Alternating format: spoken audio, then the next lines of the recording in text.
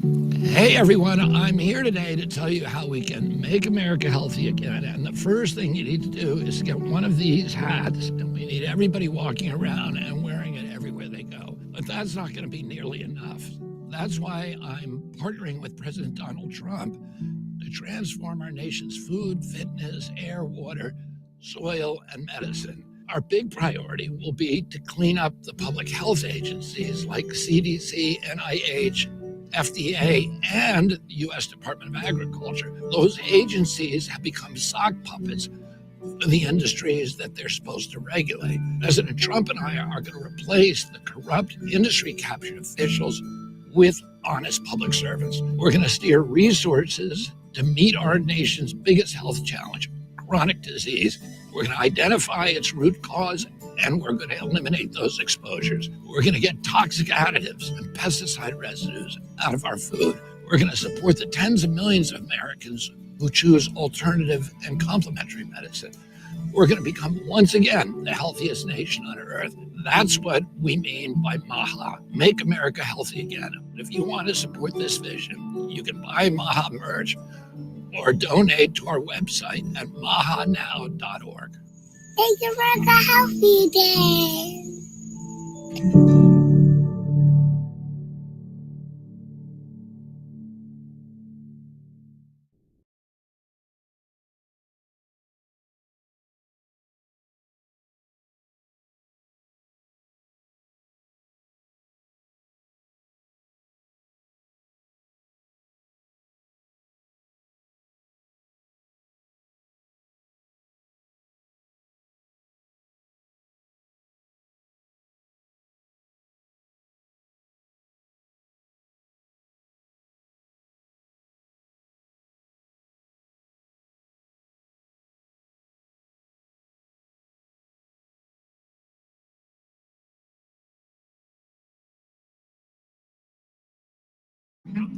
Better than the Super Bowl for me, buddy.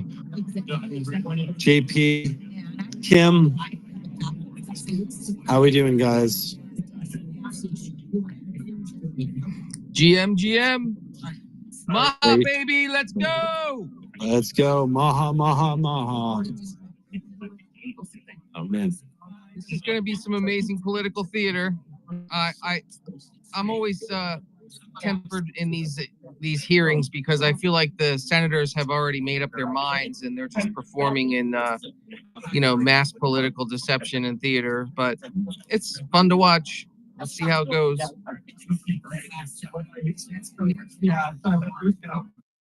There you see Del Bigface, Sire G, Callie Means, Casey Means, many incredible people. Mary Holland from CHT. It's just it's a really beautiful gathering.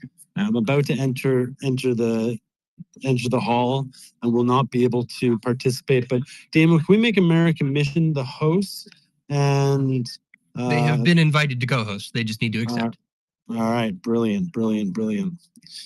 And very exciting too. Nicole Shanahan creating basically issuing an ultimatum yesterday to everybody, to all the senators, like, if you vote against Bobby, we're coming after you, which created a pile-on effect of massive energy towards saying, guess what? You guys do this, we're coming after you. So stand by. And what was the thing that Trump said to the Proud Boys? Was it stand by and stand down or something? Something like that. Let's stand by, folks. Stand by and buckle up. Stand by and stand strong. Hey Kyle, I'm wondering if one of the senators is going to ask RFK if he supports the purchase of condoms for men in Gaza. I'm actually now thinking of getting into that business because $50 million for condoms in Gaza. I asked ChatGPT, there's 1 million men in Gaza and roughly half of them are between the ages of 15 and 54. So that's 100 condoms per man in Gaza, and it's 50 million. But I mean, I think that's a booming business. I think that we need to look into that. Let's protect. I'm not sure the point of that, but That is ridiculous. And another example. Well, it's a health of, issue, like, right? systemic. Condoms are definitely a health issue Yes. for this committee, and I think maybe they'll bring it up.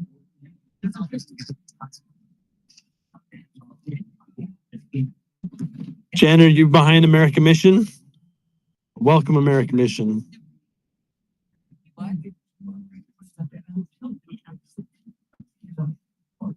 Kimberly, how are we feeling today?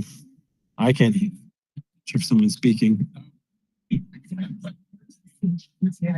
Just you right now, buddy. Okay. Well, sometimes we don't know. But guys, I'm gonna have to be dropping off because I'm entering the room and not gonna be able to continue this. But I've got another couple minutes as I enter the front of the line here.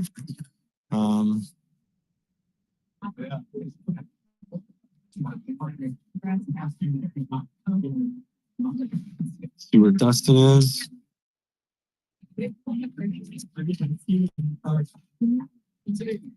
All right, my friends. I'm gonna bid you adieu. Got this. Let's go. Let's grow. JP, Kim, American Mission, can you guys hold it down? Help Damo while we get this set up. Absolutely.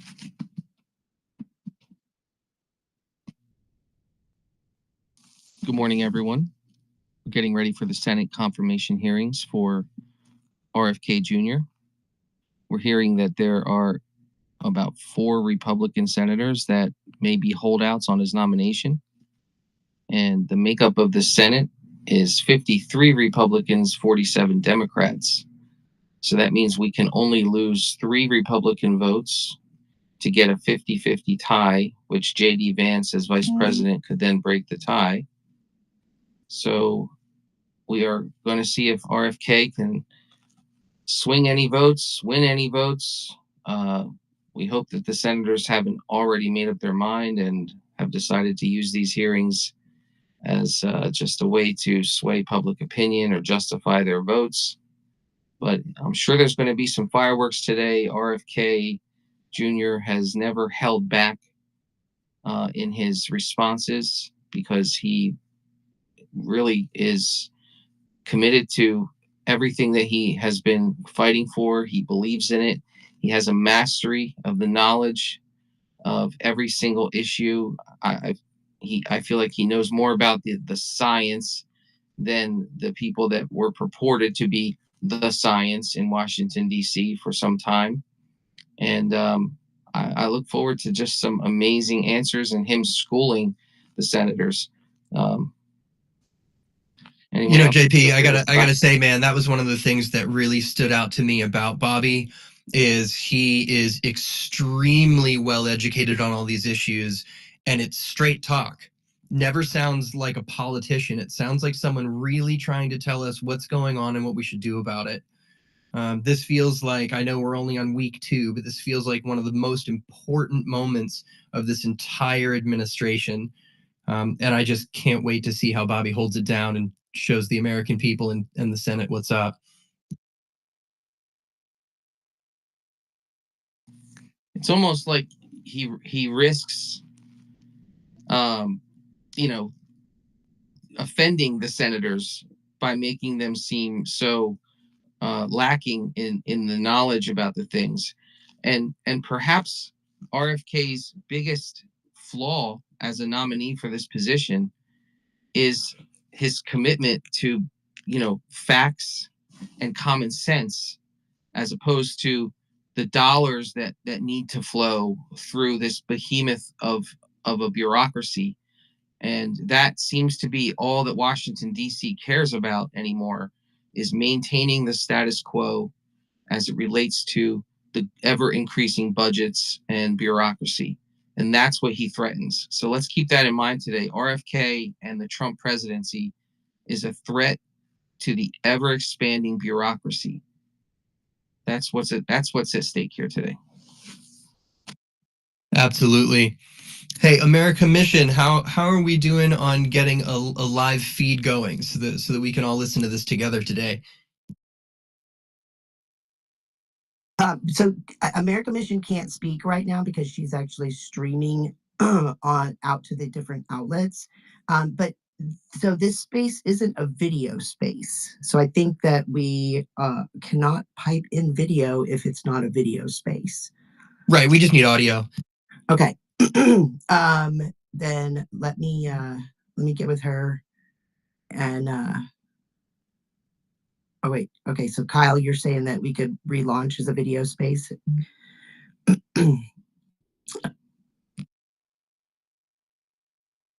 I haven't actually done any video spaces yet. I know you can live stream, but it doesn't quite have the same user experience. Can we still have all the listeners and bring people up as speakers and do all that in video spaces now? Do you know? Yeah, we can, but we've got to get someone who can, pipe in the actual video space. So uh, it will take us a minute or two. Okay, no problem. And we've got 20 minutes till it's scheduled to start. So we'll work on that on the back end, figure out if we need to relaunch the space. If so, we'll let everybody know what's going on. And in the meantime, if we can't do that, let's at least figure out how to do the audio. I've seen other spaces do that before, and it also works just fine. 100%. See Scott Presler down there in the audience. We'd love to bring you up and have you join us on the panel today, Scott.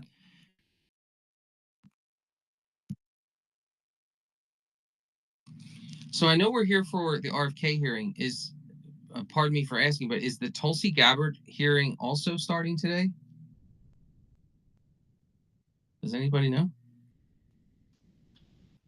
Trying to find it out as So I believe that her hearing is tomorrow for RFK's second hearing. It's at the same time as RFK's second hearing with the Health and Science Committee or whatever that different. This was with the Finance Committee. Okay, so today is RFK number 1. Tomorrow's RFK number 2. And Tulsi. Tomorrow's Tulsi. And then when is Cash? I haven't heard when Cash is, but that doesn't mean anything. I have, haven't really looked very hard. Yeah, I know. I'm just asking, seeing if anybody has I guess I could do a Google search. I should have that schedule laid out. But it's a big week here. I'm seeing stories this morning on the timeline that there are 4 senators, right, that look like they're going to be a no or holdouts. I'm seeing that there was a report that Senate leadership informed the White House that it looks like they can only get 2 out of the 3 to pass, and it's basically like pick which one you'd. I don't understand this Senate confirmation stuff, because you know what? If the Senate doesn't confirm these 3, I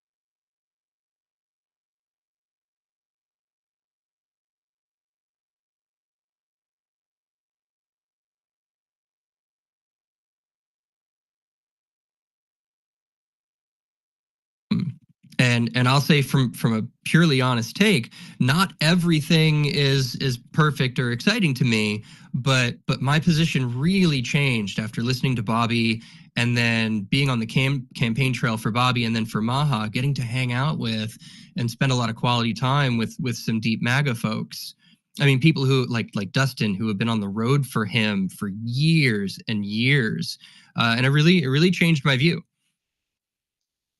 There's a lot to appreciate, and I come to this from the same perspective that Bobby does, which is that all of us in the United States and even in the world, we've got so much more in common with each other, including our common needs and our common challenges, that we have got to find a way to work with each other to solve. And when I found that a lot of the stuff coming from MAGA is expressing the same issues that the left is expressing, just maybe from a different vantage point, that really opened my mind and opened my heart to collaborate much more deeply with honestly everybody who's willing to expose corruption and fight for the good of the people. All right, Kim, I see your hand. What's up, babe? Yeah, so we do want to relaunch as a video space, and then Adam will come in as American Mission co-host with you, and they can pipe in the video. Okay, let me just do a little something. Have you done that before? Have you done a video space? I haven't, and I think it's just a matter of clicking on spaces to launch a space and choosing video space instead of audio, right? Correct. It's just a little toggle.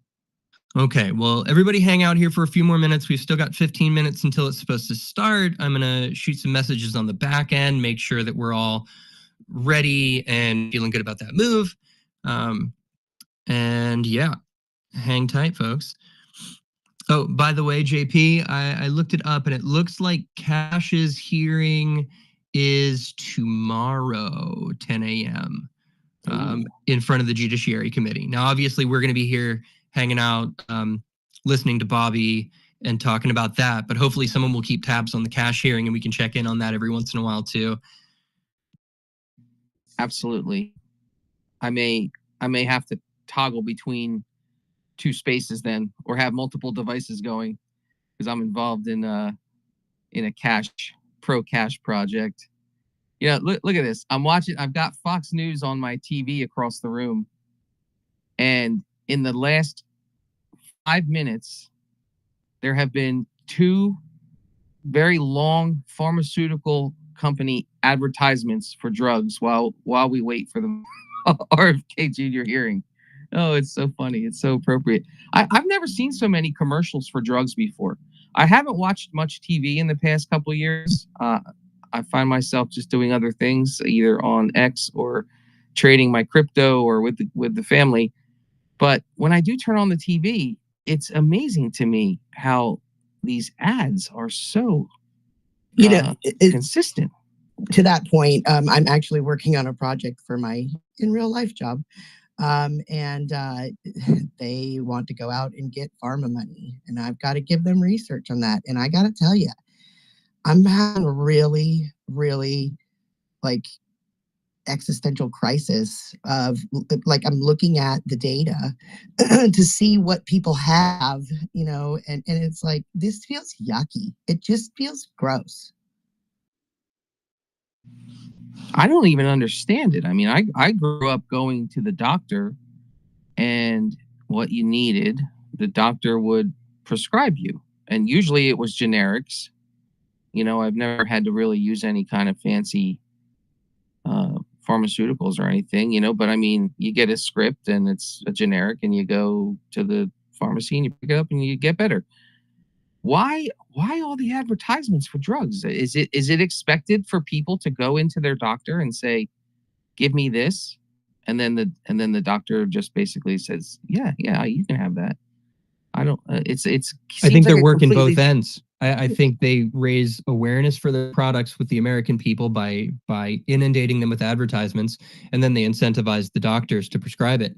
So you get it from both sides. And I just want to say they better enjoy their ads while they can, because their days are numbered. Yeah, that's the part of it. It's like, do I have the conversation with my salespeople to say, do we really want to do this? I mean, it's just this feeling of just I don't want to do this, but I work for a company, right? So I mean, my job is to make sure that the company is successful and makes money, but it feels like I'm entering into a deal with the devil. Well, I think to Club Maha's point. I'm sorry. What is the name? What is your name? This is Damien JP. Damien. Yes, Okay, sir. AKA Damo. Damo. Okay, gotcha, bro. To Damo's point, though, Kim, maybe you as a good fiduciary taking the toxins that are person all on that it's just project, disgusting. First of all, to have puts all that in together our a food memo system and that our shows supply, that and for him pharmaceutical to work advertising on may be hopefully coming to one a at a swift time or as many end as possible at a as time, part similar of to what President Trump this new is doing with the administration executive and orders at Trump's historic executive speed. orders, I hope etc. that And that it might be time that is not well spent. So maybe you can highlight that RFK before the Jr. whole is team the dives in on that Secretary of project. Food Or be a across leader this in the land. industry and say he really no puts his to money where his mouth big is. I mean, pharma we saw him money, on Muscle try Beach and taking change on the all the younger trajectory. guys around him. I mean, RFK Yeah, Jr. I in great health agree. and great I think shape it's a conversation himself, that needs to be had. ready I to just hope take it's on a not at the expense of bureaucracy my and a job. deep state that has harmed his family members, that has really been What I think see reason with he entered these advertising dollars, and it's not just pharmaceuticals, it's other industries that exist because of the money that flows to them in the form of subsidies, government contracts, mandates, the money that flows from the government to certain industries. You always see massive advertising on the major news ingredients networks in these from those different specific shots to industries. be I things that even are see healthy. you're seeing So he's gone advertisements from after defense contractors, Raytheon and Lockheed Martin and General Electric. You see all these weird ads, and you can see how it's like a self-sustaining ecosystem that and they all feed each other, and it's all to create a public mindset about the issue. And I think it's built in. It's like this massive system of money that is just circular and flowing and flowing, and the public is getting inundated with the propaganda for it. So I see that as part. It's just kind of a side thought, but it's almost like the propaganda cost is built into the government subsidy of these industries. It's absolutely a public opinion campaign. They want to make us feel good about them. And I think it was Edward Bernays, the father of modern propaganda, who figured out that if you just repeat a message enough, people will naturally start to believe it. And folks, we are going to relaunch the space as a video space. So in just a moment here, I'm going to shut this one down and we're going to relaunch as a video space. When I do, please jump right back in with us. My suggestion is go ahead and get it scheduled if you can. Or I guess you can't really do that on the app while you're in it. Well, let's see. I'll take a look right now. Yeah. Then once you schedule it, you can schedule it for 9:55, and then you can post it in the bubble of this space and up in the nest if you want. That will give people an easy way to switch over.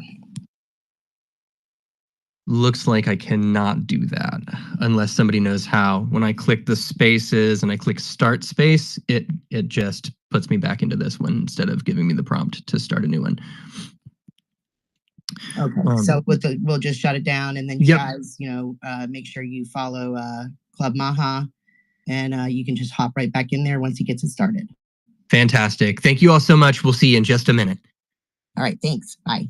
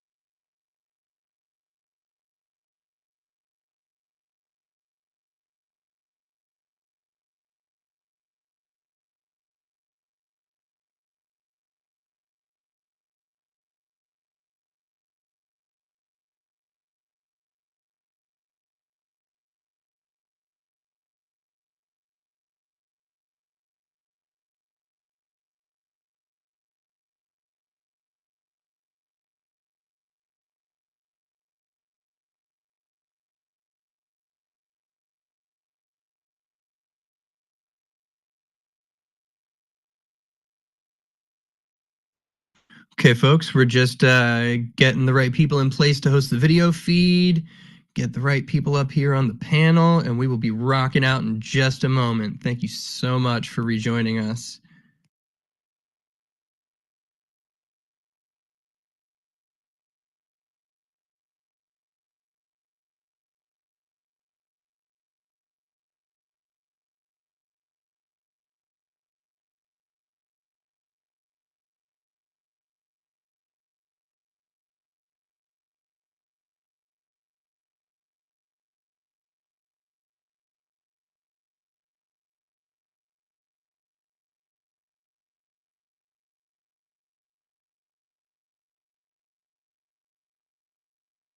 Kim, welcome back.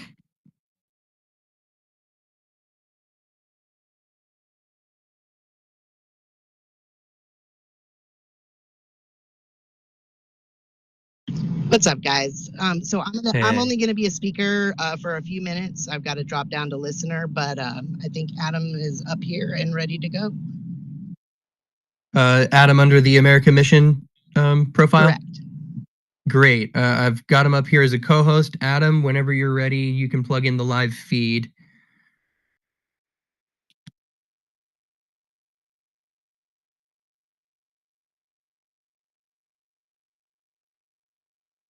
Where's JP?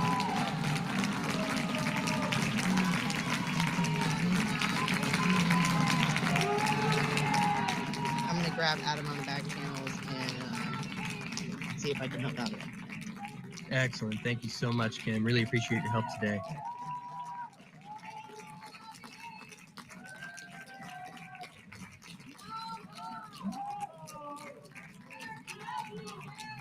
It's 9:59. This thing's getting going in just a minute. Who else is excited? I'm so excited. I'm so ready for this. I hope he just annihilates anybody who's a naysayer.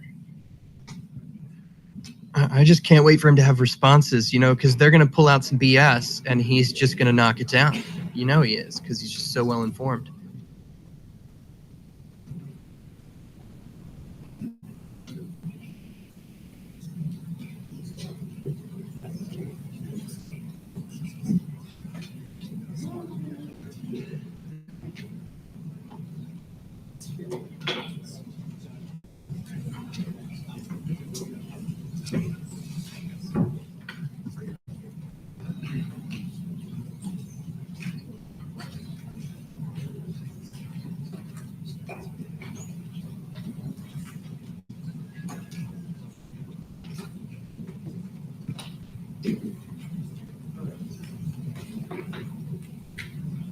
Bear with us, folks. Just figuring out the live feed portion.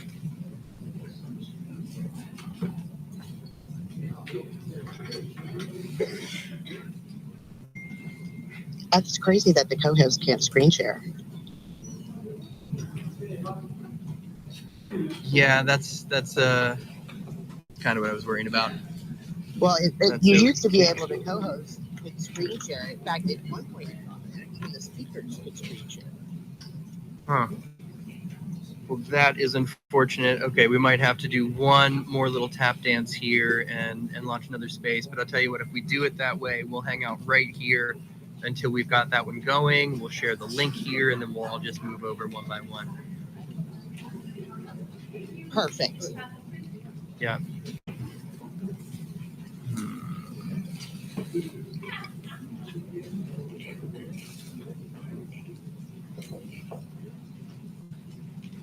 Sounds like Kennedy has entered the room.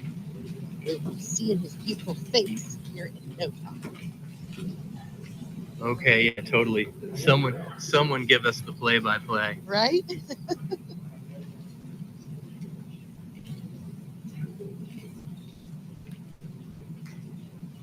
Oh, well, the good thing is Adam's put permission at this, so if it gets it going, it'll be all good. Excellent. I am just so excited for Bobby to get in there so that we have regular progress, regular news, and really like an ongoing platform for us to be organizing around and communicating around.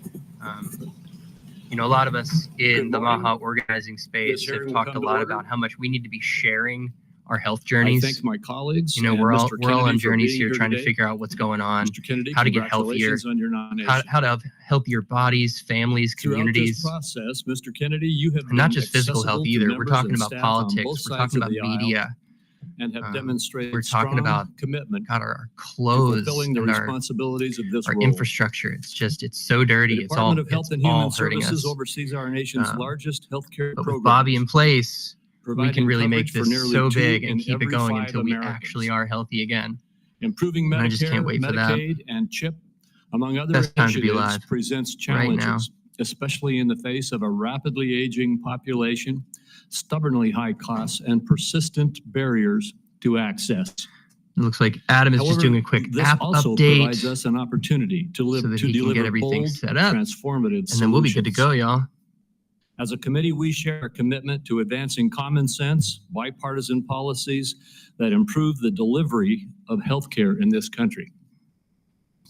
This committee has worked to realign incentives in the prescription drug supply chain, to enhance access in rural communities, to expand the availability of telehealth and improve the broken clinician payment structure. Across these and other issues, I look forward to working with the administration to continue pursuing meaningful reforms that serve the American people more effectively and more efficiently. Too often, patients encounter a healthcare system that is disjointed. For anyone just and is a joining us, we're dysfunctional maze. just doing a little tap dance Complex around and getting the bureaucratic live feed chutes and going. ladders have become The way we're the going to do norm. it is our co-host Meanwhile, here, even as American healthcare Mission, spending climbs, is going to be relaunching a outcomes space as across the a range host of so that they can conditions host the continue video. to decline. Apparently, at some point, X took Kennedy, away the if ability for confirmed, co-hosts You will have the to opportunity to chart video a new share. and better So course for the we're just federal figuring that approach to out. We'll share the tackling link both in the here, and then we'll all drivers go and over the there and have a great day consequences together. of our ailing healthcare system. Your commitment to combating chronic conditions that drive healthcare costs will be critical to our success. Prioritizing disease prevention and addressing the factors that fuel conditions such as diabetes, cardiovascular disease, metabolic disease, Alzheimer's disease, COPD, and cancer will save Hey, Misty, lives, thanks for joining us. reduce How you doing costs, today? What's and on your build mind? A healthier, stronger country.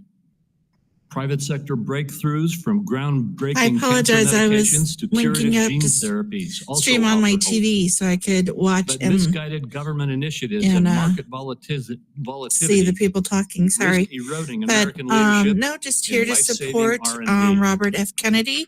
Your I advocacy hope for everybody healthcare calls their transparency senators has the today potential to in empower support of consumers him. I across hope the they country. also follow up Promoting when Jeff competition to Zink enhance is quality while confirmed cutting excessive or spending going for for confirmation patients for and for taxpayers. assistant director under Today's hearing will provide Robert a forum to hear more about your Kennedy vision, Jr. particularly for the Because federal he's a great programs under this American committee's hero. jurisdiction. He's part of the J6 Mr. Kennedy, community. you represent a voice He's for been an in the medical inspiring field for 20 coalition of years. Americans who are And deeply committed to I improving think the health he will and be a well-being of our great nation. advocate Regardless of for political every party, American everyone in and this room shares a common recognition that our current to system truly make has fallen change short, through the as well health as a department common desire to better make our all of our country lives. healthier. And I look forward I to am today's conversation kind of as well as vetting your people. testimony, Mr. Kennedy. If there's any And now I J6ers here recognize who Senator have Whiting for medical his opening experience, remarks. he wants you to contact me and get your resume to him. He's going to hire J6ers and those who are America First. If some of you have already reached out, want to apply as well to work in the health department in DC. But I also want to provide him a list of people who would be willing, if they couldn't move to DC, who would be willing to work for the federal agencies within their state. So that are medical related, auditing, data, whatever kind of resource, and background that you have. And if you want to join their team, just let me know. My DMs are open to everybody. You do not need to follow me. I've never been about that. So just appreciate this space. Fantastic, Misty. Thank you so much. Okay, big update up in the nest. You'll see a link to the video feed. Everybody pop over to that. I will leave this one open until everyone's gotten into the new space. And then we'll see you there. wherever Thank they you so lead, much. Let's make America even healthy again. if that may mean the tragic deaths of children and other vulnerable people. Now, Mr. Kennedy is fond of saying he's not making recommendations about whether parents should vaccinate their children. He's just asking questions and giving people choices. It's a slippery tactic to dodge any real responsibility for his words and actions. And it is, in my view, absurd coming from Just in somebody case anyone who's didn't hear trying me, to win confirmation for new a space job link is just in the that nest is up at the top of the entirely feed. If you just scroll about all the way making up at the top of the recommendations. space, you'll see These the link right there. recommendations are gonna have Click on life over and we'll get or this death thing going. consequences for the American Thanks for everyone who's made 2 jumps now. Mr. Kennedy, Really if you are appreciate confirmed, you. your recommendations determine which vaccines senior citizens get for free through Medicare. Your recommendation will determine which vaccines are given to millions of kids. Peddling these anti-vaccine conspiracy theories as our chief health officer is going to endanger the lives of kids and seniors across the nation. Just look at what happened when Mr. Kennedy inserted himself into an anti-vaccination crisis in the island nation of Samoa. He traveled there himself to push his views and pour fuel on the fire of a measles outbreak that began due to low vaccination rates. In the end, 83 Samoans died, mostly kids, from a disease that is easily preventable. Americans cannot afford to import this experiment to our great nation. On other healthcare matters, Looks like we got from about abortion to universal 20 healthcare, people Mr. left in Kennedy has here. changed his views so often. Link at the top of it the is space. nearly That'll be our live impossible to know stream where he stands and discussion. on so many of the Let's go basic get it. issues that impact Americans' daily lives. In a gobsmacking That's right, statement CJ. of irresponsibility. One more click. In November Link at the top of the 2023, feed. Mr. Kennedy said that he wanted to pause infectious disease research for 8 years. And I'm just going to give this Mr. Kennedy another has 2 or indicated 3 he's open to minutes for everyone to restricting click. access to the abortion medication mifepristone, which remains And a really primary excited to target join you all over there. of the Republican crusade against reproductive freedom. I took this on back in 1990 when I chaired the first congressional hearing on the topic. The science was clear then. It's even clearer today. Mifepristone is safe. The only reason it's under question in 2025 is because people with a political agenda have been out lying about it. Women deserve to know if Mr. Kennedy will abuse his power as our country's chief health officer to essentially implement a national abortion ban by restricting access. Looking good. to the 15 of safe us and left in legal here. medication. What are you guys still Meanwhile, doing in as the here? Trump budget office threw the Medicaid program into chaos yesterday, Republicans in Congress are proposing deep cuts to the program that will rip away health For care anyone from just millions of joining, Americans who we count on are this vital lifeline. switching Cuts over to the link Medicaid just in this the nest at the magnitude top are of the gonna screen. Jack up the cost of health insurance. Had a little bit of It'll shutter nursing homes, technical rural challenge hospitals, with the deprive live seniors stream, but and this Americans with space disabilities that is linked at the top of the home-based screen is the care. right one, I That promise. approach amounts to And handing if I'm over our wrong, nation's well, health then system I'll be to embarrassed. for-profit But I don't think I'm insurance wrong. We're good to go, I think. who've made a fortune delaying and denying care. Mr. Kennedy has virtually no knowledge or experience in handling these issues. It leaves him unprepared to take on a crisis like the nation witnessed yesterday. A couple folks when the just joining Trump us. We've got a budget link at the top of shut the down the screen. federal That's going to be Medicaid our proper payment video portal. live stream and discussion. After a So if you just careful click the review link at the top of the Robert F. screen Kennedy Jr. titled statements, America Mission, actions, and that views, is the correct materials live that I stream have for reviewed the RFK personally Jr. confirmation closely, hearing at the Finance Committee I've reached today. the conclusion We that will he also should be not doing the same entrusted thing with the health and tomorrow well-being for of his the confirmation American hearing people. and the Health and Human When he's Services taken Committee. every side And of we can't every wait issue, to have you with us for it. how can this committee and the American people believe AZ he Highways has just anything joining to us. say? There's a link at Let the me top of the close screen, by buddy, saying I for the believe more proper video strongly than space. We ever had a little bit of technical difficulties. If you And want I to have click over to that specialized in space, healthcare during that's my where time we'll in be public doing a video service. live So stream we're a turning and point discussion with regard about to Bobby's healthcare in confirmation hearing America. today. There's one word to describe Americans' feelings towards the healthcare system. It's disillusion. And I'm going to And give every this just single one turn, people more feel minute, and then I'm going to like go they're ahead and join rolling them a as well. Load of dice, loaded dice, when they try to get healthcare. Also, if you haven't Americans are already, please follow us justifiably here angry, at fed up, and Join tired Club of the MAHA. system that puts profits over Our patients. mission is to Instead of debating connect, meaningful equip, ways to and improve Americans' educate healthcare, all now the committee MAHA is supporters being so that forced we to can align relitigate our interests and our settled actions to science actually about make America vaccines, healthy again and not just whether talk or not about the it. federal It government is time should for help action, folks. Americans Let's get get it together. affordable healthcare. I know where Democrats on this finance committee stand when it comes to an agenda to lower costs and improve care. I must say, I cannot say the same about the nominee sitting in front of me. And let me acknowledge, finally, Mr. Chairman, Terry Mills from Portland, Austin, Oregon, just a heads who is up, there's a here link at the to top of the represent Nurses for screen. America, and I'd Was like a to link enter at the top of the statement screen. for Where'd her that link go? organization into the record at this time. Thank you, Mr. Chairman. Without objection. Thank you, Ranking Member Wyden.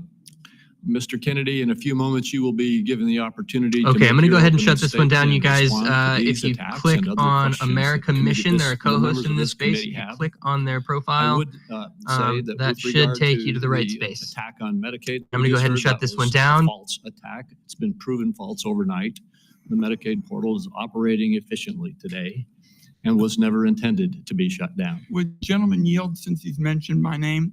There was a significant amount of time yesterday where there was bedlam across the country over the status of the Medicaid portals. I hope it's being corrected, but there were problems all through the day.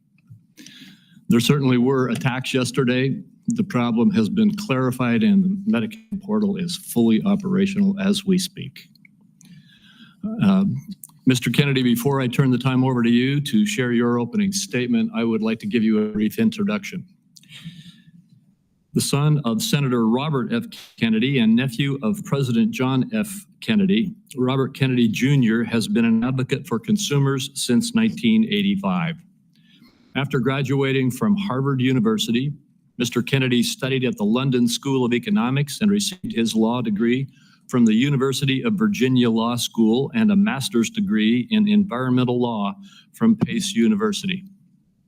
He has founded 2 advocacy groups and has spent the last 40 years working to restore and protect children's health.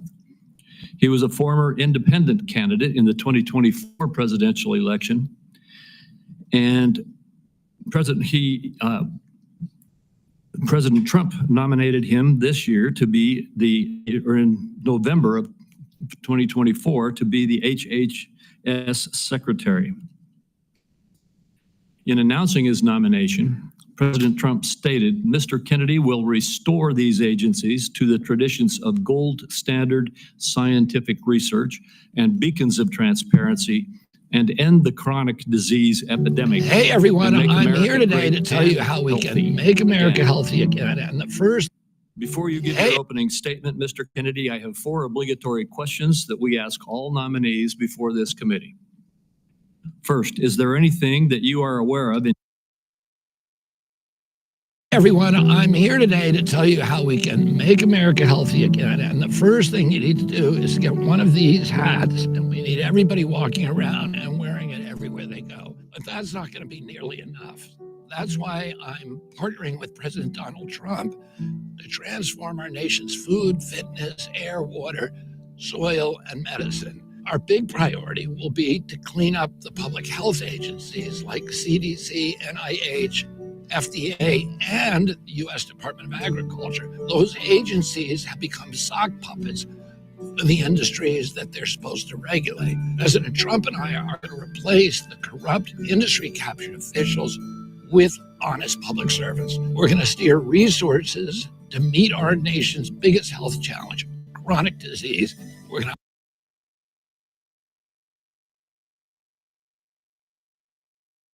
as Secretary. In announcing his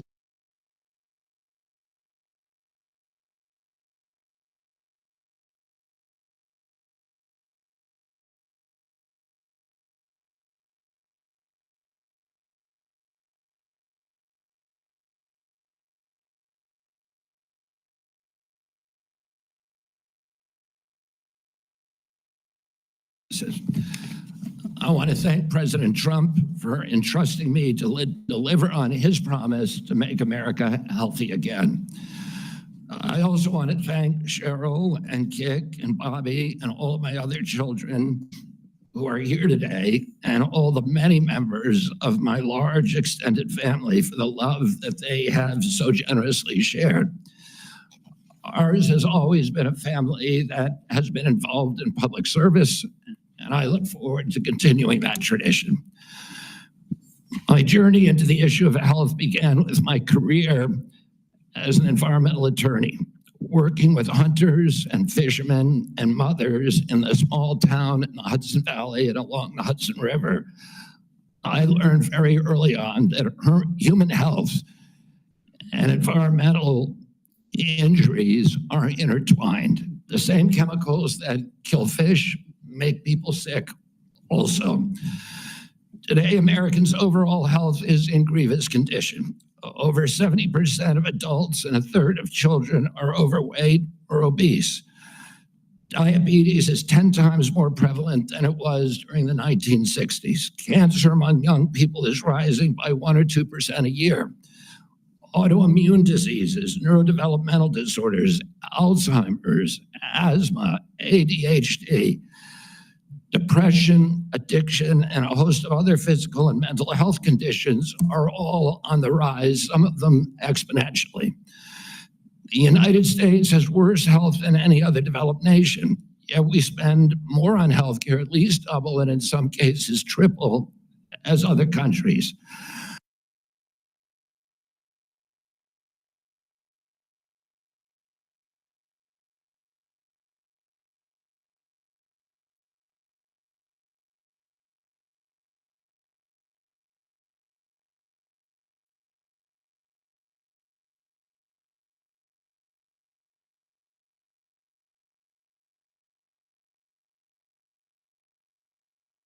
But I don't want to make this too much about money. It's the human tragedy that moves us to care. President Trump has promised to restore America's global strength and to restore the American dream, but he understands we can't be a strong nation competing with countries that pay a third of what we do for health. A healthy better outcomes than a healthy dreams. A sick person has, but I don't want to make this too much about money.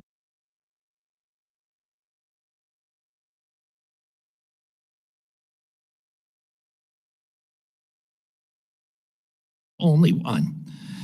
Today, over half of our countrymen and women has only one. Today, over half of our countrymen and women are discovered that he is more than just concerned for this tragic situation, but genuine care. That he is more than just concerned for this tragic situation, but genuine care. Committed to restoring the American dream, and 77 million Americans delivered a mandate to him to do just that. Due in part to the embrace and elevation of the Make America Healthy Again movement. This movement, led largely by MAHA moms,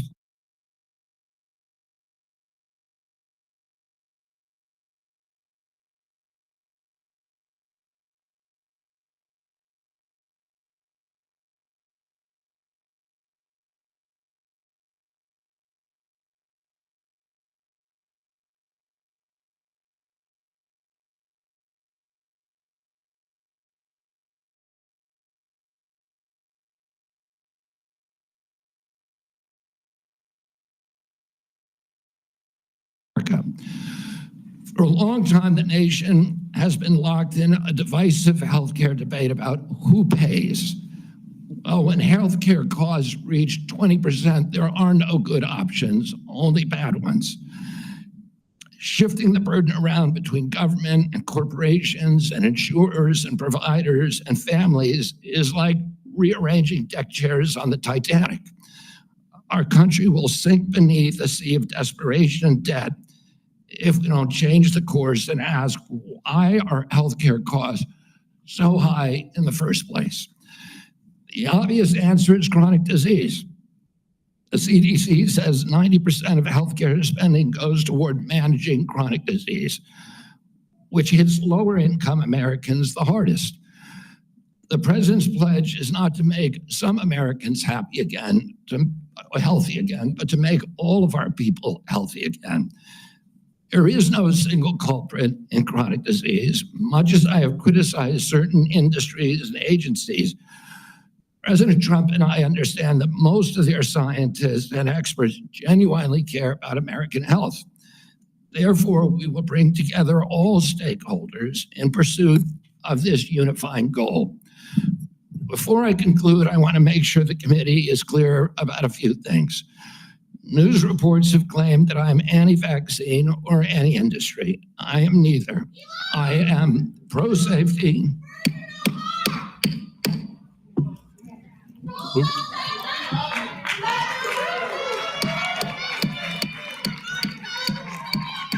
We'll have order. Please proceed, Mr. Kennedy. I am pro-safety. I worked for years to raise awareness about the mercury and toxic chemicals in fish, and nobody called me anti-fish. And I believe that that vaccines play a critical role in healthcare. All of my kids are vaccinated. I've written many books on vaccines. My first book in 2014, the first line of it is, I am not anti-vaccine, and the last line is, I am not anti-vaccine. Nor am I the enemy of food producers. American farms are the bedrock of our culture, of our politics, of our national security. I was a 4-H kid, and I spent my summer working on ranches. I went to work with our farmers. I want to work with our farmers and food producers to remove burdensome regulations and unleash American ingenuity. MAHA simply cannot succeed without a partnership, a full partnership of American farmers. In my advocacy, I've often disturbed the status quo by asking uncomfortable questions. Well, I'm not going to apologize for that. We have massive health problems in this country that we must face honestly. And the first thing I've done every morning for the past 20 years is to get on my knees and pray to God that He would put me in a position to end the chronic disease epidemic and to help America's children. That's why I'm so grateful to President Trump for the opportunity to sit before you today and seek your support and partnership in this endeavor. I will conclude with a promise. The members of this committee, to the President, and to all the tens of millions of parents across America, especially the moms, who have propelled this issue to center stage. Should I be so privileged as to be confirmed, we will make sure our tax dollars support healthy foods. We will scrutinize the chemical additives in our food supply. We will remove financial conflicts of interest from our agencies. We will create an honest, unbiased, gold standard science at HHS, accountable to the President, to Congress, and to the American people. We will reverse the chronic disease epidemic and put the nation back on the road to good health. Thank you. Thank you, Mr. Kennedy. Mr. Kennedy, I will begin. Each of us will have 5 minutes to ask you questions, and then at the conclusion of the hearing, if there are further questions, there will be an opportunity for those questions to be submitted to you, and I ask that you respond to them promptly. Mr. Kennedy, you have emphasized the importance of nutrition in preventing and managing chronic disease, improving health outcomes, and reducing health costs. I share your interest in the relationship between our diet and our well-being. And if confirmed, I look forward to partnering with you on those efforts. Would you share with the committee why you are passionate about the nutrition-oriented disease prevention and what you have learned? Yes, Mr. Chairman. I had 11 brothers and sisters. I had dozens of first cousins. I was raised in a time where we did not have a chronic disease epidemic. When my uncle was president, 2% of American kids had chronic disease. Today, 66% have chronic disease. We spend zero on chronic disease during the Kennedy administration. Today, we spend $4.3 trillion a year. With 77% of our kids cannot qualify for military service. When I was a kid, the typical pediatrician would see one case of diabetes in his or her lifetime, 40 or 50-year career. One out of every 3 kids who walks through his her office door is diabetic or pre-diabetic. And the most recent data from NIH shows 38% of teens are diabetic or pre-diabetic. Autism rates have gone from 1 in 10,000 to 1 in 1,500, depending on what studies you look at. In my generation today, 70-year-old men, 1 in 34 in my kids' generation. We've seen this explosion of autoimmune disease, of allergic diseases. This is not just a economic issue. It's not just a national security issue. It is a spiritual issue, and it is a moral issue. We cannot live up to our role as an exemplary nation, as a moral authority around the world, and we're writing off an entire generation of kids. Thank you very much. And if confirmed, how could we work together to integrate nutrition-based interventions into our healthcare programs like Medicaid and Medicare? This movement, led largely by MAHA, there are many ways that we can do that. You can see many of them behind us federal funding and in the hallways and the lobbies.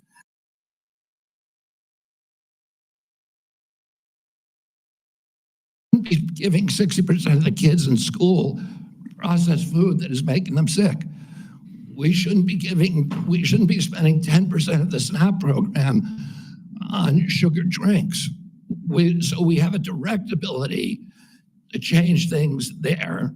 We also, in Medicaid and Medicare, we need to focus more on outcome-based medicine, on putting people in charge of their own health care, of making them accountable for their own health care so they understand the relationship between eating and getting sick.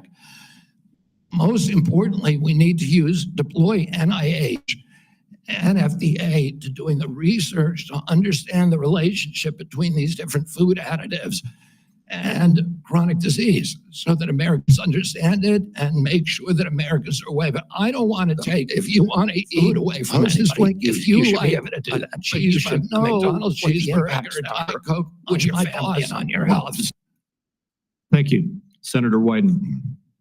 Thank you very much, Mr. Chairman. Before I begin my questions, I'd like to start by entering into the record a letter the committee received from Ambassador Carolyn Kennedy outlining what she believes is Mr. Kennedy's lack of personal fitness for the office. Without objection. Mr. Kennedy, you have spent years pushing conflicting stories about vaccines. You say one thing and then you say another. In your testimony today under oath, you denied that you were anti-vaccine. But during a podcast interview in July of 2023, you said, quote, "No vaccine is safe and effective." In your testimony today, in order to prove you're not anti-vax, you note that all your kids are vaccinated. But in a podcast in 2020, you said, and I quote, "You would do anything, pay anything to go back in time and not vaccinate your kids." Mr. Kennedy, all of these things cannot be true. So, are you lying to Congress today when you say you are pro-vaccine? Or did you lie on all those podcasts? We have all of this on tape, by the way. Yeah, Senator, as you know, because it's been repeatedly debunked, that statement that I made on the Lex Friedman podcast was a fragment of the statement. He asked me, and anybody who actually goes and looks at that podcast and will see this, he asked me, are there vaccines that are safe and effective? And I said to him, some of the live virus vaccines are. And I said, there are no vaccines that are safe and effective. And I was going to continue for every person. Every medicine has people who are sensitive to them, including vaccines. All right, so he interrupted me at that point. I've corrected it many times, including on national TV. You know about this, Senator Wyden. So bringing this up right now is dishonest. let's be clear about what you've actually done then, since you want to deny your statements. For example, you have a history of trying to take vaccines away from people. In May of 2021, you petitioned the Food and Drug Administration to not only block Americans from having access to the COVID vaccine, but to prevent any future access to the life-saving vaccine. Are you denying that? Your name is on the petition. We brought that petition after the CDC recommended the COVID vaccine without any So Kelly J, can you hear me? basis. Maybe that might trigger something if I speak. Most experts agree today, even the people who did it back then, that COVID vaccines are inappropriate for 6-year-old children who basically have a zero risk from COVID. That's why I brought that lawsuit. I don't want to, I want to emphasize Mr. Kennedy, the facts.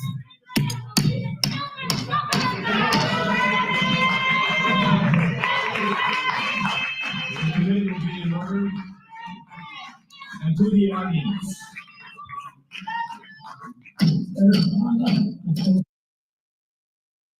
To the audience. Comments from the audience are inappropriate and out of order.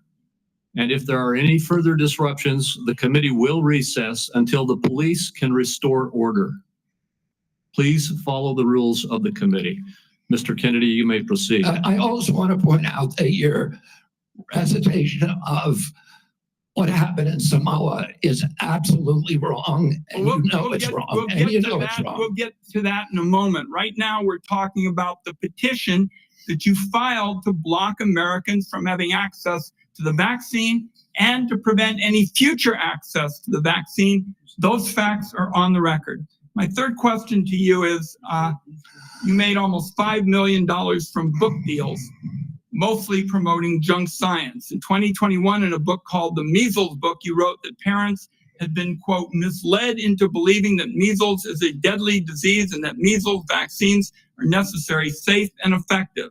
The reality is measles are in fact deadly and highly contagious, something that you should have learned after your lives contributed to the deaths of 83 people, most of them children, in a measles outbreak in Samoa. So my question here is, Mr. Kennedy, is measles deadly, yes or no? The death rate from measles historically in this country in 1963, the year before the introduction of the vaccine, was 1 in 10,000. Let me explain what happened in Samoa. In Samoa in 2017 or 2015, there were 2 kids who died following the MMR vaccine. And the vaccination rates in Samoa dropped precipitously from about 63% to the mid-30s, so they've never been very high. And in 2018, 2 more kids died following the MMR vaccine, and the government of Samoa banned the MMR vaccine. I arrived a year later when vaccination rates were already below any previous level. I went there, nothing to do with vaccines. I went there to introduce a medical informatics system that would digitalize records in Samoa and make health delivery much more efficient. I never gave any public statement about vaccines. You cannot find a single Samoan who will say, I didn't get a vaccine because of Bobby Kennedy. I went in June of 2019. The measles outbreak started in August. Oh, clearly I had nothing to do with the measles. Not only that, Mr. Kennedy, Senator, not only that, if you let me finish, Senator, you have had some time. if you let me finish, Senator, if you let me finish, there are 83 people died when the tissue samples were sent to New Zealand. Most of those people did not have measles. We don't know what was killing them. The same outbreak occurred in Tonga and Fiji, and no extra people died. There were 7 measles outbreaks in the 13 years prior to my arrival. I just would like to get my time back. The nominee wrote a book saying that people had been misled into believing that measles is a deadly disease. He's trying now to play down his role in Samoa. That's not what the parents say. That's not what Governor Green says. It's time to make sure that we blow the whistle on actually what your views are. At least we're starting.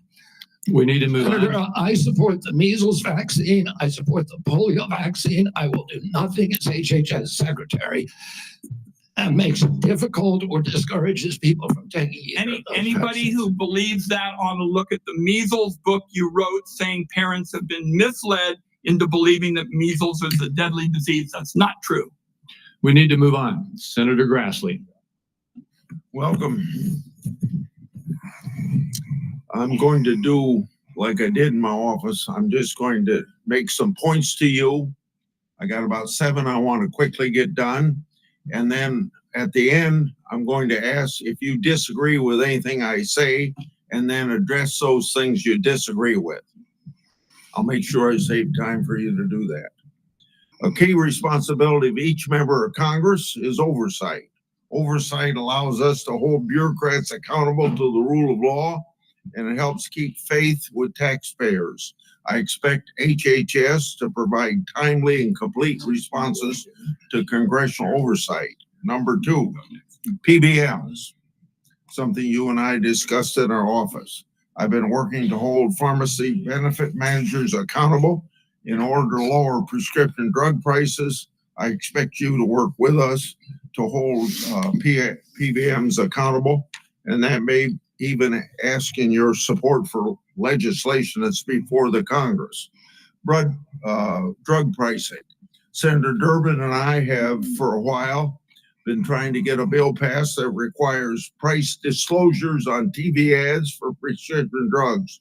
Knowing what something costs before buying it is just common sense. President Trump tried to do this by regulation in his first term.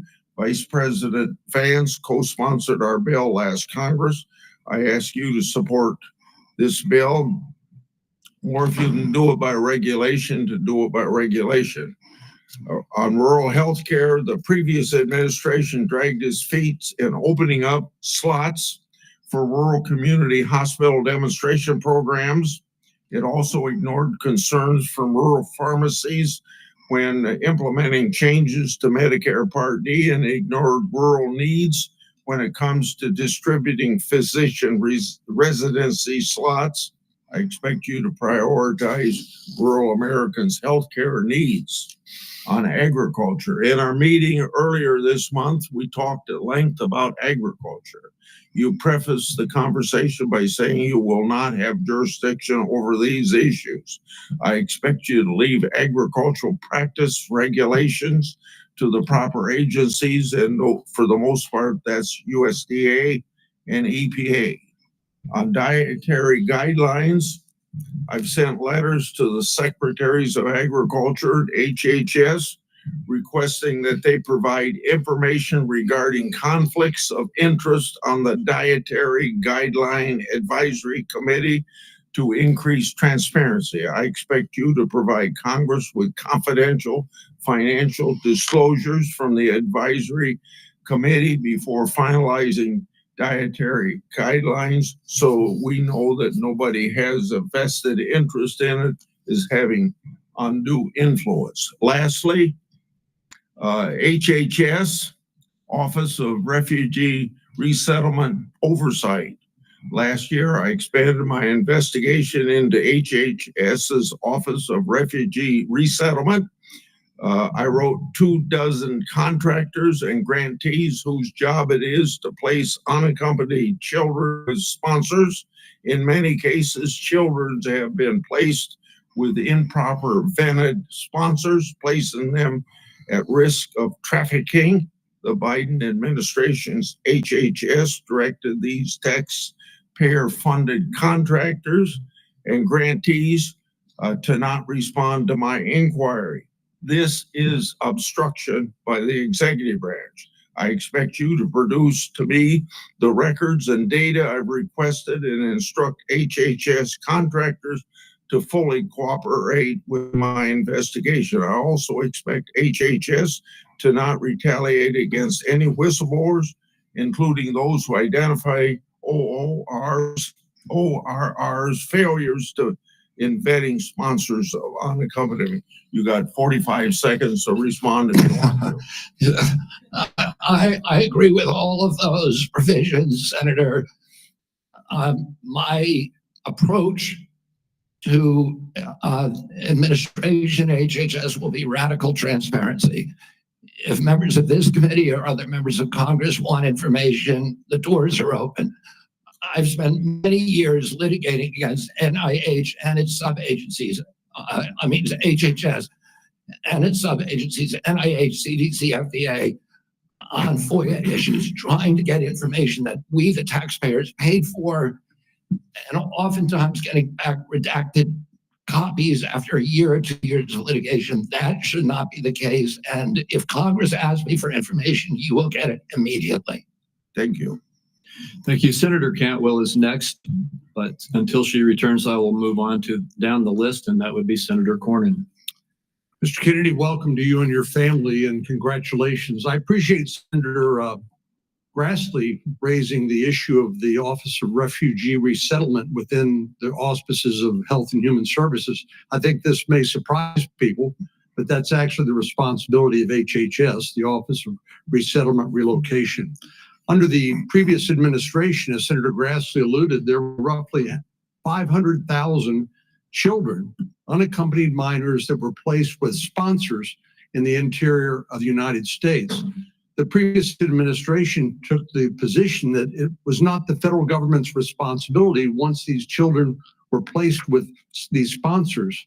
But the New York Times, in a series of investigative stories, pointed out that tens of thousands of these children, when they tried to follow up and find out how they were doing, whether they were going to school, whether they were being trafficked or abused, there was no answer. And they took the position it was not their responsibility. So I look forward to working with you to find those children and to make sure that they're not being abused. Millions of Americans are experiencing mild to moderate mental health and substance abuse issues, yet many struggle with timely and effective access. Primary care physicians are most likely to be seeing these individuals as opposed to a specialist, and it makes it important that these individuals, primary care physicians, be trained in patient-centered care, which would strengthen the integration of behavioral health care with primary care services. Is this something that you are concerned about, something you'd be willing to work with us on in order to implement? Yes, Senator, and let me just reassure you that President Trump has personally spoken to me about locating those 300,000 children who disappeared over the last 4 years. I don't think anybody has a fully accurate number, but it's hundreds of thousands, I agree. And many of them we know have been sex trafficked and childhood slavery, and it is a blight on America's moral authority, and we need to find those kids. In terms of addiction services and substance abuse services, this is a priority for me. It was a priority for me when I was running for president during my campaign. I was a heroin addict for 14 years. I've been 42 years in recovery. I go to 12-7 meetings every day, so I hear the stories every day. And I hear the many stories about denial of, or the barriers to access to care. And we need to improve that. And to answer specifically to your question, I think we can do that through GME, which is a program that is funded by HHS, that is the largest funder for medical school students. And that's one of the things for primary care physicians should understand addiction care. Addicts almost always go through a cycle where there is a moment where they hit periodic bottoms where they're ready to go into treatment, but it's fleeting and it's momentary. And we have that opportunity to save their lives. And then if we miss that little short window, they're off to the races again. I appreciate your answer. Our time is short. Let me get to one more question that I think is very important. Under the first Trump administration, the number of people receiving HIV treatment in Africa through the President's Emergency Plan for AIDS Relief, otherwise known as PEPFAR, it increased, this is during the first Trump administration, from 13 million people to 18 million people across 50 countries, primarily in Africa. Africa has about 1.3 billion people today, or in 2021, is projected to have 2.5 billion people by 2050, or 25% of the global population. In 2020, PEPFAR reported that 2.8 million babies were born without HIV. That was something that would not have happened but for the PEPFAR program. So it has simply been one of the most successful public health programs in the world and saved approximately 26 million lives. Failure to continue this program, in my view, would risk ceding that leadership to adversaries like China. And I'd like to know whether you support the objectives and goals of PEPFAR, and would you work with me and my colleagues to make sure that this program continues to provide life-saving antiviral drugs to people who are most in need? I absolutely support PEPFAR, and I will happily work with you to strengthen the program. Thank you. Senator Bennett. Thank you, Mr. Chairman. Thank you, Mr. Kennedy, for being here this morning. And I think that, Mr. Chairman, we are truly through the looking glass this morning here in the U.S. Senate, and this committee is being asked to fulfill a really important responsibility, which is to decide whether to confirm Mr. Kennedy to one of the most important healthcare jobs in America. And the reason I think it's so important is for many of the reasons you said in your opening statement, which is that we live in the richest country in the world, and we have some of the worst health outcomes of any industrialized country in the world. We live in the richest country in the world, and we have some of the lowest life expectancy rates of anybody in the industrialized world.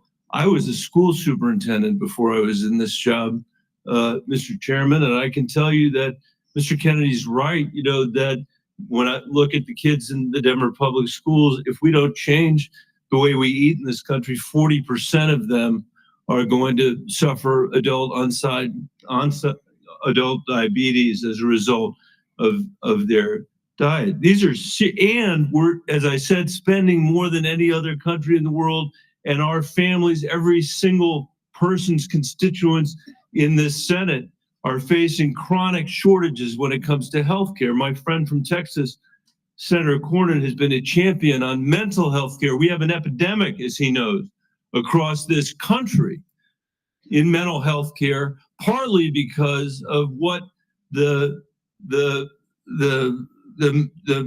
massive social media platforms that were sitting behind the President of the United States have inflicted on our children for their profit in the last decade or so.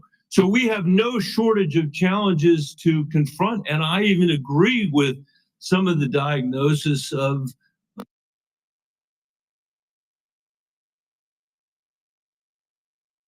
he spent 50 years of his life not honoring the tradition that he talked about at the beginning of this conversation, but peddling in half-truths, peddling in false statements, peddling in theories that, create doubt about whether or not things that we know are safe are unsafe. Not that every vaccine in America is unsafe, not that you can't possibly have an adverse reaction, but that parents and children in my old school district and school districts all over this country would be better off not getting vaccinated than getting vaccinated.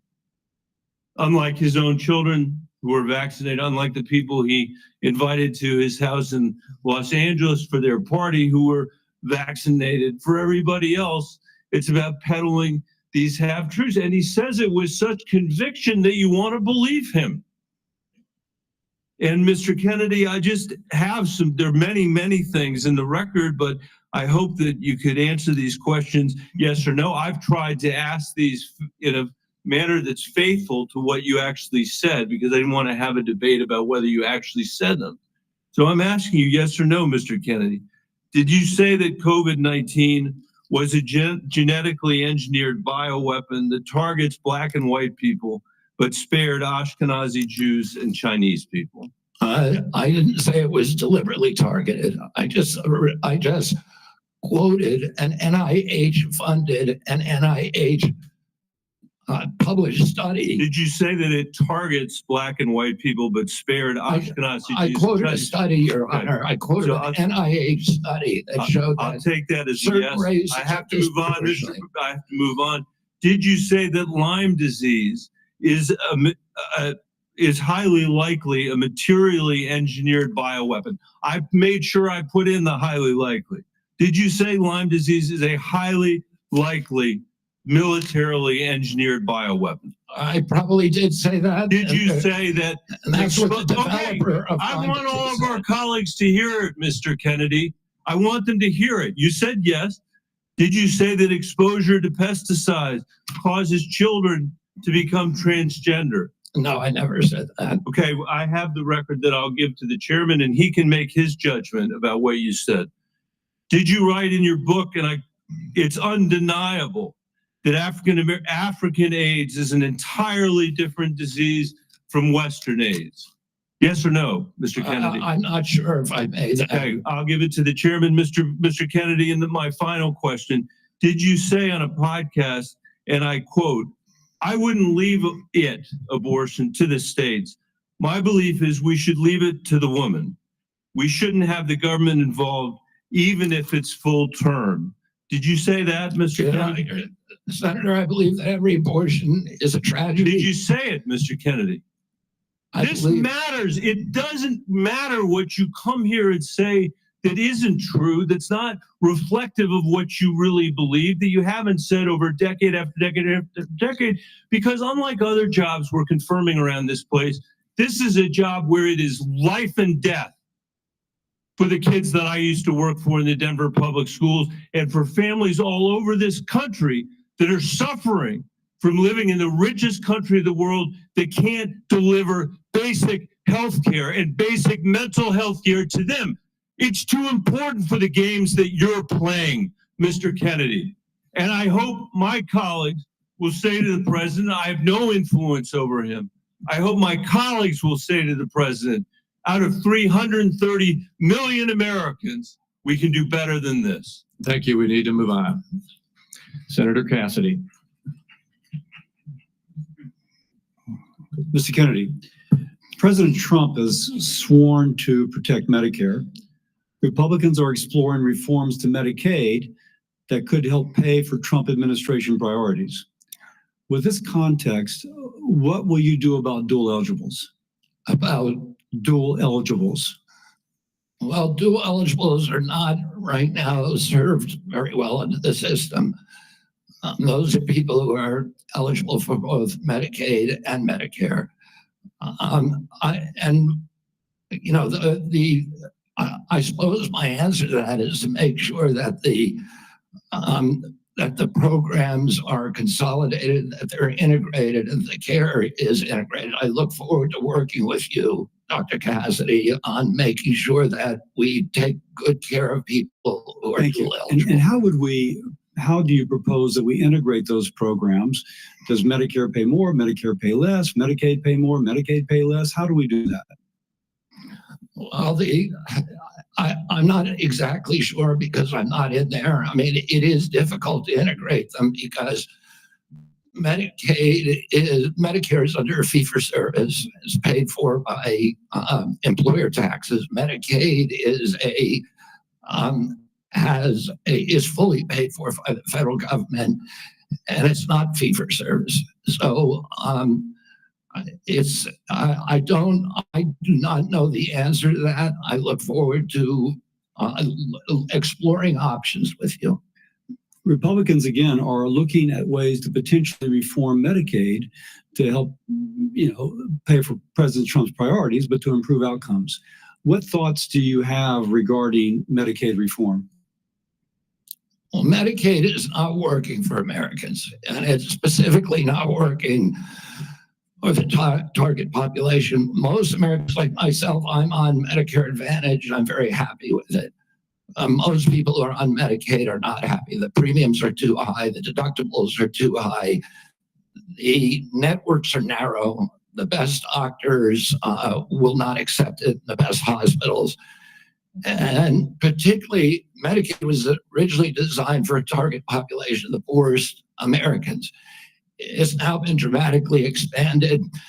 And the irony of the expansion is that the poorest Americans are now being robbed. Their services have dramatically decreased, even though we've increased the price of Medicare by 60% over the last 4 years.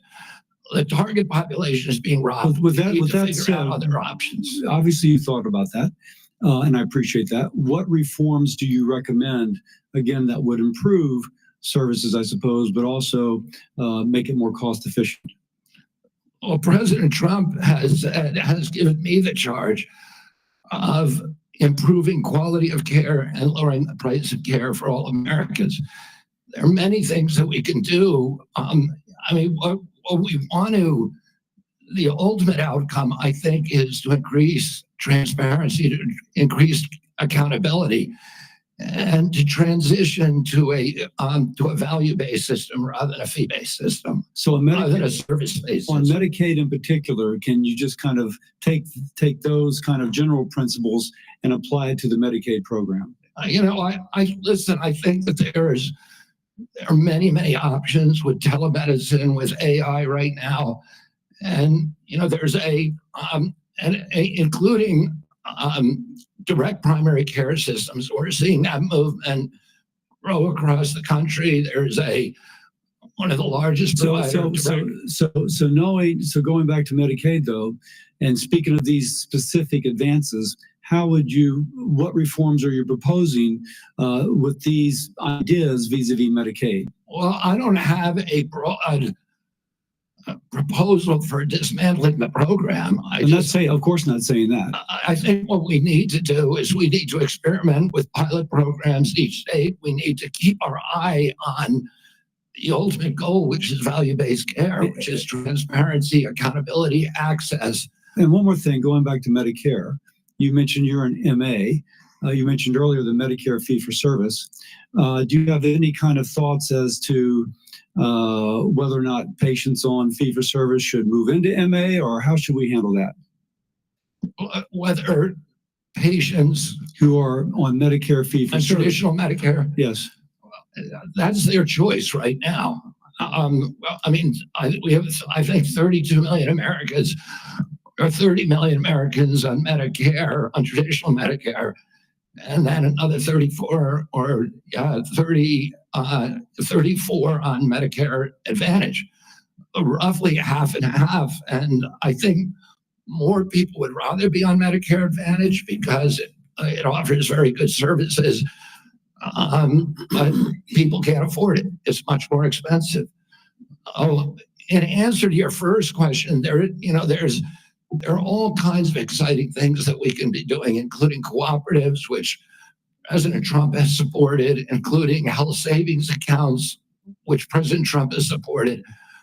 All of these things to make people more accountable for their own health. And so we'd bring the cooperatives and the health savings accounts into Medicare and Medicaid? Exactly. We try to increase those, the use of those, and to direct primary care, to continue to transition into a value-based program that is private. Americans don't, by and large, do not like the Affordable Care Act. People are on it. They don't like Medicaid. They like Medicare, and they like private insurance. We need to listen to what they would prefer to be on private insurance. Most Americans, if they can afford to be, will be on private insurance. We need to figure out ways to improve care, particularly for elderly, for veterans, for the poor in this country. And Medicaid, the current model is not doing that. I would ask, any of the Democrats who are chuckling just now, do you think all that money, the $900 billion that we're sending to Medicaid every year, has made Americans healthy? Do we think it's working for anybody? Are the premiums low enough? We do need to move on. Senator Warner. Well, I got to tell you, for literally hundreds of thousands of Virginians, Medicaid is what prevents them from health crises on a daily and weekly basis. And some imaginary new plan And if there was a new plan that was to be the basis of what Trump was going to do when repealing Obamacare, I would have thought by now we'd have seen it. I got to tell you, listen, Senator, can I reply to that? Senator, Mr. Kennedy, I got questions. I appreciate our visit. I know you take your views seriously, and I don't reflexively vote. I voted for 4 of President Trump's nominees already. Got a lot of grief from folks on this panel. But I got to tell you, I saw an email that you put out Monday night, or your campaign did, in a fundraising email. Your presidential campaign celebrated that the freeze on all new regulations, guidance, and announcements is a way to protect unelected bureaucrats from further undermining our health freedom. Then you ask your donors to help pay for your campaign debt. Did your campaign, and you put out that? I don't think my campaign exists anymore. All right, well, listen, I got to tell you this. Somebody's out there soliciting money for it. Maybe you ought to find out who is. So the fact that you celebrate this freeze, do you think that was a good idea to put all of this on hold for 90 days, funding and any kind of further work, NIH research? As Chairman Crapo pointed out. I'm not asking for, I love Mike Crapo. I'm asking you. You're up very, very important position. As he pointed out, Senator, the portals that were closed were not closed as a result of the Trump administration. Let me just tell you, I'd like you to explain, excuse me, sir, I'd like you to explain to a domestic violence center in Richmond that's saying because this freeze, they may have to close down, where those battered women to go. Or a rural nonprofit I've got in the Chinook Valley who's saying that freeze is going to potentially shut down their ability to operate. So I guess if you deny or don't know what your campaign's sending on, you don't know if you raised a lot of money Monday night. I'm saying that the Trump administration. You don't know if you raised a lot of money. The Trump administration has made clear and it does not want to freeze benefits for any Americans under Medicaid or Medicare, and I do not want to dismantle Medicaid. The freeze is affecting beyond Medicare and Social Security. I would hope you would have known that to be able to answer some of this. Now, you've said publicly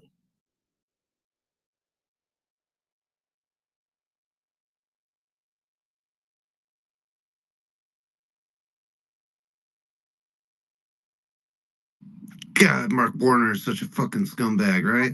Are you going to start cutting and riffing these 2,200 workers' funds? Senator, there's 200 political appointees that are changed during every administration. So if you got rid of those 200 political appointees, you're not going to replace them with your political appointees. Well, President Biden this year changed 3,000 employees at HHS, 3,750 so at NIH. You're 2,200. What departments are you going to pick them from? Well, the same as President Biden did when he changed 3,000 out. Let me just, I'm down to a minute 30. I may have to go a couple minutes over, but let me just say, so let's just answer, this would be, I hope, since you're asking to become the top healthcare official in the United States in terms of HHS, huge ramifications, and part of this job is to be the senior advisor to the president on health issues. So when we're looking at this purge and we're looking at laying off workers, when we're looking at potentially the president's illegal offer to try to buy out federal employees, which I would say to any federal employees, think twice. Has this individual in his business world ever fulfilled his contracts or obligations to any workers in the past? But if you are in this position, will you pledge that you will not fire federal employees who work on food safety, work on trying to preventing things like salmonella? Senator, there are 91,000 employees. So that I take that as that's a simple yes. And I'm going to take that as a no. Run that I take that as a no. Will you? Are they going to let him speak? Jesus Christ! Protecting Americans from cyber criminals, something we need to do a lot more on. Will you commit not to fire anyone in the health arena who currently works on protecting Americans from cyber attacks in their healthcare files? I will commit to not firing anybody who's doing their job. Based on your opinion, based upon your opinion, or your political agenda, or Mr. Trump's political agenda? Based upon my opinion. I guess that means a lot of the folks who've had any type of views on vaccines will be out of work. Will you freeze grant funding for community health centers? Will you freeze federal funds for community health centers the way the current administration has done? The White House has made clear that no funds are going to be denied to any American for benefits in any program. Do you know what happens at community health centers? Those are direct. Are you talking about the Indian health centers? No, I'm talking about community health centers across the country. I understand that. I mean, I strongly. So you're going to excuse Indian health centers, which is good, but others are not.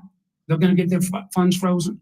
I strongly support community health centers, as does the president. So does that mean you're not going to freeze the funding that is currently frozen? The White House has made clear that none of that funding is supposed to be frozen. Sir, the direct payments are different than how the government operates.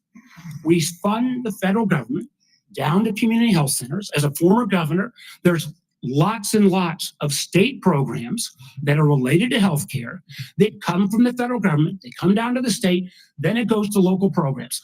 All of those don't directly pay out $1 at a time, but they come from federal funding. They are all, even though they keep changing the guidance on a minute-by-minute basis, based upon 9:45 or 10:30 or 10:45, whatever time it is today, those funds are still frozen. Sir, I just honestly, I want to give you a fair shot, but I don't feel like you approach this job with the knowledge and candidly your willingness not to commit. Try to recommend to the president to make sure these funds are unfrozen and that people's lives are at stake is a very disappointing answer. Thank you, Mr. Chairman. Senator Langford. Chairman, thank you. Mr. Kennedy, it's good to see you again. We had some great visits in my office. We've done some follow-up calls to be able to go through. You and I have talked about 100 different issues and backgrounds and things. You've been able to address a lot of them today and just different questions to be able to clear up social media rumors and the things that are out there on it. So I do appreciate that. We've talked about pharmacy benefit managers. We've talked about the nursing home rule the Biden administration put down. We talked about your views on agriculture and commercial and row crop agriculture. We've talked about food issues, and you've made it very, very clear. You're not going to tell Americans what to eat, but you do want Americans to know what they're eating. And I think that's a pretty fair perspective on that. I do want to talk to you about some areas that you and I have talked about as well. We have some disagreements, you and I, on the issue of life and when life begins on that. You've been very outspoken on that. And we've had some good opportunities to be able to talk about that. Title 10 is specifically in the HHS area. This has been an area that has been interpreted for a long time, and President Trump in the first administration interpreted that rule to say that his administration will prohibit the performance, referral for, or promotion of abortion as a part of the Title 10 program. That he made that very clear in the first administration. Obviously, that's his decision to make again on that, on how he wants to handle that, and he's made a lot of public statements on that. The Biden administration not only reversed that, not only rescinded that rule, but they went one step the other direction. In my state in Oklahoma, as you and I have talked about, the Biden administration cut off funding to the state of Oklahoma for AIDS testing, for breast cancer screening, and for other areas of poverty healthcare because my state didn't promote abortion. It wouldn't provide. If my state wouldn't promote abortion in the state, we got cut off for federal funds for AIDS testing and for other things. My simple question to you is, how are you going to handle Title 10 on that? I saw how President Biden handled that in the punitive measures that came on my state for those that are in rural healthcare. How are you going to handle Title 10? I'm going to support President Trump's policies on Title 10. I agree with President Trump that every abortion is a tragedy. I agree with him that we cannot be a moral nation if we have 1.2 million abortions a year. I agree with him that the states should control abortion. President Trump has told me that he wants to end late-term abortions, and he wants to protect conscious exemptions, and that he wants to end federal funding for abortions here or abroad. That's Title 10. I serve at the pleasure of the president. I'm going to implement his policies. Thank you for that. President Biden, when he came in, immediately closed down the Office of Civil Rights and Conscience Protections within HHS. There's a statement that's come out recently that he's going to reopen that office again to be able to protect the civil rights of Americans. One of the things that Javier Becerra did immediately when he came into HHS was conscience protections for medical professionals that were being compelled against their conscience to perform medical procedures that violated their conscience, Javier Becerra stepped in immediately to HHS and withdrew that and said, no, the federal government will tell you what you believe about these issues. You don't have conscience protections anymore, and refused to protect those folks.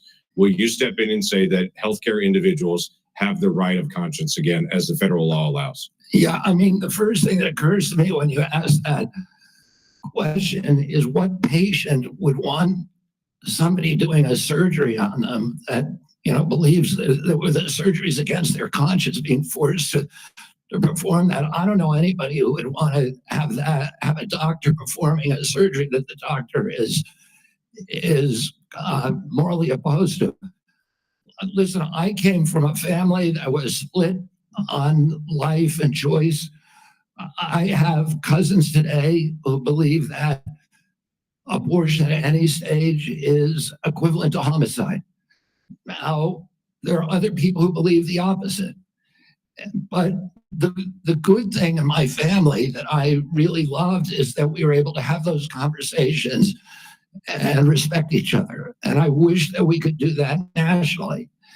And if forcing somebody to participate in a medical procedure as a provider that they believe is murder does not make any sense to me. We need to welcome diversity in this country. We need to respect diversity, and we need to respect each other when we have different opinions, and not force our opinions on other people. Yeah, thank you for that. The FDA, under the Biden administration, changed the rules for the chemical abortion drug and said you no longer need to see a physician. So if you have an ectopic pregnancy or all kinds of, don't even go anymore to see a physician. But they also changed an area that has been something that's been very particular. You talked about a lot, and that's transparency.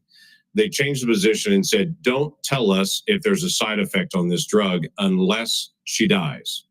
But other than that, don't tell us anymore. Literally, don't give transparent information to the American people or to the women who take this drug anymore. We don't want that reported. My question to you is, will FDA move to be able to actually give transparency to the American people and to say, this drug is no different than any other drug. We're not going to protect it just because it's political for some folks. People should know side effects on this drug, and there should be reporting. Yeah, I mean, it's against everything we believe in this country that patients or doctors should not be reporting adverse events. We need to know what adverse events are. We need to understand the safety of every drug, mifepristone, and every other drug. And President Trump has made it clear to me that one of the things, he is not taking a position yet on mifepristone, a detailed position, but he's made it clear to me that he wants me to look at safety issues. And I'll ask NIH, FDA to do that. Thank you. Senator Whitehouse. Thank you, Chairman. Mr. Kennedy, I only have 5 minutes with you, and I've got a lot of experience with CMS, so you're just going to have to listen. Two things. One, if you want to move from advocacy to public responsibility, Americans are going to need to hear a clear and trustworthy recantation of what you have said on vaccinations, including a promise from you never to say vaccines aren't medically safe when they in fact are, and making indisputably clear that you support mandatory vaccinations against diseases where that will keep people safe. You're in that hole pretty deep. We've just had a measles case in Rhode Island, the first since 2013. And frankly, you frighten people. Two, I want to air harms that Rhode Island has experienced from a remorseless, senseless CMS bureaucracy. CMS has for years maintained a reimbursement system that the bureaucracy could never explain, never justify, that persistently pays Rhode Island providers less than neighboring Massachusetts and Connecticut providers. A differential of 23 and 26% in our regional healthcare market. The Pending Ahead program can begin to remedy this, at least for value-based care, and it must. There has to be payment parity in the region. Rhode Island's healthcare system is bleeding out because we aren't paid what neighboring hospitals and doctors are paid. And the one act CMS took on this years ago was to make it worse. The CMS bureaucracy has also attacked one of the best accountable care organizations in the country, Rhode Island's Integra Family Doctors. Tried to throw them off the shared savings program because they said Integra years ago briefly fell 137 patients short of the 5,000 patients that ACOs need. CMS wouldn't listen until a court found that to be unjustified, likely illegal, irreparable harm to this high-performing ACO and its patients, and contrary to the public interest. That must stop. Last, CMS has refused to approve waivers granted elsewhere for Rhode Island from rules that are stupid for Medicare patients who are nearing the end of their days. Here's what families see. Granny is home dying. She needs to transfer to a nursing home, and Medicare insists on putting her 3 days and 2 nights in a hospital. Expensive, frightening to Granny and the family, and stupid.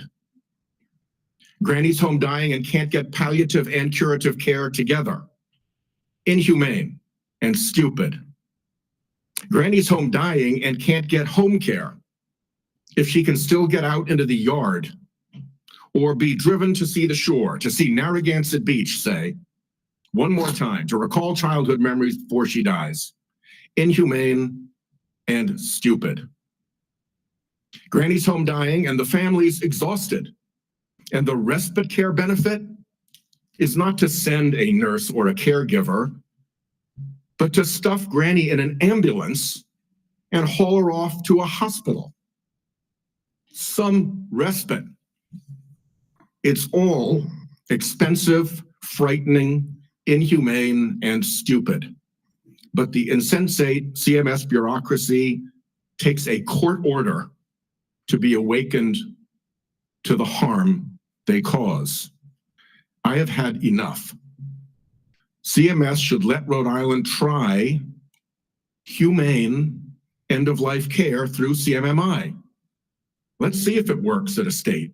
I bet it will save money, serve families better at a very, very delicate time, and perhaps even make a model for better health care everywhere. I've said a lot. My time is out. You're welcome to respond in writing. I ask unanimous consent that the order declaring CMS's actions to constitute irreparable and illegal harm be put into the record. Without objection. Let me just respond very briefly, Senator Whitehouse. I'm an implacable enemy of tyrannical, insensate bureaucracies and stupid rules, and I will work with you to make CMS responsive to the needs of Rhode Island and to remedy those disparities that you talk about. I am familiar with the Integra Health plan, and it is the template for what we ought to be doing is a value-based plan. And I look forward to you to making sure that we create pilot programs like this. Unfortunately, Mr. Chairman, around the country. Unfortunately, Mr. Chairman, one of the things I've learned in my tenure in the Senate is that a nominee saying that they're willing to work with me amounts to exactly zero. We need to get this fixed. Thank you. Well, I guess at that point, then we will move on to Senator Daines. Mr. Chairman, thank you. Mr. Kennedy, I'm glad to see you here this morning. I listened to your opening remarks, and you mentioned that you want to make HHS the gold standard of science. I have found my engagements with you, both behind closed doors in my office, as well as listening to you publicly, to be very thoughtful and science-based. I applaud that. I thank you for that. And I realize this will likely be a very partisan vote on this committee and on the Senate floor. But let the record state there are 3 medical doctors on this side of the dais. I'm a chemical engineer. We believe in science. I'm thankful that you do too, and you made that comment in your opening remarks. I want to talk about agriculture for a moment. We talked about our common love for Montana. You've been to Montana many times. It's a wonderful state. A lot of folks have discovered it. They watch the show Yellowstone, and people are coming and moving into our state, but it's an amazing place. But as you know, agriculture is our top economic driver in Montana. We produce some of the highest quality crops, the best livestock in the country, in the world. Our farmers and our ranchers are truly some of the most effective environmental stewards in ensuring we have a safe food supply chain in the world. I share your view that protecting the integrity and safety of our food supply is of utmost importance. I appreciate the research happening in places like Montana State University to help farmers produce resilient, healthy, and safe crops, as well as their agricultural practices. You mentioned you were a 4-H kid growing up. I think our 4-H kids and our FFA kids are some of the best kids in America. My question for you, Mr. Kennedy, is if confirmed, as I'm listening to my farmers and ranchers talk about the future, will you commit to working collaboratively with partners at USDA, at the relevant federal agencies, as well as our Montana farmers and ranchers before implementing any policy that might affect or impact food supply? I absolutely will make that commitment.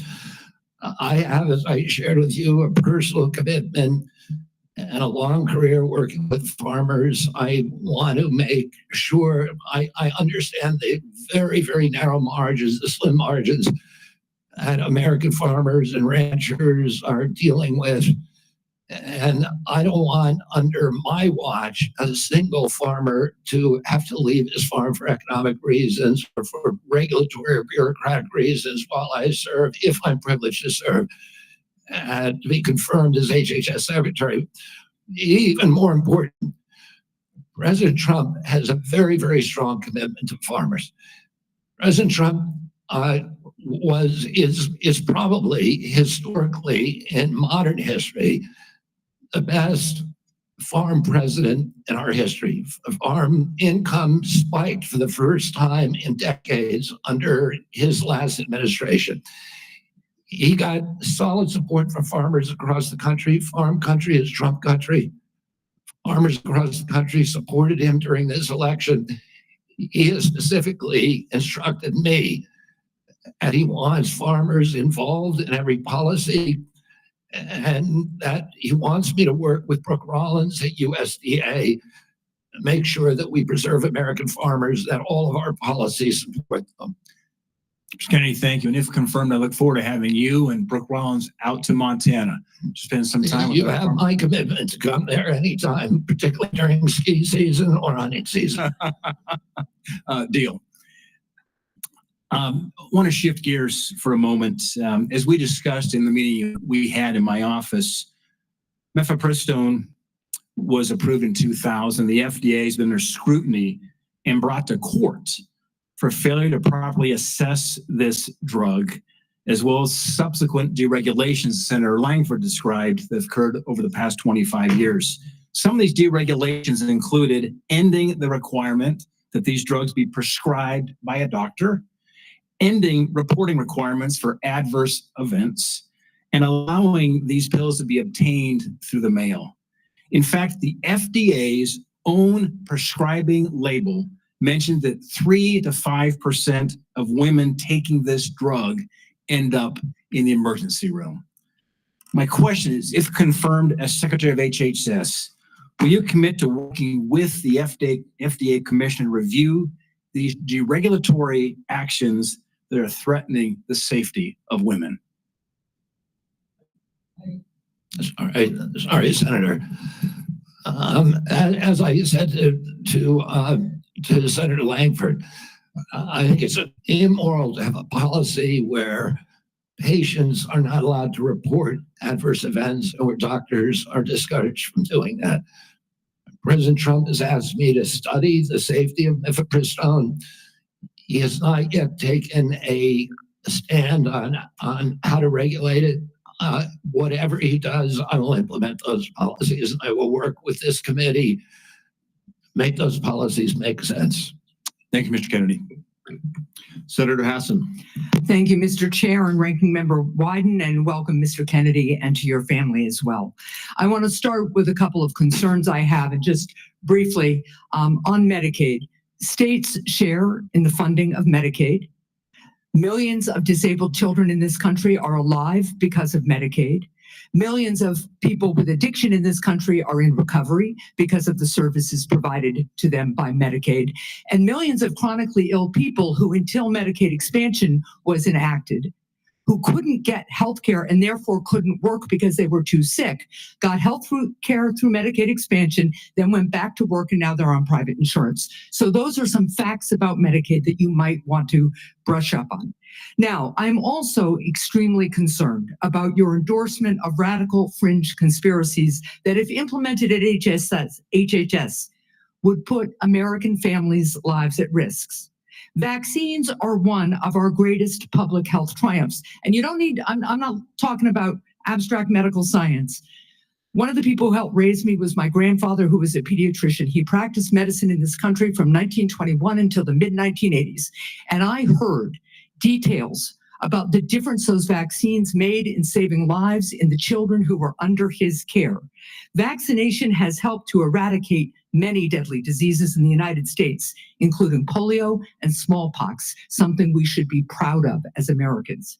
I am extremely concerned that as Secretary, you would be able to halt critical vaccine research and to exploit parents' natural worries by advising them not to vaccinate their children. This will lead to more children getting sick, and some will even die. Before the measles vaccine, about 500 American children died a year from measles. This is too much of a risk for our country, and there is no reason that any of us should believe that you have reversed the anti-vaccine views that you have promoted for 25 years. For example, you have previously falsely suggested that the polio vaccine killed many, many, many, many more people than polio ever did by causing fatal cancers, while rigorous safety studies show that to be completely false. Now, let's go to something we agree upon. I am really heartened to see that one area where we agree on is on women's reproductive freedom. In your own words, it's not the government's place to tell people what to do with their bodies. You said that, correct? Yeah. Mr. Kennedy, in 2023, you came to New Hampshire and said, quote, "I'm pro-choice. I don't think the government has any business telling people what they can or cannot do with their body." So you said that, right? Yes. Yep. But you also said we need to trust the women to make that choice because I don't trust government to make any choices. You said that too, right? Yes. It is remarkable that you have such a long record of fighting for women's reproductive freedom, and really great that my Republican colleagues are so open to voting for a pro-choice HHS Secretary. So, Mr. Kennedy, I'm confused. You have clearly stated in the past that bodily autonomy is one of your core values. The question is, do you stand for that value or not? When was it that you decided to sell out the values you've had your whole life in order to be given power by President Trump? Senator, I agree with President Trump that every abortion is a tragedy, that we can't be a moral authority in this country. Right. So, but that isn't what you said back in New Hampshire in 2023. My question is exactly when did you decide to sell out your life's work and values to get this position? Senator, I agree with President Trump that every abortion is a tragedy. So what you're telling us, just to be clear, because my time is limited, is that regardless of what you believe, regardless of what values you have, if President Trump tells you to do something, you're going to do it. You said just now the discussion about mifepristone. Oh, he's asked me to study the safety of it.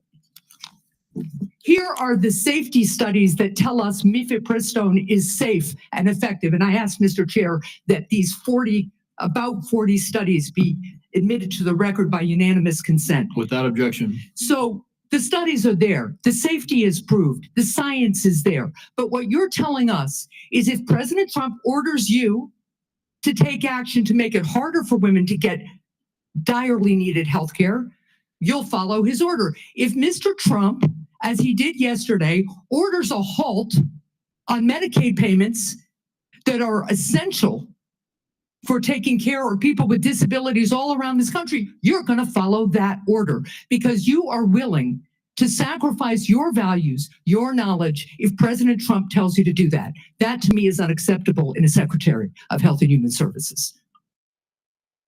As I explained before, the White House has issued a statement saying that that policy will not deprive any American. Yeah, the problem is the White House issued that statement only after we pointed out the damage it would do, and it became politically uncomfortable for them. You know what else that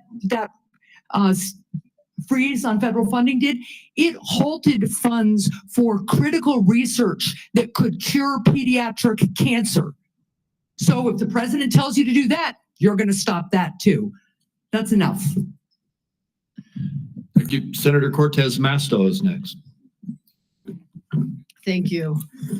Mr. Kennedy, thank you for coming into my office and having the conversation that we did. I appreciate your passion and your belief, and you've spent years really talking about the issues that matter to you, and I appreciate that. Let me ask you a couple of questions, though I just need some clarification. Right now, there's a 40-year-old law that requires hospital ERs accepting payment from Medicare to actually provide emergency care to patients. So let's say a woman experiencing a life-threatening condition like a heart attack goes to the ER. As a lawyer, you would agree that that federal law protects her right to emergency care, correct? Yes. So now a pregnant woman with life-threatening bleeding from an incomplete miscarriage goes to the ER. Let me rephrase that so you can hear. A pregnant woman with a life-threatening bleeding from an incomplete miscarriage goes to the ER, and her doctor also determines that she needs an emergency abortion. But she's in a state where abortion is banned. You would agree also as an attorney that federal law protects her right to that emergency care, correct? I don't know. I mean, the answer to that is I don't know. If the state Well, let me ask you this as an attorney. Doesn't federal law preempt state law? The federal Constitution does. Sometimes not every federal law preempt state laws. It could be unconstitutional. Now, I'm not trying to be evasive, Senator. I'm just telling you I don't know. I appreciate that. But what authority do you have over this as the director of HHS? What authority do I have? Yeah, to enforce the law. In what regards? To make sure that a hospital that receives payment from Medicare is ensuring that they're providing the necessary emergency care to patients when they present. It's actually the EMTALA law. So what authority as HHS director do you have with respect to EMTALA? My understanding is that I have budgetary power and that it's pretty much limited to that. But if you tell me I have another authority, I don't even think that. Well, let me tell you, we have a law enforcement branch at HHS. Actually, you do, and that's CMS. CMS actually investigates complaints of EMTALA violations, as well as the Health and Human Services Inspector General, who, by the way, was just recently fired by Donald Trump. So you will be enforcing EMTALA laws, and it's important that you understand their impact and don't play politics with the patient presenting at the ER based on a position that this administration has taken. Let me ask you another question. When we met in my office, you said about lowering drug prices, that when Big Pharma price gouges, the American people suffer. I think we both agree on that. And I think you're sincere in your belief that you want to reduce prices for Americans, correct? Yes. Yeah. The Inflation Reduction Act empowered Medicare to negotiate prescription drug prices. It penalizes drug companies for price hikes above inflation, and it caps seniors' out-of-pocket drug costs, along with reducing insulin prices to $35 per month. But your future boss, Donald Trump, on his first day in office, revoked President Biden's executive order that actually directed the health secretary to examine ways to reduce drug prices and improve access to innovative therapies for the American people. And unfortunately, Republicans in Congress want to repeal the Inflation Reduction Act, which means reversing all of those things that we worked on to lower prices for Americans. So my question to you is, what do you do? Why are you there? Are you there to be a rubber stamp to this administration and cave into all of these positions that they're taking, even though you know they're in disagreement with your positions on lowering drug prices and that they could harm Americans?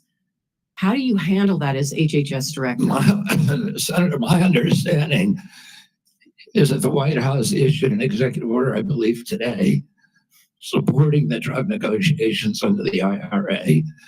President Trump was very aggressive during his first term about negotiating drug prices. He has instructed me, and I've met with him repeatedly on as that we need lower prices than seniors in this country, and so let and me ask others you. are. Let me ask you this, because I only have so much time. So we've already negotiated lowering prices for 10 drugs with Big Pharma. And Big Pharma, by the way, opposes this. They have not only are asking for a pause, they have filed lawsuits, but we've already negotiated the first 10 drugs. And we want to expand it to the next 10 to 15 that the Biden administration has put forward. Would you agree and continue that path of really mandating that Big Pharma come to the table and negotiate drug prices for Medicare so we can lower those prices for Americans? My understanding is that the executive order that was issued today, which I haven't seen, but I've read a summary. Well, let me ask you this then, because you keep citing the Trump administration and you're just going to follow what they say. Is that what you're doing? You're just a rubber stamp for them in this position? So anybody, so it doesn't matter that you're before us. It could be anybody coming before us, as long as they're a rubber stamp for this administration and disregarding your beliefs and what you think. I guess my question to you is, if it really is fundamental to what you believe, how do you live with that? How do you address those issues as you're moving forward, You want me to knowing answer that the it's going to harm question, Senator? Americans? Yeah. You want me to answer the question? No, I'm asking you. Okay. President Trump has asked me to end the chronic disease epidemic and make America healthy again. And I'm So in a is that the unique only reason why position. you're at HHS? Is that the Excuse only me? reason why then you're at the HHS, to address that one issue? President Trump has asked me because I'm in a unique position to end that. And that is what I'm doing. And if we don't solve that problem, Senator, all of the other disputes we have about who's paying, and whether it's insurance companies, whether it's providers, whether it's HMOs, whether it's patients or families, all of those are moving deck chairs around on the Titanic. Our ship is sinking. Our 60% increase in Medicaid over the past 4 years is the biggest budget line now, and it's growing faster than any other. And no other nation in the world has what we have here.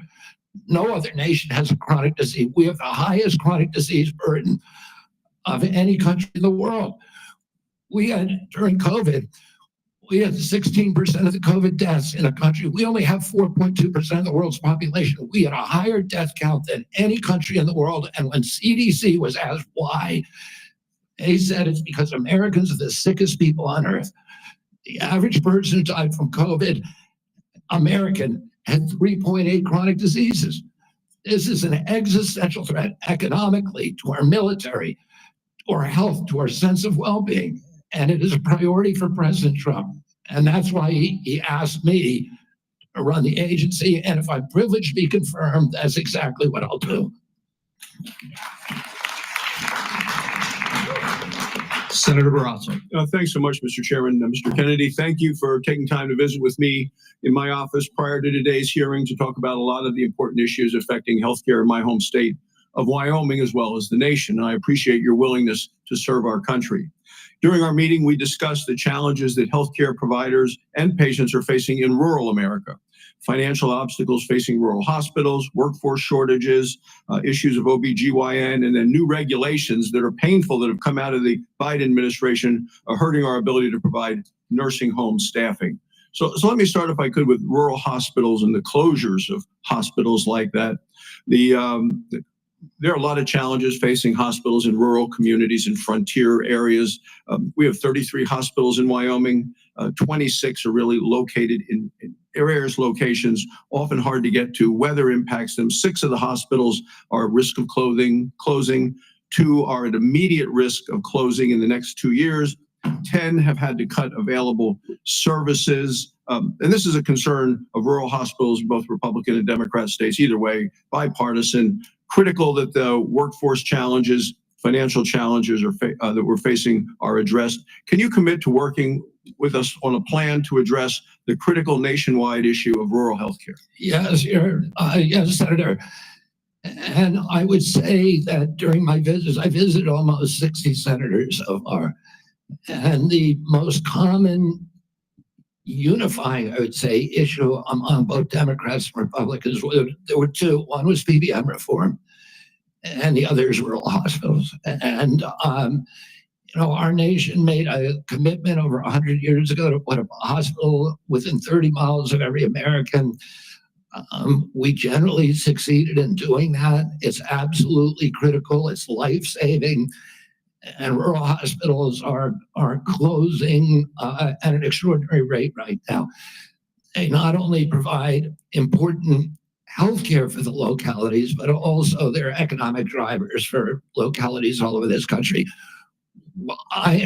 President Trump is determined to end the hemorrhage of rural hospitals, and he's asked me to do that through the use of AI, through telemedicine, which these are innovations that I saw the other day. A Cleveland clinic has developed an AI nurse that you cannot distinguish from a human being, that has diagnostics as good as any doctor. And we can provide concierge care to every American in this country, even those the remote parts of Wyoming, Montana, Alaska, etc.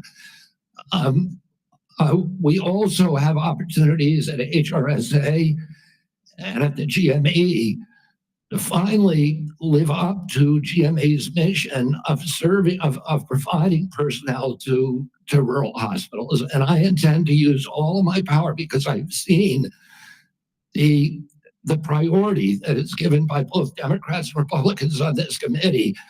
I intend to make that a priority of mine, if I'm privileged to be confirmed. Well, I appreciate it, because often with financial strains on a local hospital, one of the common services to be cut in rural hospitals is maternity services. So now we have women in Wyoming having to drive over 100 miles to access care. 13 counties in Wyoming don't have access to OB. And we're talking counties larger than the states of Vermont, New Hampshire, Rhode Island, Connecticut, New Jersey, Delaware, counties larger than those whole states. So will you commit to working with my office to find solutions to help address these specific maternal health challenges in rural America? Yes, Senator, I look forward to it. Another issue we specifically spoke about with this harmful Biden administration rule that have really been bad for our rural nursing homes. And it's a rule that would triple the registered nurse requirements in nursing homes. This is going to lead, there just aren't enough registered nurses in our state to be able to comply with this. This would lead to nursing home closures across our state. Will you commit to working with me to fix this serious problem that it was a result of a rule that came out by the Biden administration, who clearly doesn't understand rural America? Yes, Senator, I think the rule was well-intentioned, but as you've said, and I've heard from many rural senators, it will be a disaster for their states. Some of the nursing homes, these are staffing rules that require 24-hour staffing by medical professionals. Some of the nursing homes in rural areas simply do not have the available personnel or the economics to be able to do that. It will mean the closure of nursing homes in rural areas across our country, which means the parents, the elderly parent, will be moved a great distance from the local community and their family. And we know that the single greatest driver of high quality nursing home care is the involvement, the proximity of family members. When you move that nursing facility away from the community where the kids live, you're going to get much worse care. So the intention, although it was noble, was in reality, for rural areas at least, it is going to be a disaster. Thank you. Thank you, Mr. Chairman. Thank you. Senator Johnson. Mr. Kennedy, welcome. Thank you for being here. Thank you for your decades-long advocacy for a clean environment, for children's health. I can't say as I'm surprised by the hostility on the other side. I'm highly disappointed in it. I don't know if you remember when you called me up and you were contemplating setting your political differences aside, joining forces with President Trump on an area of agreement, addressing chronic illness, trying to find the root cause of all these problems facing this nation. My first response was, Bobby, this is an answer to my prayers. We need to get to the answers of this, but even more, we need to heal and unify this divided nation. I'm not necessarily the most optimistic guy because we've got enormous challenges facing this nation, but I thought, wow, here's somebody from the left, somebody I don't agree with on many issues politically, coming together with President Trump and focusing on an area of agreement, something that the American people desperately want. Finding out the answers. What has caused autism? What is causing chronic illness? Ms. Kennedy, I think I've come to know what's in your heart. I think I know the personal and political price you've paid for this decision. I want to say publicly, I thank you for that. I truly appreciate what you're doing here. Can't we come together as a nation and do this? Can we do? Aren't you getting tired of this? I'm getting tired of this. So again, Mr. Kennedy, I need to enter in the record. These are just 11 letters of support signed by 63,000 people, thousands of doctors. From the American Association of American Physicians and Surgeons, Independent Medical Alliance, the North Carolina Physicians and Freedom Group, Governor Jeff Landry from Louisiana. These are Americans, nonpartisan. A lot of these people I know because I've advocated with you. A lot of them are Democrats. They put their political differences aside. So, Mr. Chairman, I'd like to enter this in the record. Without objection. I also do want to, Mr. Kennedy, as long as I have you here, I've written over 70 oversight letters to the federal health agencies under the Biden administration. I've virtually gotten squat out of them, okay? What I get is we get, for example, 50 pages of Anthony Fauci's emails redacted. Oh, by the way, the latest one was 17 pages. Instead of issuing a health alert on the myocarditis they knew was impacting young men early in 2021, instead of issuing an alert on the Health Alert Network, they developed 17 pages of talking points. This was given to the public under a FOIA request. They had to go to court. They've got a new way of redacting. They don't black things out. They just give you white pages. So you don't even know what they have redacted.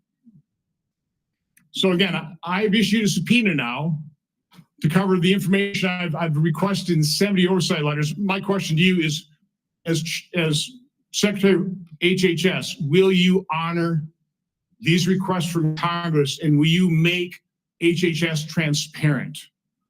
Yeah, my approach to HHS, as I said before, Senator, is radical transparency. Democrats and Republicans ought to be able to come in and get information that was generated at taxpayer expense, that is owned by the American taxpayer, They shouldn't get redacted documents. Public health agencies should be transparent. And if we want Americans to restore trust in the public health agencies, we need transparency. I want to say something about what you first said. When I launched my campaign, it was about uniting Americans, Democrats and Republicans. There's no issue that should unite us more than this chronic health epidemic. There's no such thing as Republican children or Democratic children. These are our kids. 66% of them are damaged. I know what a healthy kid looks like because I had so many of them in my family. I didn't know anybody with a food allergy growing up, peanut allergy. Why do 5 of my kids have allergies? Why are we seeing these explosions in diabetes, rheumatoid arthritis, neurological diseases, depression, all these things that are related to toxics in the environment?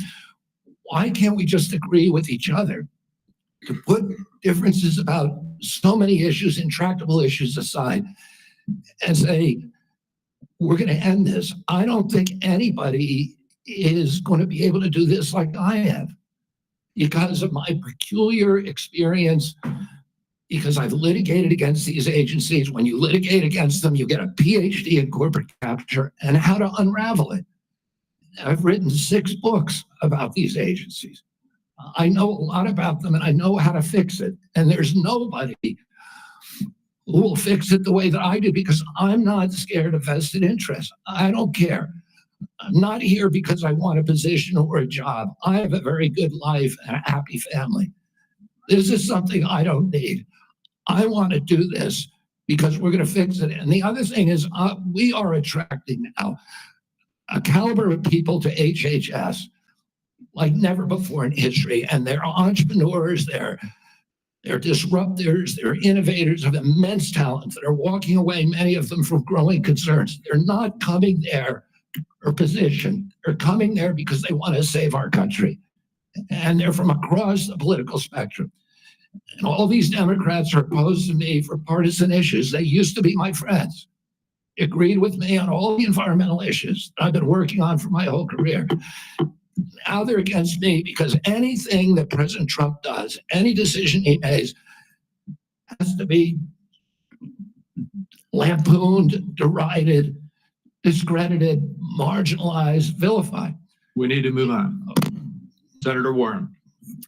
Thank you, Mr. Chairman. So, Mr. Kennedy, I want to start with something that I think you and I agree on, and that is that Big Pharma has too much power in Washington.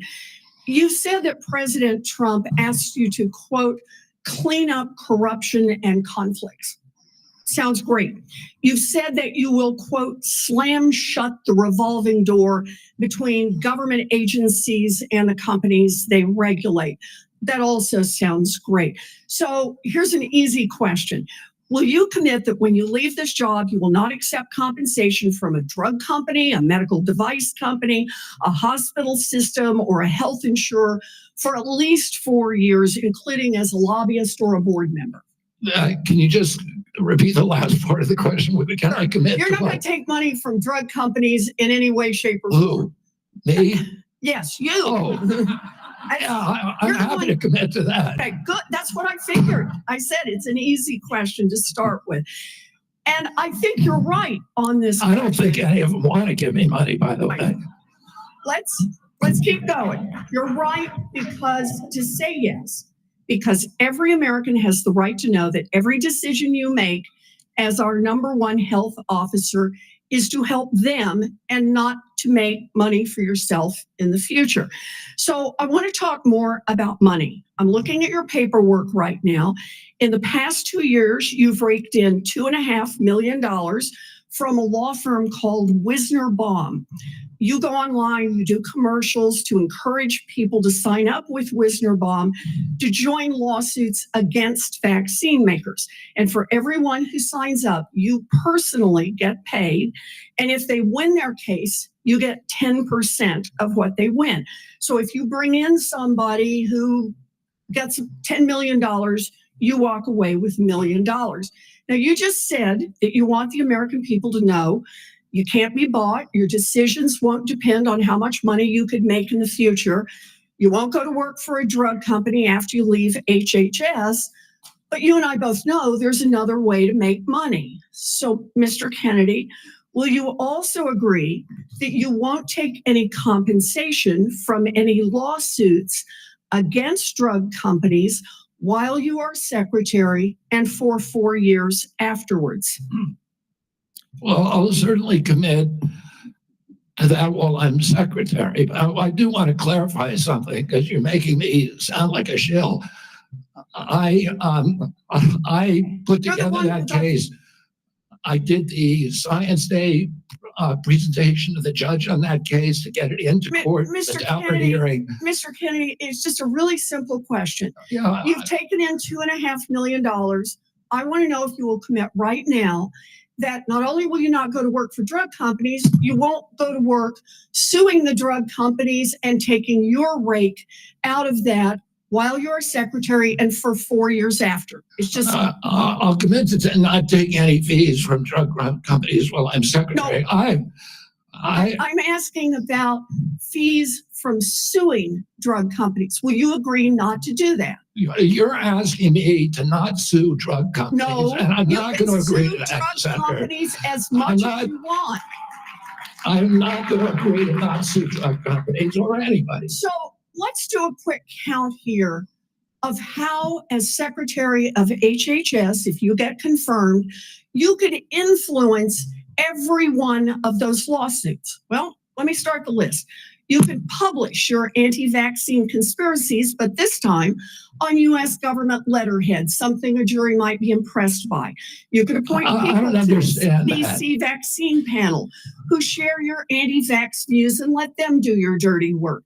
You could tell the CDC vaccine panel to remove a particular vaccine from the vaccine schedule.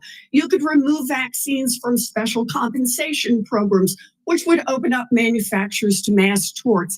You could make more injuries eligible for compensation, even if there is no causal evidence. You could change vaccine court processes to make it easier to bring junk lawsuits. You could turn over FDA data to your friends at the law firm, and they could use it however it benefited them. You could change vaccine labeling. You could change vaccine information rules. You could change which claims are compensated in the vaccine injury compensation program. There's a lot of ways that you can influence those future lawsuits and pending lawsuits while you are secretary of HHS.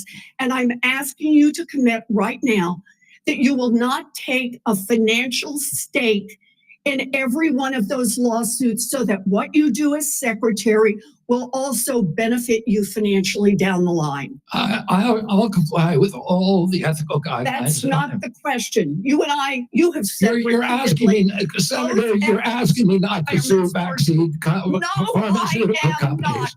Yeah, you are.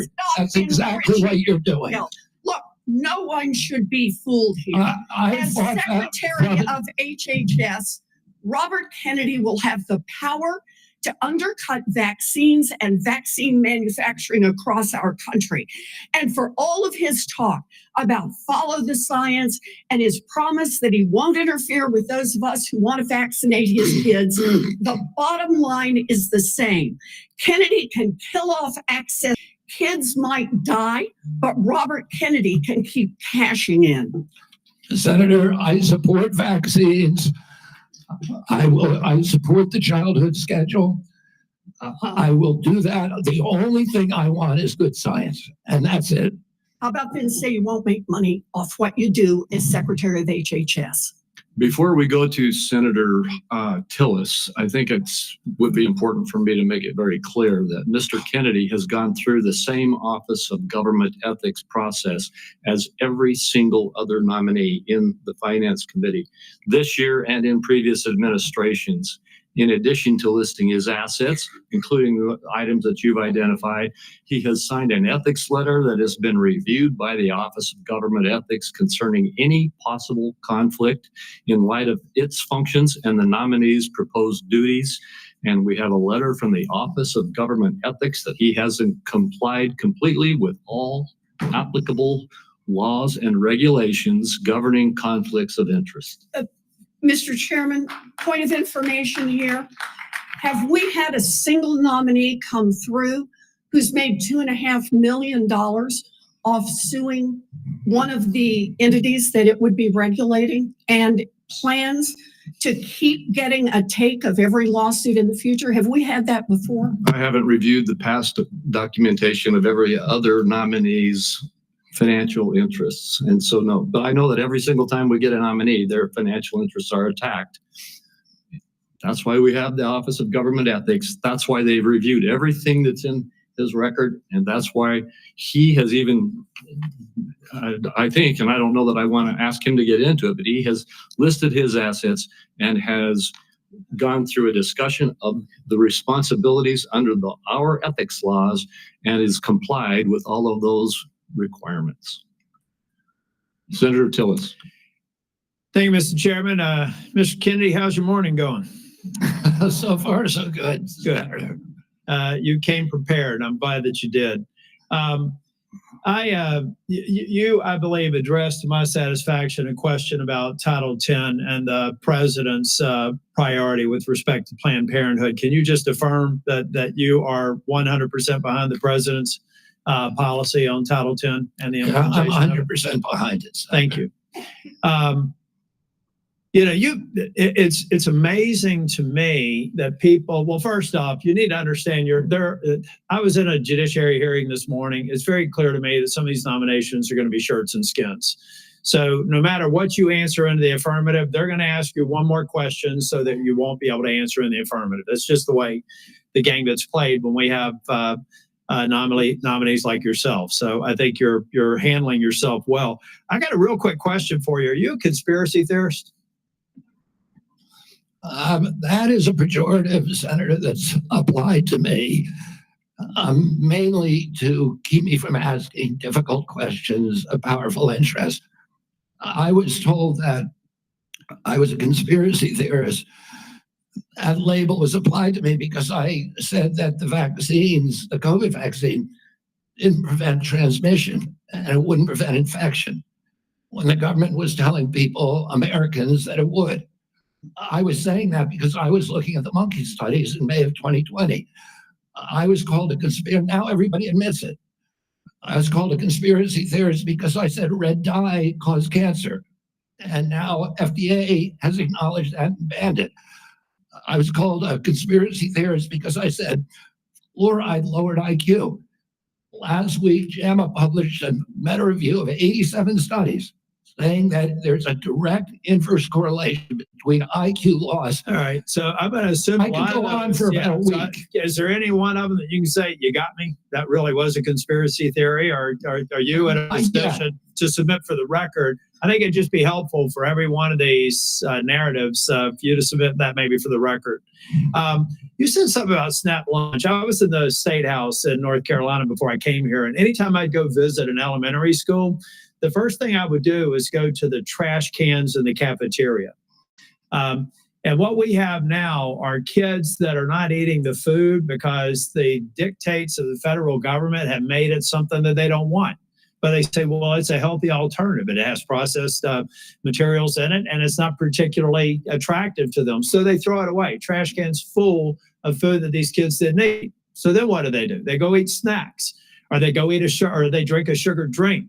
The SNAP program, everything you've said about the SNAP program, I agree with. I think that we should be very, very strict about that. And it's going to make some people uncomfortable in the food manufacturing segment, produce healthy foods that we can put in the SNAP program. That's the way to address it. But we also need to look at the school health program. I was PTA president 21, 22 years ago at my daughter's high school.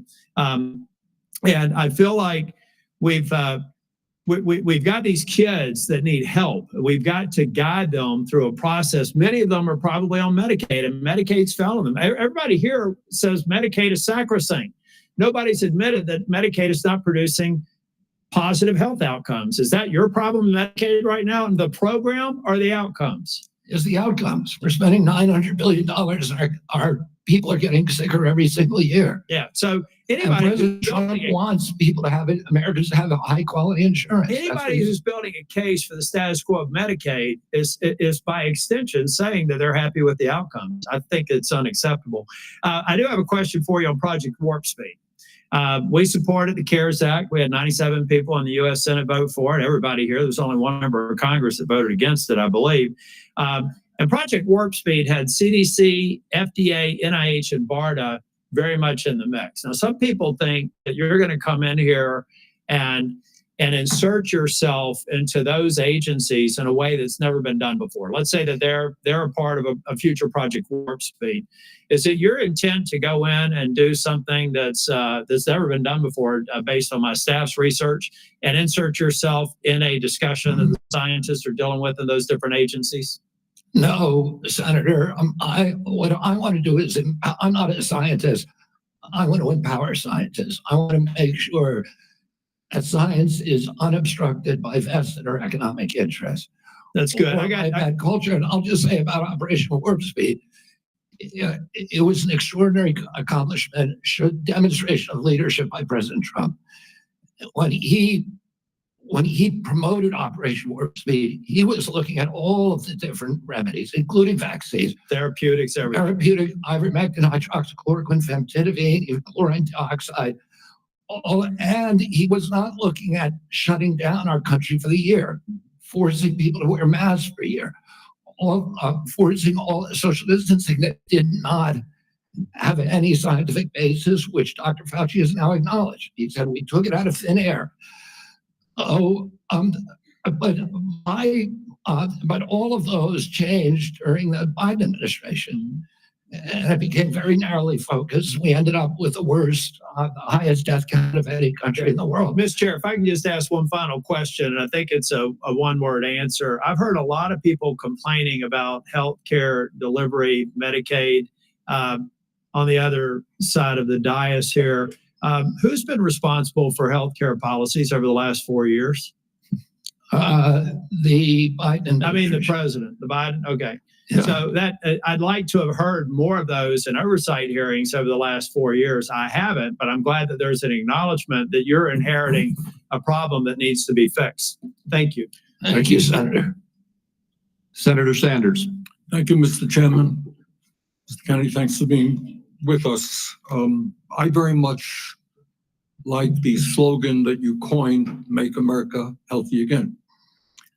And I strongly agree with that effort. Despite spending, as you indicated, 2 or 3 times as much per capita on healthcare as other nations, we have 85 million people who are uninsured, underinsured. We have all kinds of chronic illnesses. Our life expectancy is lower than other countries. And for working class people in this country, they're living 6-7 years shorter lives than the top 1%. We got a problem, okay? And I'm gonna suggest some ideas that I think can remedy that.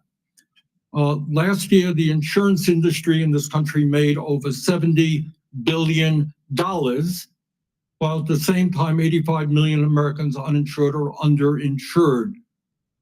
Do you agree with me that the United States should join every other major country on earth and guarantee health care to all people as a human right? Yes? No? Senator, I can't give you a yes or no answer to that question. Healthcare a human right? Is healthcare a human right? In the way that free speech is a human right, yeah. I would say it's different, because with free speech doesn't cost anybody anything, but in healthcare, if you smoke cigarettes for 20 years and you get cancer, you are now taking from the pool. Well, and so are you guaranteed the same right? Or is there also a duty? I'm sorry. I'd love to talk for an hour with you. We got a few minutes left here. All right. Every other country on earth says healthcare, whether you're poor or rich, young or old, is a human right. I'm not hearing you say that. All right. You've talked about the drug companies, and maybe we agree on this one. As you all know, despite the drug companies making over $100 billion in profits, paying CEOs outrageous compensation packages, we in some cases pay 10 times more for the same drug. Will you support legislation that I will introduce which says that in America, we should not be paying a nickel more for prescription drugs than people around the rest of the world? Yes, no. To equalize it. Not to equalize it, that we should not be paying more than other countries for the same damn drug. President Trump has asked me, in fact, I had a meeting with President Trump a week ago where we showed him the charts. He knows the charts. We're paying 10 times more from Europe. That's right. And are you going to commit to us that you will end that absurdity? I think in principle we can. We should end that disparity. Good. Okay. That's great. All right. I happen to believe that climate change is real. It's an existential threat, and it is a healthcare issue. Donald Trump thinks that it is a hoax originating in China. Question is, in your judgment, is climate change a hoax or is it real, causing devastating problems? President Trump and I, from the beginning, from our first meeting, agreed to disagree on that issue. I believe climate change is existential. My job is to make Americans healthy again. All right, you believe that, you disagree with Trump? You don't think climate change is a hoax, is what I'm hearing. My job here is to I'll make just ask you that, Americans Mr. Kenny, not a trick question. I answered your question, Senator Sanders. Okay, you disagree with the president on that. I answered your question. Okay. I'm going to pick up on a point that Senator Hassan made. Look, there is no question that abortion is a divisive issue in this country. I would say a majority of the people are pro-choice. There's a strong minority who are pro-life. A year and a half ago, you went to New Hampshire, running for president, gave a speech, and you talked about government should not tell a woman what she can do with her own body. That's her choice. Now, I think everybody on that side is pro-life. I think everybody here is pro-choice. I have never seen any major politician flip on that issue quite as quickly as you did when Trump asked you to become HHS Secretary. Tell me why you think people should have confidence in your consistency and in your word when you really made a major U-turn on an issue of that importance in such a short time. Senator, I believe, and I've always believed, that every abortion is a tragedy. But you told the people of New Hampshire that it was their right. All right, let me do a last question because I'm running out of time. I think the gist of what you were trying to say today is you're really pro-vaccine, you want to ask questions. You have started a group called the Children's Health Defense. You're the originator. Right now, as I understand it, on their website, they are selling what's called onesies. These are little things, clothing for babies. One of them is titled Unvaxxed, Unafraid. Next one, and they're sold for $26 a piece, by the way. Next one is No Vax, No Problem. Now you're coming before this committee and you say you're pro-vaccine. Just want to ask some questions. And yet your organization is making money selling a child's product to parents for $26, which casts fundamental doubt on the usefulness of vaccines. Can you tell us now that you will, now that you are pro-vaccine, that you're going to have your organization take these products off the market? Senator, I have no power over that organization. I'm not part of it. I resigned from the board. That was just a few months ago. You founded that. You certainly have power. You can make that call. Are you supportive of this? I've had nothing to do with Are you leadership. supportive of these onesies? I'm supportive of vaccines. Are you supportive of this clothing, which is militantly anti-vaccine? I am supportive of vaccines. I will. I want good science, and I want to protect. But you will not tell the organization you founded not to continue selling that product. Thank you, Mr. Chairman. Senator Blackburn. Thank you so much, Mr. Chairman, and thank you so much for being with us today. And I have no doubt that you will be confirmed and you are going to do such a solid job for the people of this country. And I do have several issues I wanted to talk with you about and didn't have time to cover them all when we met prior to the meeting, but rural health care is very important to me and the people of Tennessee. 78 of our 95 counties are rural counties. Now, over the last few years, we've seen hospital closures. So we have focused on access in rural areas. And my rural health agenda, which is bipartisan, focuses on innovation, telehealth, access points. It focuses on work shortages. And also, Senator Warner and I have together focused on making certain that we address the area wage index and do that fairly for our citizens that are in rural communities. So I would like a commitment from you that when confirmed, you and your CMS administrator will work with us to make certain that the area wage index is balanced and that it is fair to rural areas. Senator, both Dr. Oz and myself recognize that rural health care is in crisis in this country, and that is catastrophic for our entire country. And I talked a little bit about my commitment to rural health earlier in this hearing.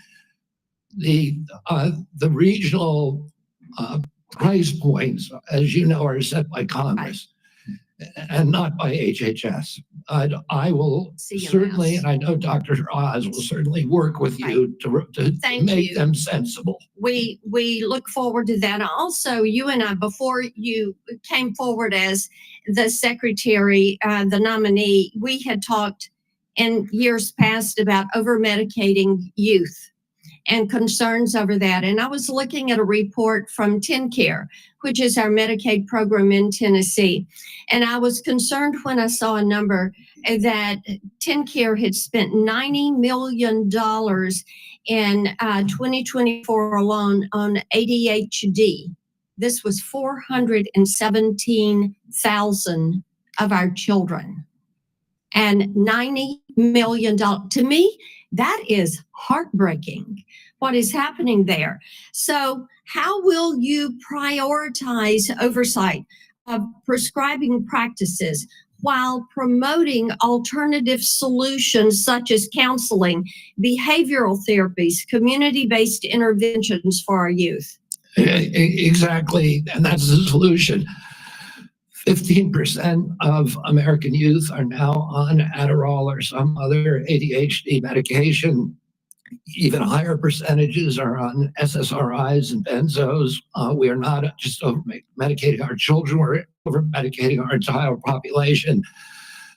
Half the pharmaceutical drugs on Earth are now sold here. 70% of the profits from pharmaceutical companies are from the United States, even though we only have 4.2% of the world's population. Not only that, but a recent study by Cochrane Collaboration founder Peter Ghosh found that pharmaceutical drugs are the third largest cause of death in our country after heart attacks and cancers. Oh, they're not making us healthier. We need community health initiatives. We need access to treatment. We need exercise. We need better food. Okay, let me talk to you about one of those access points in treatment. And this highlights a problem we have in the federal Medicaid law.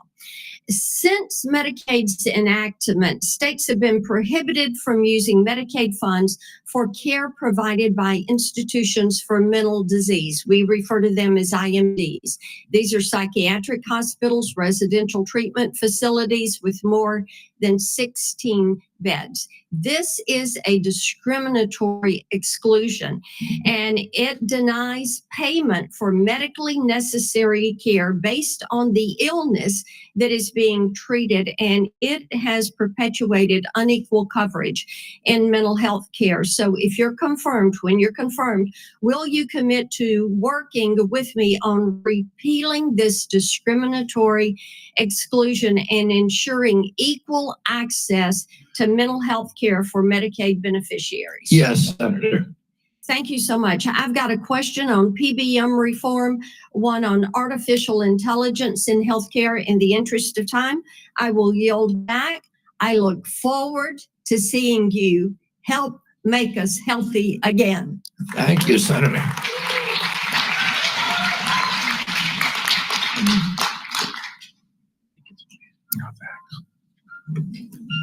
Senator Lujan. No, you're next. I'm next. Excuse me, just, I made a mistake. It's Senator Cantwell. Thank you so much. Thank you, Mr. Chairman, and just congratulations on your nomination, Mr. Kennedy. And I've been absent only because I've been in another hearing with the nominee to be the Commerce Secretary. So I will review everything that you've said today and look at that diligently. But one of the things that I wanted to discuss with you is I represent a very big innovation state, and innovation in healthcare specifically. Innovation like NIH funding to the Fred Hutch Cancer Center that helped develop the HPV vaccine, which has the potential to eliminate over 95% of cervical cancer. NIH also funds a lot of jobs and grants, nearly 11,000 people in the state of Washington, and over $1.2 billion worth of grants. So while I agree with you on healthy foods, I definitely am troubled by the medical research side of innovation and some of the things that you have said. In fact, this issue about laying off 600 employees at NIH, or giving the fact that, to quote, give infectious disease a break for 8 years. So we've had a chance to talk about this a little bit, but the most striking example of this is when COVID hit. And we were the first in the nation. We had the first case, and it really was the fast response by the University of Washington that really helped save lives. So I just want to know that, are you aware of how harmful these issues could be for public health? That public health in and of itself could be affected by these kind of anti-science views? Senator, I have always been a science person, a pro-science person. I believe in evidence-based medicine and gold standard science. When I said, and I've explained this before you came in, that 600 people out of a population, out of a workforce of 91,000 is pretty typical. Last year alone, President Biden replaced 3,000 people at HHS and 700 at NIH. I want to say this. I said give infectious disease a break because that's been the principal preoccupation. Infectious disease, chronic disease is 92%, accounts for 92% of deaths in this country, and almost nothing is studied at NIH about the etiology of our chronic disease epidemic. But right now, the money is going to infectious disease. But I get your point. It's an interesting point. The problem is we had to respond, and it's actually the Gates Foundation and a flu cohort that figured out what was wrong, and that we had an outbreak of COVID that was going beyond the very first case. And so we had to build a very fast response. So I take this too. The University of Washington has conducted groundbreaking stem cell research on fetal tissue. To me, I know there's probably a lot of people that may not agree with this, but we're making regenerative heart tissue now at the University of Washington. So yes or no, do you commit to protecting stem cell research for scientific agencies if confirmed? I will protect stem cell research. Stem cell research today can be done on umbilical cords, and you don't need fetal tissue. You'll protect the laws that are on the books today and the research that's done. My job is, Senator, to enforce the laws. Okay, so I want to move to PBMs because PBMs are driving up drug prices. And one of the biggest things that we need to do here, I think, in a new administration is get a handle on everything that is driving up prices and lower them. The report found that PBMs generated $1.4 billion from spread pricing. That is where they are able to basically set the price, not reimburse pharmacies, and then pocket the rest. We've had bipartisan legislation in several different committees now to get at this. What do you think the solution is? Well, I think one of the really notable achievements of this panel was the PBM legislation that they put together in a bipartisan way. I haven't met a single senator, well, actually one only, but of the 60-odd senators that I talked to, all of them talked about PBMs and how important it was, and work. President Trump during his first administration, pushed through a law or pushed a law to give transparency to PBMs. It got overruled during the Biden administration. Luckily, this panel is resuscitating that. President Trump is absolutely committed to fixing the PBMs. My time is running out, so I just want to clarify.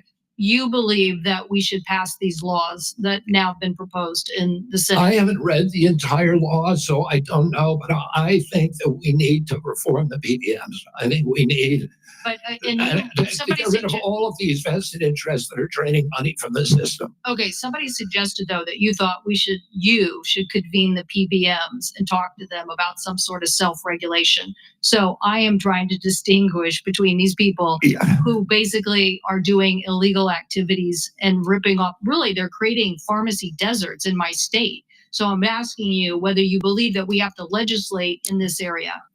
Again, I'm not being evasive. I just don't know exactly what the law says. I met with the PBMs. I met with pharma. My job is to meet with all the stakeholders. I've been meeting with stakeholders for 40 years. People I was suing, you want to hear from the other side. Well, that doesn't mean I would let the PBMs write their own ticket. I think I support the efforts of this committee to come up with bipartisan legislation. President Trump wants to get the excess profits away from the PBMs and send it back to primary care, to patients in this country, to high quality health care. I'll ask you for the record, since my time's expired, to look at the legislation that came out of the Commerce Committee that defines the legal activities that they are doing to drive up prices, and get us an answer for the record. Thank you, Mr. Chairman. In principle, I support that legislation. Thank you. And let me just tell you the list as we have to move forward to the ending here. Senator Lujan will be next, followed by Senator Marshall, Senator Warnock, Senator Smith, Senator Young, and Senator Welch. And let me say again, Mr. Chairman, this is a matter of such importance. A number of my colleagues would like a second round, and I think it would be important to offer, say, a modest amount of additional time to get into this on both sides. I know I have some questions. I want my colleagues to have the opportunity to raise their concerns as well. Well, I've said, as I have indicated to you, Senator White, and I'm not going to do a second round. I have been very generous with the senators. I think almost every single senator has had 7 minutes at least. And I will give you a second, as is our practice between the two of us. I'll then divide my time up with my colleagues. Okay, you are welcome to do that. Thank you. Senator Lujan. Thank you, Mr. Chairman. Mr. Kennedy, when we met, you stated to me that it is not your goal to take away programs that work for Americans. Do you stand by that statement? Yes, Senator. Mr. Kennedy, do you know how many Americans rely on Medicaid? It's about 72 million plus the 7 million kids who are on chips. Appreciate that, 72 million. Yes or no, is it important that expectant mothers and newborns have access to health coverage? Is it important that expectant mothers and newborns have access to health coverage? Absolutely, Senator. Mr. Kennedy, do you know how many babies born in this country are covered through Medicaid? I would guess, I don't know the answer, I would guess about 30 million. I have it, Mr. Kennedy. About 41% or 1.4 million babies births are financed by Medicaid, according to the National Center for Health Statistics. Yes or no, do you believe that Medicaid is a critical program? I believe that Medicaid is a critical program, but that it's not working as well as it ought to be. And President Trump has asked me to make it work better, that most Americans are not happy with it. The premiums are too high, the deductibles are too high, and everybody's getting sicker. Too much money is going to the insurance industry. I have a series of yes or no questions. They're pretty simple. because you heard we're not going to get a second round of questions, I ask for your indulgence to be able to get through them yes or no. In New Mexico, as you know, Medicaid is often measured state by state. It might surprise you if you look at some of those surveys. In New Mexico, the response was 90% of New Mexicans on Medicaid report satisfaction getting care, 80% getting specialist care, 85% getting urgent care, 95% ease of filings out of focus. Not to pick on any one of my colleagues, but in Louisiana, 86% of people on Medicaid are satisfied with their interactions. 83% are satisfied getting care. 85% are satisfied getting specialized care. 82% getting urgent care. I can go on state by state, but we don't have the time today. Yes or no, do you support cutting Medicaid or reducing, and especially in an area where you and I spoke about with the federal investment in Medicaid, which is known as FMAP? President Trump has not told me that he wants to cut Medicaid. He's told me to make it better. Do you support cutting, yes or no? Let me ask you this way, since it's only about President I support Trump. making it better, Senator. If President Trump asks you to cut Medicaid, will you do it? Oh, it's not up to me to cut Medicaid. It would be up to Congress. Oh, and You don't I'm going to work. I'm going Sir, to work. Mr. Kennedy, you don't want to answer? I'll move on. Do you know how many states will end? Mr. Chairman, if I may pause my time. So I understand that people are getting asked to leave if they stand up with signs, but there's a lot of other as well, Mr. Chairman. So it needs to be extended to everyone. As Mr. Kennedy said, we should respect each other when we have a difference of opinion. We're just trying to do our jobs here and trying to ask questions. That's all. And that's all I'm doing with Mr. Kennedy, folks. So Senator Lujan, you are right, and I ask the audience to please be respectful. Thank you, Mr. Chairman. I appreciate that very much. Mr. Kennedy, do you know how many states will end their Medicaid expansion if the federal share of Medicaid drops? Well, there's 40 states that have signed on to the expansion. So, it's a smaller number. So it's 9 states would quickly have to end their expansion because of the laws that they have.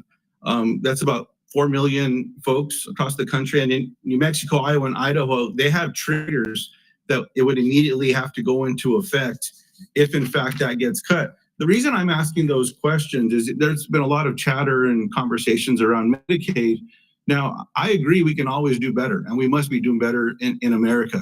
But Medicaid has been shown to improve health outcomes, including mortality, quality of life, and access to preventative care as well. And there's some areas, Mr. Kennedy, that you and I touched on specific to Native American communities. One of the concerns that I have are these programs matter to folks. You shared your passion about caring for folks. I believed that passion. My question in this area is, as you know, when folks are doing research and they're going to check to see if medicine works on someone, if they're not included in that trial, it often doesn't help them. That's what all the evidence shows. So what are you going to do when programs are eliminated to require the inclusion of Native Americans in clinical trials when it comes to life-saving medicine? I'm going to do everything I can to make sure there's Native Americans in clinical trials. As I said to you when I visited your office, I spent 20% of my career working on Native issues. My family's been deeply involved with them. My father and uncle were big critics of the Indian Health Service, failure to deliver good health results or health care on the reservations. I'm going to bring a Native in for the first time in history into my central office, that all the major decisions in my office will be that he will have it. He already interviewed a candidate, a very, very good candidate, will have direct impact on all the major offices. One of my priorities is I appreciate that. I have a follow-up in that space specifically. Will you commit to finalizing the congressionally mandated FDA guidance to increase clinical trial diversity? Just repeat that again. I'm sorry. Will you commit to finalizing the congressionally mandated FDA guidance to increasing clinical trial diversity? Yes. I appreciate that. Will you commit to reinstating all of the pages that were eliminated and people that were fired from this administration that have this responsibility? I cannot commit to that because I don't know who they are. Well, there's I'll some commit folks to out there working with you to make sure Mr. Kennedy, those positions are adequately staffed. I will follow up in writing in those specific areas because I think there's some commonality here, but answers matter. And so I'd like to get those as timely as possible. The last thing, Mr. Chairman, that I'll say is one of the conversations I had last before this hearing was with a family that I've been working with to work with my Republican colleagues when it comes to autism and federal programs and making a difference in these families' lives and this little girl's life. What I'm asking now, Mr. Chairman, is unanimous consent to enter into the record an article from Autism Speaks titled, quote, "Do Vaccines Cause Autism?" End quote. And I'll note that the first sentence states, quote, "Vaccines do not cause autism," end quote. Thank you. I yield back. Without objection.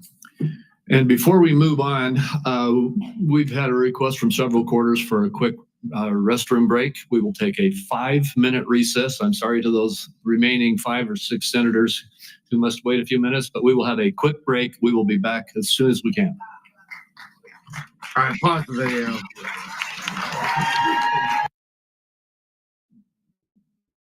What fucking, can we just talk about what fucking clown show our government is? I think the most absurd example, like in a funny way, is Bernie Sanders. Do you support the onesie? Like what in the ever-loving Curb Your Enthusiasm is going on, Bernie? What are you effing doing? I want to point something out, though, because I think it's exceptionally disgusting. These Democrat senators keep taking advantage of Bobby Kennedy's speaking impediment in order to interrupt him and prevent him from answering their questions. Right? So the moment his voice breaks even for a second, boom, right? They're interrupting him and moving on to their next like ridiculous attack or out of context statement or whatever else it is. Particularly disgusting is Senator Facelift from Oregon. Like what a flaming freaking douchebag. Senator Whitehouse from Rhode Island grandstanded for 5 fucking minutes and didn't ask even a single fucking question, but demanded that Bobby Kennedy support forced mandatory vaccinations. We got a big problem with these fucking Democrats and some of the Republicans. I'm worried about Senator Cornyn and him backstabbing us. That's one of the takeaways. We need to definitely keep pressure on Senator Cornyn. I don't know. Something about his presentation made me feel like he's going to stab us in the back again. Go ahead, Commander. I'm with you, Dustin. This stuff disgusts me. Listening to them, I could never be a Republican senator because I would just tell them to GFY to their face. I wouldn't be able to, the Senate is supposed to have this decorum and they're supposed to be above it all. And they're just the scummiest. This is the best our country can do. These senators represent millions, tens, almost hundreds of millions of people. And this is the best we can do. It's really a sad day for our country.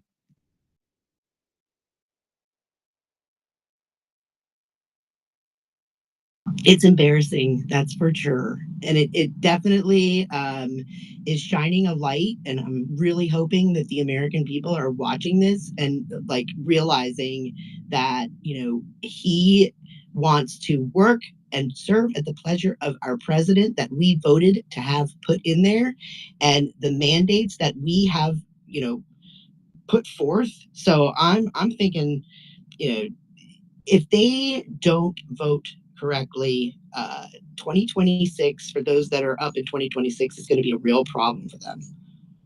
Well, yeah. So, Sorry. That's okay. Like I know, like now we're the ones who are limited on time, right? Because they're taking a little potty break. They're anyway. I won't. I just wanted to say, to Kim's point, you know what? He is really threatening the pharma pimps and the healthcare and the insurance. We talk about the military-industrial complex. The discretionary budget that Congress can affect is less than like 15%. Everything else is these mandatory fundings, and a big part of that is healthcare and medicine and FDA-related stuff. And so he's really going to go after the bottom line, their pocketbooks. And that's really what this is all about. It's about corrupt, evil money. No, and who they actually serve. And I swear, and I've gotten this from a couple of people in my chat, you can see some of the demonic manifestation with some of these senators when they start diving into this. Like straight up, Wyden looks blanked out like several times, like watching the video, like eyes blacked out. Tell you, like, I don't undercut the fact that there is like some demonic stuff going down with some of these bastards. It's insane. We also had protesters interrupting. We haven't seen a lot of that yet with other nominees, which tells you that like the astroturfed left sees Bobby Kennedy and MAHA as particularly a threat. I think overall RFK is doing a great job. He's mostly held it together. The only time I saw him like starting to get a little frustrated was with Wyden's bullshit, and I think it's completely understandable. And it's just such a joke that like part of our process, I guess it's fitting, right? But like in order to serve government, you have to go before this panel of shrieking shrews and corporate-owned puppets and keep your cool as they absolutely. Okay, we're back on. Let's go. Committee will continue and come out of recess and go back into session. Before we go to you, Senator Marshall, I'd like to just tell everybody the remaining list: Senator Marshall, Senator Warnock, Senator Smith, Senator Young, and Senator Welch.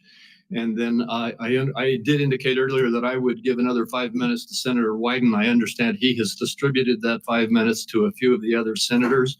So we will have a few more quick questions, and then we will proceed. And I would like to thank the audience again. I know we had a couple of outbursts earlier, but I want to thank the audience for being respectful and encourage the audience to continue to be respectful as we conclude the hearing.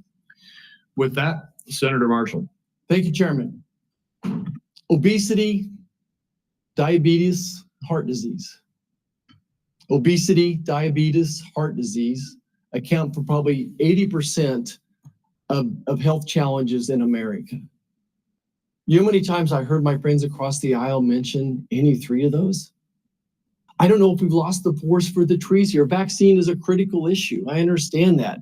I don't see how Mr. Kennedy's position could be any more clear that he's going to support the vaccines, he's going to support the science and empowerment to parents and their doctors to make these choices. 60% of Americans have a chronic disease, that there's an epidemic of chronic diseases across the country. And this Make America Healthy Again movement is palpable to me. It started on the campaign trail in 2020 when moms I'd never met, that never involved in the political process, came up to me and said, look, I want to make these choices about my children with my doctor, not the federal government. That it's a very real thing. Moms, dads, grandparents across the country grab me and say, look, why do 20% of our children now, why are they on a prescription drug? So, Mr. Kennedy, what is your prescription to help make America healthy again? What's your vision? What does that look like to you? Thank you, Senator Marshall. We're having epidemics of all these chronic illnesses, autoimmune diseases, neurological diseases, allergic diseases, obesity. When my uncle was president, 3% of Americans were obese. Today, 74% of Americans are obese or overweight. No other country has anything like this. In Japan, the obesity rate is still 3%. And epidemics are not caused by genes. Genes may provide the vulnerability, but you need an environmental toxin. Oh, something is poisoning the American people. And we know that the primary culprits are changing food supply, the switch to highly chemical intensive processed foods. We have 10,000 ingredients in our country, in our foods. The Europeans have only 400. If you buy McDonald's French fries in our country, there's 11 ingredients, my understanding. In Europe, there's only 3. If you buy Fruit Loops in our country, they're loaded with food dyes, with yellow dye, red dye, blue dye, and many other ingredients. The same company makes the same product with different ingredients for Canada and Europe. And at age, we don't have good science on all of these things. And that is deliberate. That's a deliberate choice not to study the things that are truly making us sick and are not only contributing to chronic disease, but to mortalities from infectious disease. We need to get a handle on this, because if we don't, it's an existential threat. Our country is not going to be destroyed because we get the marginal tax rate wrong, or because we get one of these culture war issues that we've been talking about today wrong. It's going to be destroyed if we continue down this trajectory of chronic disease. We need to fix our food supply, and that's the number one. Thank you, Mr. Kennedy. Certainly, I share your concern with ultra-processed foods. On the other end of this food chain are my farmers and ranchers back home. Would you just take a second and share your compassion, how you feel about farmers and ranchers, that they respond to the market? They don't dictate the market. They grow what the market is wanting them to grow. And Senator Hawley told me the other day that his brother-in-laws are all farmers. And he said 4 out of every 5 of his brother-in-laws has Parkinson's disease. And that kind of cluster we're seeing across farm country of cancers, autoimmune diseases, obesity, etc.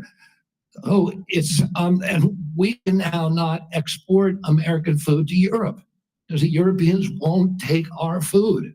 That's not good for farmers. We're also destroying our soil because some of the chemicals that farmers use destroy the microbiome, and that causes the erosion of the soil. You can't get water infiltration. Water pools up and it washes the soil off. Agronomists now estimate that we only have, if we continue doing these processes, only 60 harvests left before our soil is gone. So farmers are using seeds and chemicals that are, over the long term, are costing them and us. And what we need to do is we need to support the farmers. We need the farmers as partners if we're going to make the MAHA work. And I don't want a single farmer to go out of business under our watch. I don't regulate farms. If I'm privileged to be confirmed, I'm not regulating farms. That's under USDA. But I want to partner with all of my decisions with USDA and with the farm community to make sure that we don't lose more farmers in this country, but that we also transition.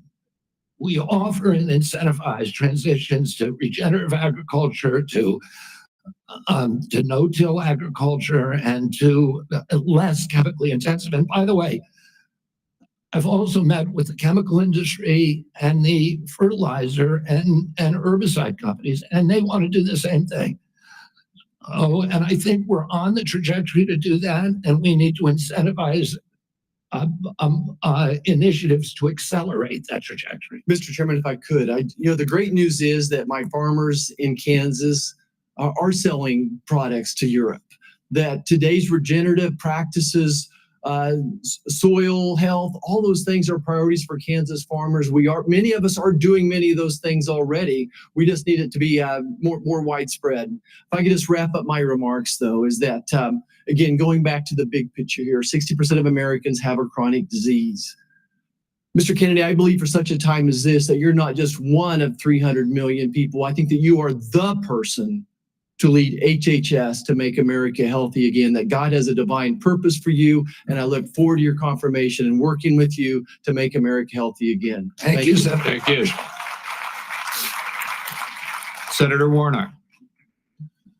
Thank you so much, Chairman Crapo and Ranking Member Wyden. It's great to be here. Mr. Kennedy, welcome. Welcome to you and to your family. Thank you for meeting with me a few days ago. I'd like to follow up, if I might, with some of the issues that we discussed in my office. I want to talk to you first about the CDC, or the Centers for Disease Control and Prevention. I'm proud of the work that the CDC does, proud that it's located in Georgia with more than 10,000 employees in my state. If confirmed, you would be the cabinet secretary over the CDC. Representing HHS, it's about 29% of the federal budget. CDC is a part of that. Do you agree that the CDC's work is critical to Georgia, critical for our country, and the health of the entire world? Yes, Senator. Senator Isaacson, my Republican predecessor, would have agreed with that. Bless his memory. He was a fierce advocate for the CDC, as am I.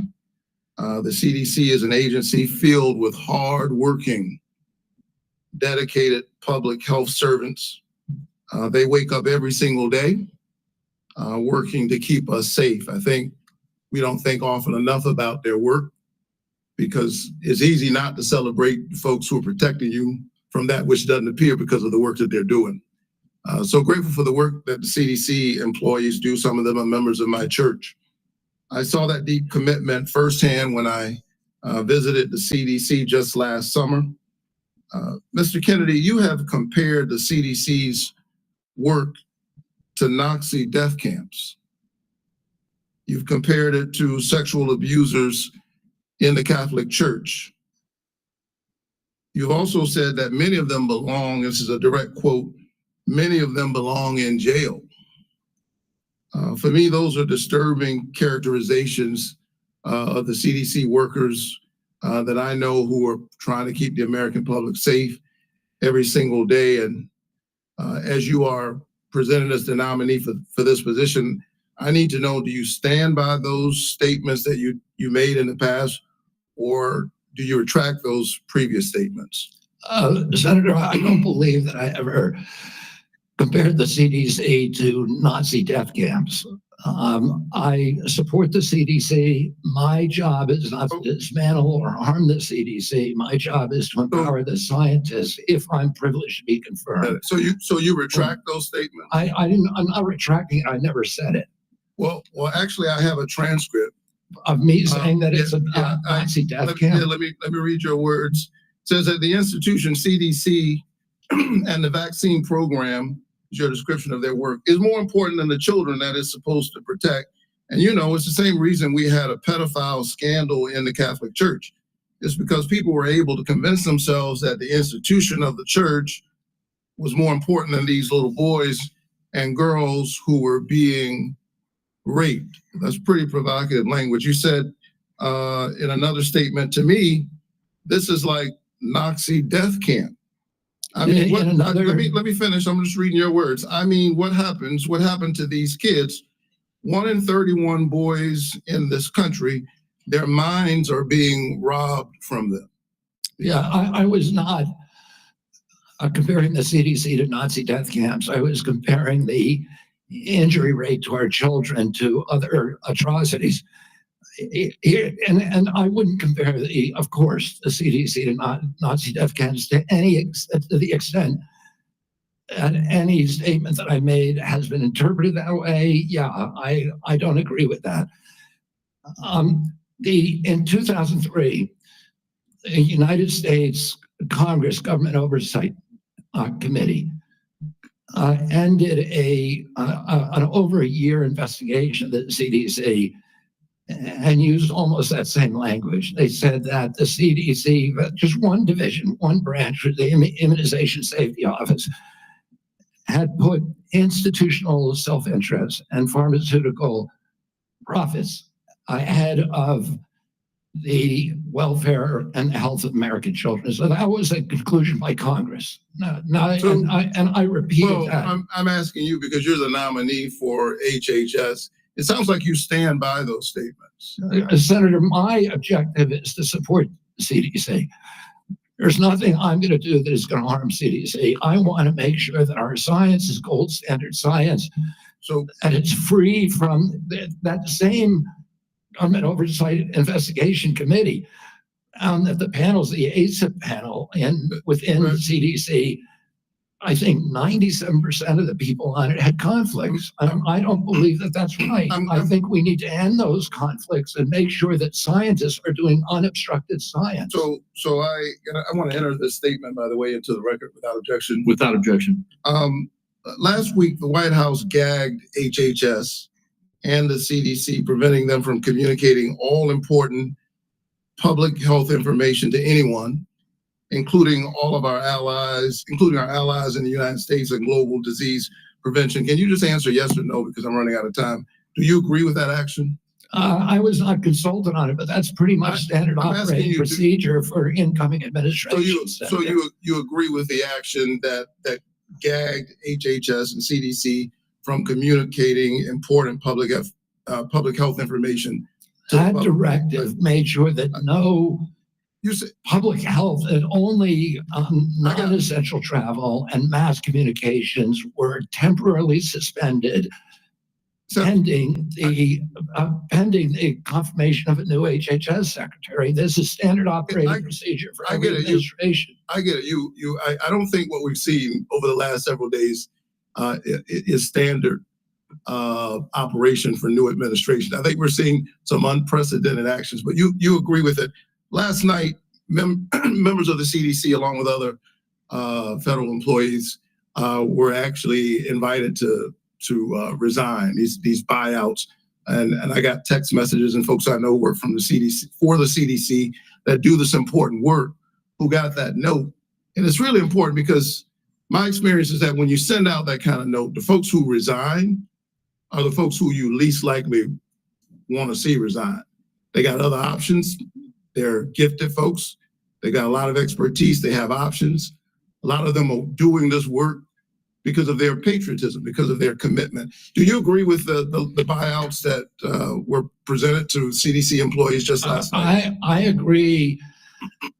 At the vast majority of the scientists and experts at CDC are patriots of good government service. Can you tell me yes I don't think no? anybody's going to resign who's committed to making America healthy. Can you just answer yes? Okay, you agree with the buyouts. In our meeting, I asked you to confirm your support for the Affordable Care Act. You also mentioned that you and President Trump want to fix the ACA by making premiums more affordable. Can you answer me yes or no, as I don't have a lot of time? Did you know that tax credits that help families afford health insurance and save Georgians an average of $531 per month per person are set to expire at the end of the year? Did you know that? I do. We need to move on. Do you support Congress extending these tax credits so that Americans can continue to afford health care? Congress has to make its own decisions about that. My instructions from President Chairman, Trump you're saying I'm running out of time, but I'm having a lot of trouble getting the witness to answer yes or no to a yes or no question. Well, and I've got one more question. You're almost at 9 minutes. Well, I need him to answer yes or no. Yes or no? I'm not going to answer yes or no to a question that's not susceptible to an honest yes or no answer. We need to move on. I think that the fact that you find it difficult to answer basic questions is deeply troubling for me as you present yourself as a nominee to run HHS. Thank you so very much. Senator Smith. I've been in courts all over the country. And prosecutors. Mr. Chairman, you told me I'm out of time, and the witness continues to filibuster even after I said I'm done. Senator Smith. Mr. Chair, thank you. Thank you, Mr. Chair and Ranking Member, and welcome, Mr. Kennedy. So, Mr. Kennedy, I don't have a question for you on abortion. I think that my colleagues on both sides of the aisle have covered this, but I want to say I can respect people who have different views than mine on this issue, but it's hard for me to respect people who won't give a straight answer to what they think on this issue in particular. Mr. Chair, I just want to note that I understand that anti-choice advocates have said that in these hearings, they were looking to hear Mr. Kennedy provide some reassurance that he is on their side, and I'm not hearing that. And I think most Americans are looking for some hint that the decisions that people make about abortion should be personal and private, and they should be free to make those decisions without government interference. And I'm not hearing that either. To make it worse, the answers that you have given tell me that the Trump administration is more than willing to restrict or even ban medication abortion without a single act of Congress, and even in states where abortion is legal. And what is clear to me is that you and President Trump are dangerous to women's access to mifepristone. So having said that, I want to move to a different topic. Mr. Kennedy, I appreciate Senator Cornyn's questions about mental and behavioral health, something that I care a lot about. I know that you and your family have had personal experience with mental health challenges, as have I. And I agree that the mental health crisis in this country is a crisis. So let me ask you, in an interview in 2023 and again in 2024, you blamed school shootings on antidepressants. You said, and this is a quote, "There is no time in American history or human history that kids were going to shoot schools and shooting their classmates. It really started happening coterminous with the introduction of these drugs, with Prozac and with other drugs." So do you believe, as you've said, that antidepressants cause school shootings? This is should be a simple question. I don't think anybody can answer that question, and I didn't answer that question. I said it should be studied. I said it should be studied along with other potential culprits, like so they may cause social media.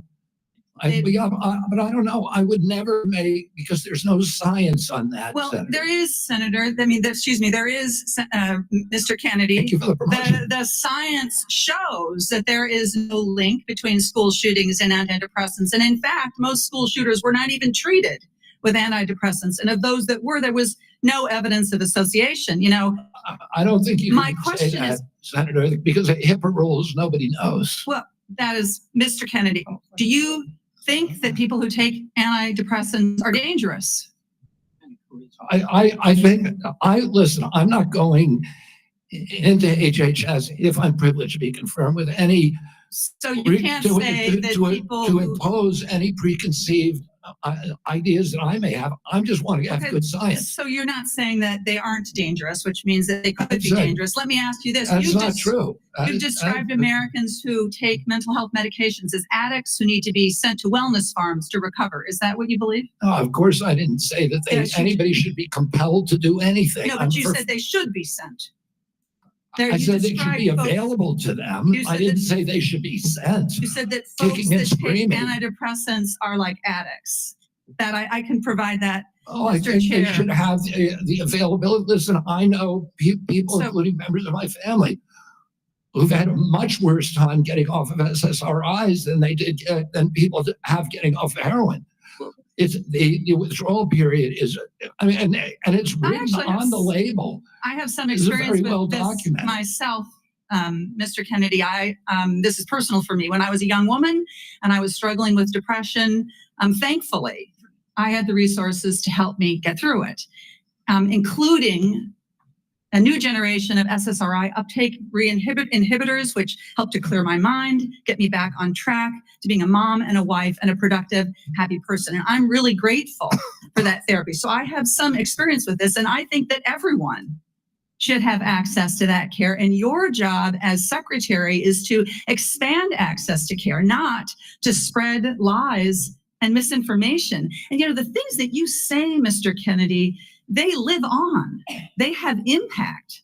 And, you know, we're having this conversation at the same moment that my Republican colleagues are looking to try to figure out how to save money any way they can. And so they want to cut Medicaid. Let's just think about this for a minute, because you're going to be, should you be confirmed, you would be responsible for CMS, which provides mental and behavioral health care to millions of Americans. Close to 40% of folks on Medicaid have a behavioral health condition. And you would be part of this administration that would be looking to cut Medicaid. So, Mr. Kennedy, these statements that you've made linking antidepressants to school shootings, they reinforce the stigma that people who experience mental health every day face every single day. And I'm very concerned that this is another example of your record of sharing false and misleading information that actually really hurts people.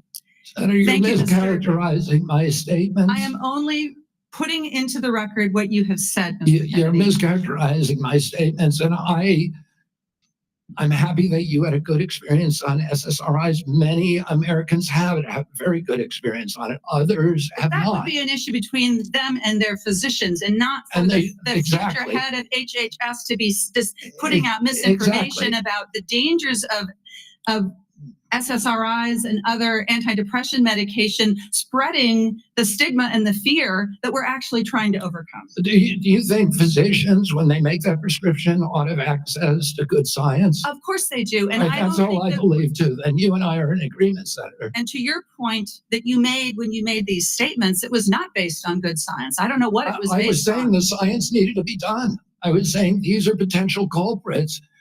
We're coterminous, and I named other things. I said video games. I said social media. I said SSRIs. SSRIs have a black box warning of suicidal, homicidal behavior. Mr. Chair, I will submit to the chair the information that I have about what Mr. Kennedy has said of linking antidepressants to school shootings. Thank you. Senator Young. Thank you, Mr. Chairman. Good to see you, Mr. Kennedy. To follow up on that spirited exchange, in talking with you and reading about your vision for the department, you said one of your goals is to return public health agencies to the gold standard of scientific review. You've alluded to the gold standard a number of times today. So I'm going to give you an opportunity, uninterrupted, but hopefully not too extensive, to tell me and others what you mean by this gold standard. The gold standard means real scientific research with replication of studies, which very rarely happens now at NIH. We should be giving at least 20% of the NIH budgets to replication.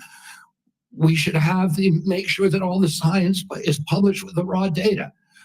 We should make sure that the peer reviews are also published. And I'll give you a quick example.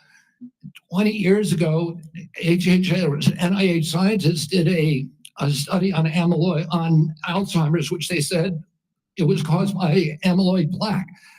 After that, NIH shut down studies of any other hypothesis. 20 years later, we now know that those studies were fraudulent.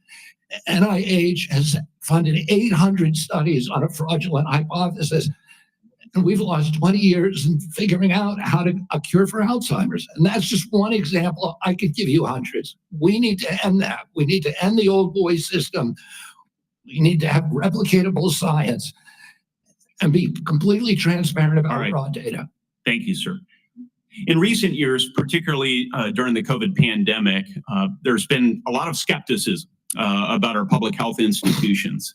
Some of this, I would say, is warranted, but it's now created a pervasive lack of trust from the public that these institutions are acting in bad faith or failing to act in objective criteria, failing, in short, to act in the best interests of the public. If confirmed, Mr. Kennedy, how will you work to regain the public's trust? I suspect it'll take some time in these important public health institutions. I'm through radical transparency.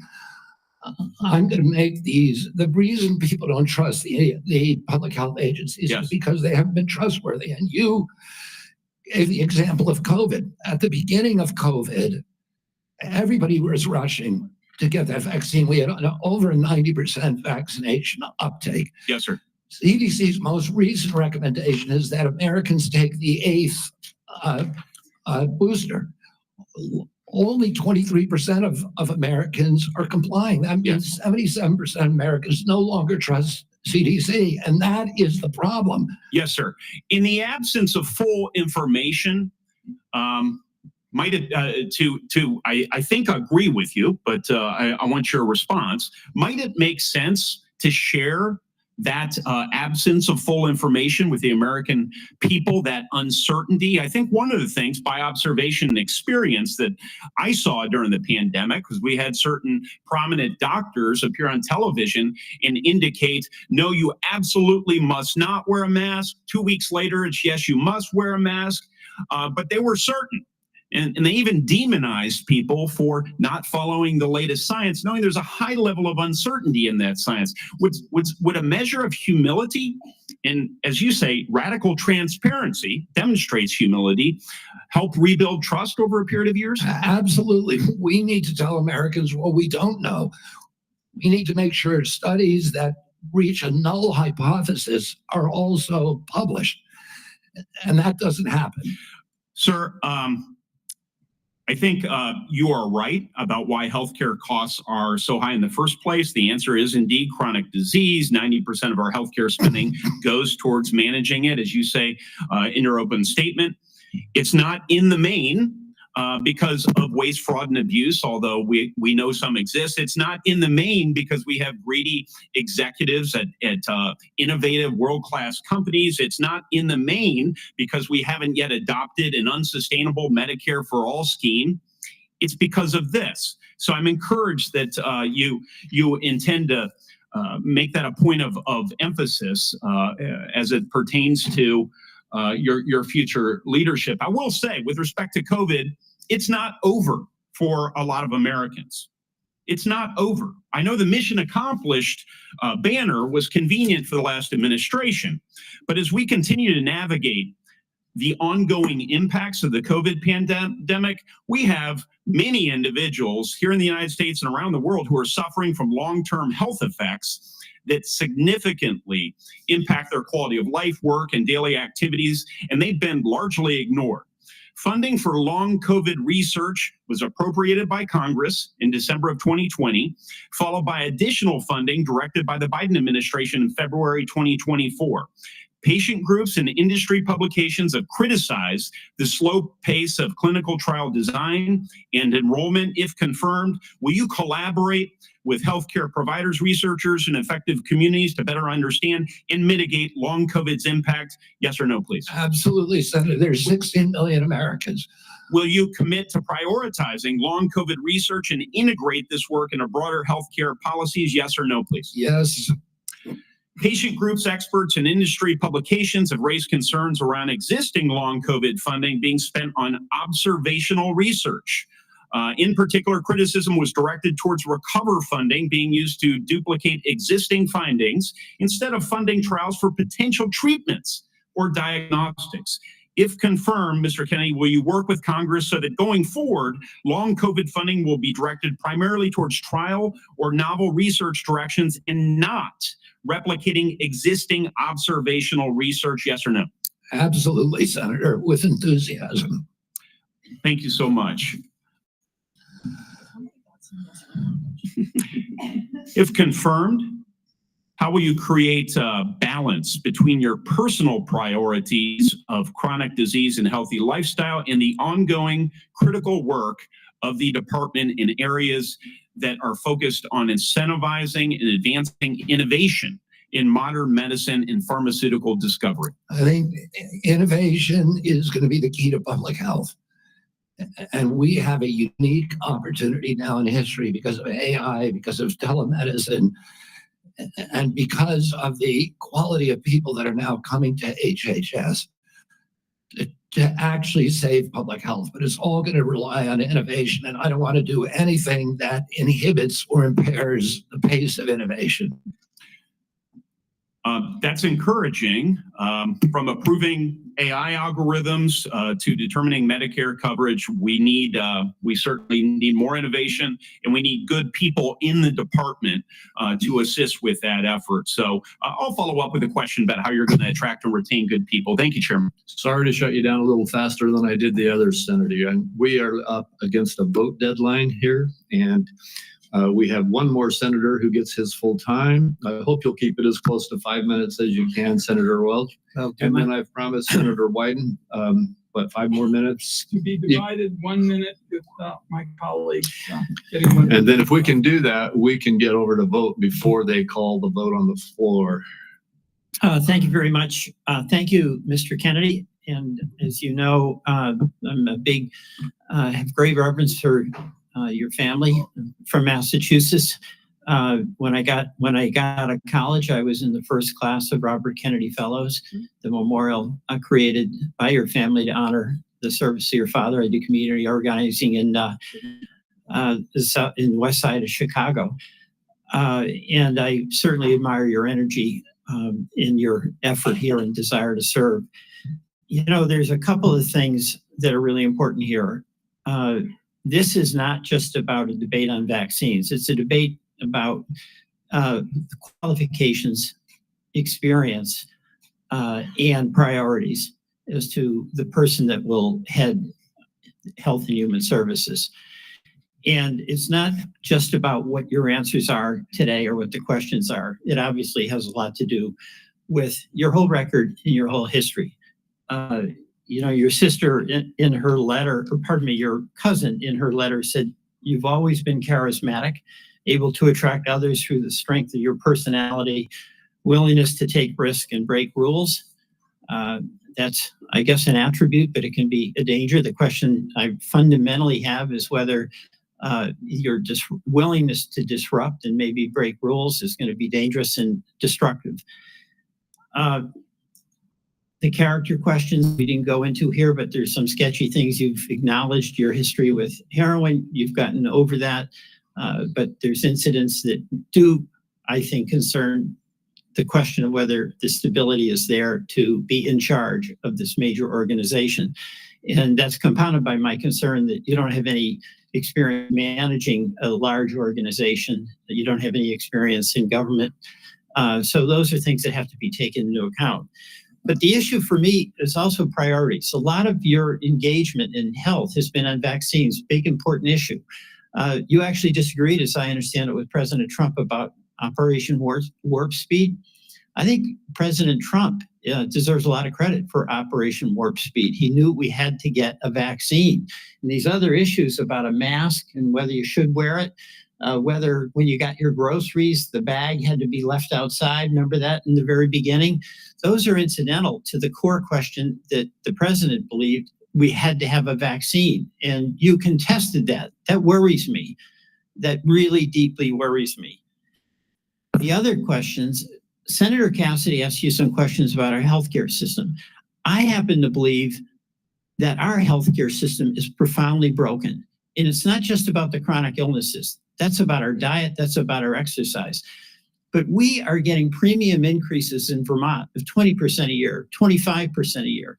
And it's busting the bank for taxpayers. It's busting the bank for our wonderful Vermont employers who care about having health insurance that they can provide to their employees.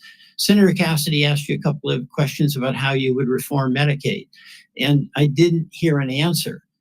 You mentioned that you thought Medicare Advantage was good. You have a good plan. No focus on what an incredible ripoff was reported in the Wall Street Journal by United Healthcare, which was marketing Medicare Advantage and then paying doctors and nurses where they had assignments essentially to diagnose illnesses that didn't exist. So they made billions and billions of dollars.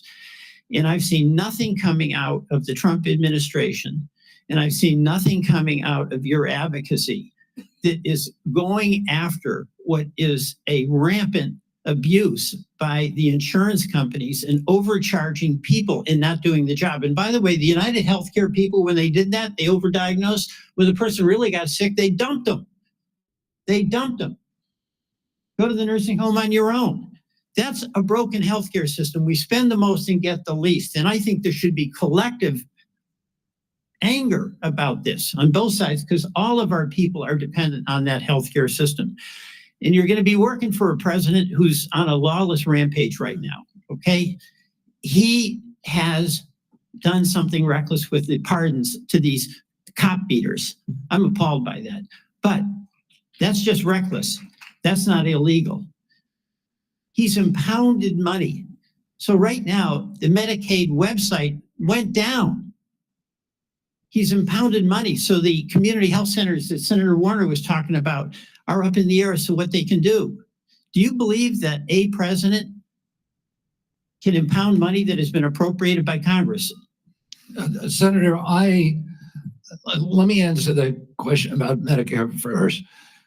I have never defended that program or the rapacious behavior by insurance companies or the PBMs. I understand that's a huge problem. And all right, and I don't have time. I've got to get over to vote. So we can do this. But you've asked me 5 questions. You got to give me a chance to answer one of them.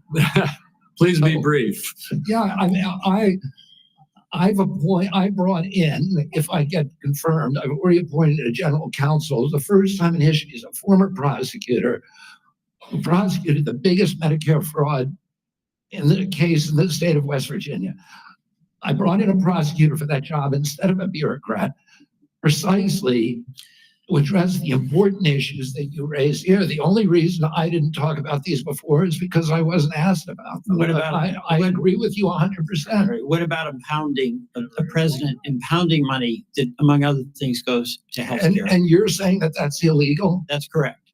Well, my job is to uphold the Constitution. I'm going to take an oath to uphold the Constitution, and I will administer the law and uphold the Constitution.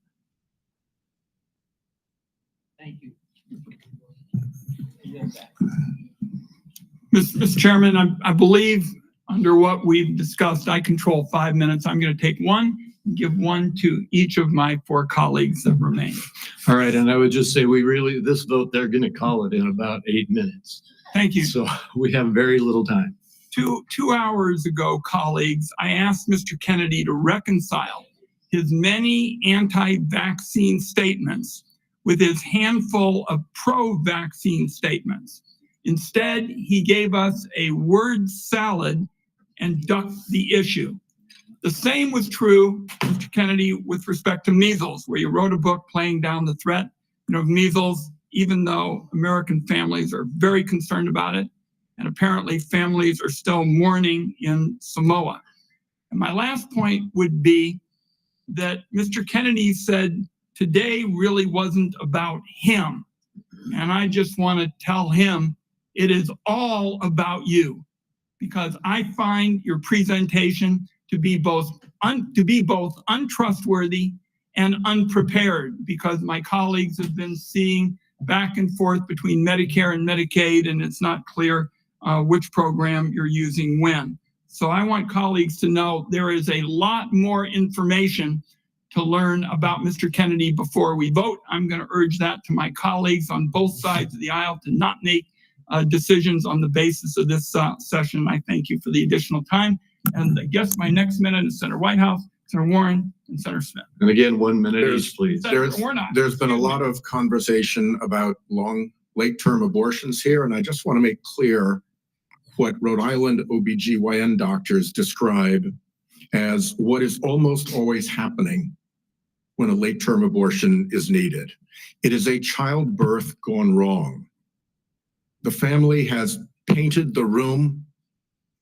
It has bought the crib, maybe even decided on the baby's name, and has gone to the hospital to welcome the new baby into their family in what is supposed to be a happy event. And then things went wrong. Then the alarms started pinging. The lights started flashing. The medical professionals started rushing in. And the question became, who lives and who dies? The mom's life is often at risk, and she may have other children she needs to care for. The baby's life may be at risk, and one or both may die. In that environment, the doctors and the family own that decision. Government has no place in that room at that point. And I think we need to understand, when this late-term abortion gets bandied about, what you're dealing with is a tragedy that is happening to a family who wanted that child and have suddenly been confronted with a moment in which they have to make what is probably going to be the worst decision of their lives. And to try to shove the state legislature into that room is really offensive, really morally wrong. And I just want to make very clear what Rhode Island OBGYNs tell me is the situation when these procedures have to be deployed. Senator Warren. Thank you, Mr. Chairman. So, Mr. Kennedy, I wanted to ask about your role in the 2019 measles outbreak in Samoa. In July 2018, 2 children died immediately after receiving a measles vaccine that nurses had mistakenly mixed with a muscle relaxant. The nurses get charged with manslaughter, but vaccination rates go down. I asked you about this in my office. You told me flatly that your visit to Samoa had nothing to do with vaccinations. We now know that's not true. I have the documentation. You met with the Prime Minister. You talked about vaccinations. You met with an anti-vaccine influencer who described the meeting as, quote, profoundly monumental for this movement. So what happens? Vaccinations go down. There's a measles outbreak and children start dying. But you double down. You didn't give up. Just 4 days after the Prime Minister declared a state of emergency, 16 people already dead. You sent a letter to him promoting the idea that the children had died not from measles, but from, quote, defective vaccine. You launched the idea that a measles vaccine caused these deaths. You are a very influential man. In fact, you are called the leader of the disinformation dozen. UNICEF and WHO, the World Health Organization, investigated this. They say the claims are false. It is not biologically possible what you claimed. And yet, ultimately, more than 70 people died because they didn't get vaccines. So my question is, do you accept even a scintilla, just even a sliver of responsibility for the drop in vaccinations and the subsequent deaths of more than 70 people? Anything you do differently? No, absolutely not. There were 2 incidents in which children died in 2015 and again in 2015, it was from the measles vaccine. That's what the New Zealand General Hospital found. The government of Samoa banned the measles vaccine after the 2018. I arrived in July of the next year after the ban had been in place for a year. Mr. Chairman, measles, understanding that you wanted to hold this to a minute and that I don't get to present all the facts and documentation I've got, how about if we just decide to make entries for the record on exactly what the record shows about Mr. Kennedy's participation? And I think he's answered the yes or no question. He takes no responsibility. Senator Warren, we will do that. And Mr. Kennedy, and to all the senators, every senator knows that following this hearing, they will be able to ask you questions off the record and you will be able to put answers back onto the record. So please give that answer. I apologize that we're shutting you off for giving a full response right now. Senator Smith, and we are way over time. Thank you, Mr. Chair. So, Mr. Kennedy, you have said that you want to give infectious diseases a break for about 8 years. You spoke about this with Senator Cantwell.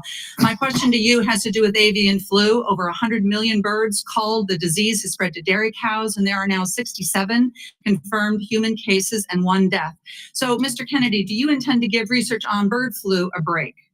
No, I intend to devote the appropriate resources to preventing pandemics. That's a central part of my job. What do you think is causing the avian influenza? I think the H5N1 virus is. So that's good to hear, because in a recent book, I will submit this for the record because we don't have that much time. Mr. Kennedy has questioned the scientific basis for germs causing disease and the power of vaccines and antibiotics. I've never questioned that, Senator. Well, I will submit that for the record. Thank you. Senator Warnock, 1 minute. I like the way you said that to the Baptist preacher. Thank you so much, Mr. Kennedy. Based on our conversations, it's my understanding that you support work requirements in Medicaid. In 2020, President Trump approved a proposal from Georgia state leaders requiring Georgians to jump through a number of onerous bureaucratic hoops and fill out even more paperwork to verify work and get access to health care. I asked this as someone who represents a state that has not expanded Medicaid, federal government, because of this waiver, spent $70 million on Georgia's Medicaid waiver. 82% of that went to administrative costs. The point that I'm making is that the folks that they are insisting need to work, 90% of those folks are working, they are caregivers, or they have a disability. Let me give you one example. A woman I think of all the time, her name is Heather. She's a traveling nurse from Dalton, Georgia, who falls into the Medicaid coverage gap.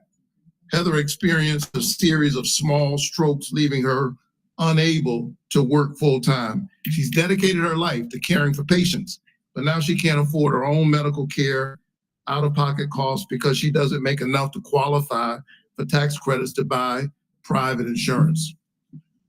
What does Heather need? Does she need work requirements, or does she need access to health care so she can finally get healthy and get back to work? The individual that you described would need health care and not a work requirement. Thank you. Thank you. Thank you. Thank you. And we are done with the questioning now. Mr. Kennedy, I apologize to you, to the audience, and to all of my colleagues to have to rush it here at the end, but we have a vote on the Senate floor that they're going to close in about 3 minutes. I want to thank you for appearing before this committee. You have been accessible to the members and staff on both sides of the aisle of the Finance Committee throughout a rigorous process. And I want the whole world to know that you spent hours in meetings answering questions outside of this hearing and providing documents and responses on issue after issue after issue. You've gone through the most thorough vetting process that any committee in this Congress puts anybody through. And I think that you have come through well and deserve to be confirmed. I would like to remind my colleagues that the deadline for submitting any questions for the record is 5 p.m. today, 5 p.m. today. And Mr. Kennedy, we ask that you respond to those questions as quickly as you possibly can. With that, I'm going to leave you in this room and run over to vote. This hearing will be adjourned. I still encourage the audience to be polite and respectful no matter what side of the issues you may be on. And Mr. Kennedy, I look forward to working with you. Thank you, Mr. Chairman. We're adjourned.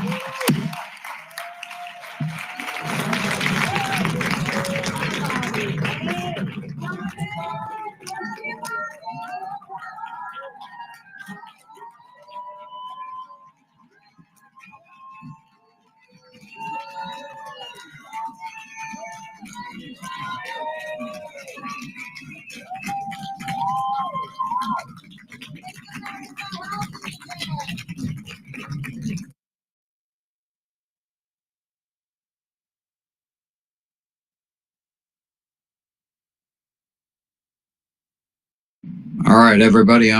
What are we doing? We're doing a Club MAHA after space. Is that correct? Does the Club MAHA account with us right now? Kim, can you hear me?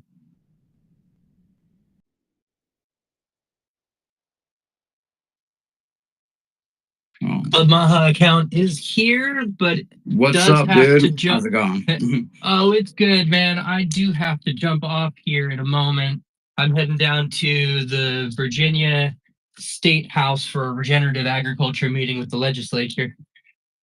Okay, cool. All right. I do recommend we do it after space and get some folks up here talking, if we can, or just keep going here since it's already hosted and open. Well, the thing is, I don't believe our listeners can hear us or see the video, but that's why we pushed everyone to go join the live stream so they could actually hear us on the live stream right now. Okay. But if we open a space, if you want to open it up real quick, we could migrate. I think Dustin already opened there. a space. Up to you. Or yeah, I would let Dustin do it because I can't Okay, host. I'm going to be on the.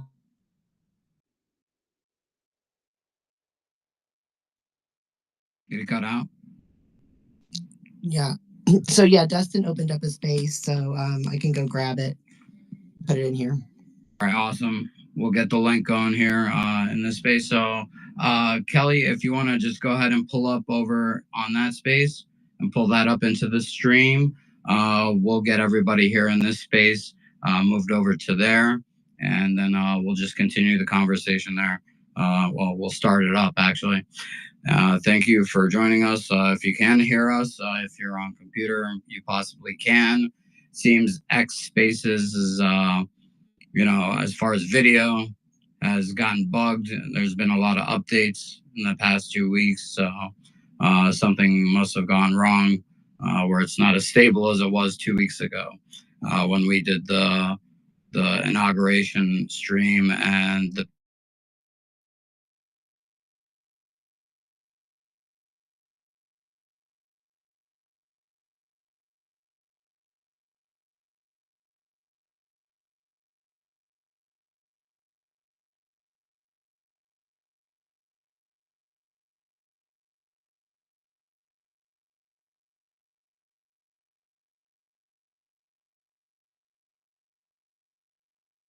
the people taking all of the heat are the U.S. senators who are in their pocket. It is levels of just absolute ridiculous discussion. You guys repost. We realized we had a technical issue.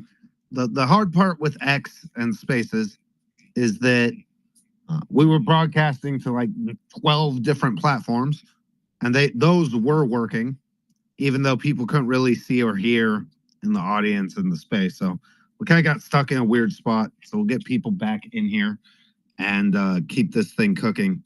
But the way in which any criticism of vaccines or pharma was deemed, and one that stood out to me towards the end was the discussion between one of the shrieking old lady shrews of the Senate and Bobby Kennedy about a possible link between antidepressants and school shooters. Now this is something.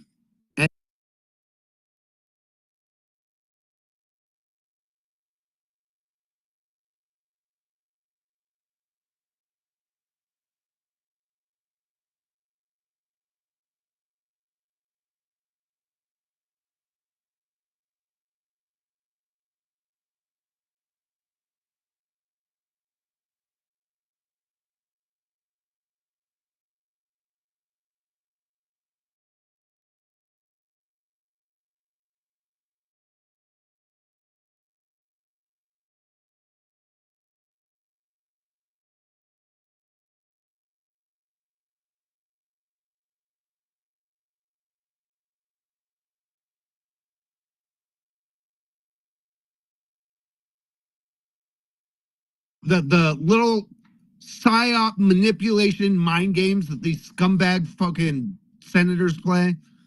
And I want to throw one more thing out there too. And this might not be popular with some of my right-wing homies, but what the fuck are we doing turning this into an abortion issue? What the fuck are we doing making this about late-term abortions, which is 0.00000000?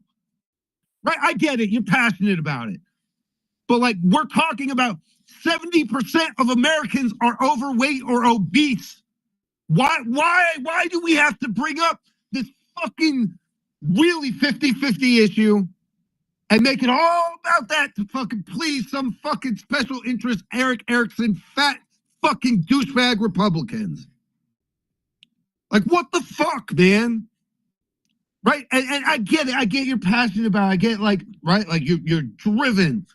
But we spent an inordinate amount of time not talking about chronic illness or vaccine safety or the regulatory capture of these industries and the people who are supposed to regulate, and talking about goddamn fucking abortion again. What the fuck? So I get it. I get it, right? I get your passion, but there's times where we need to focus on the big fucking ticket items that are before us. And Bobby Kennedy and MAHA represent the biggest freaking imaginable issues. Chronic health, overprocessed foods, regulatory capture. By the way, that includes stomping out local small family farmers and businesses at the behest of big international conglomerates like Monsanto. Right? It covers all that. And we spent a stupid, retarded amount of time because of fucking douchebags like Mike Pence who go in and use this as a wedge issue to try to like shave off support. So, I'm just Mr. Stockton, simple yes or no, please. Simple yes or no. yeah. Simple yes or no, like on these again. And the thing about where they're quoting him from is that okay, you go on Joe Rogan for 4 hours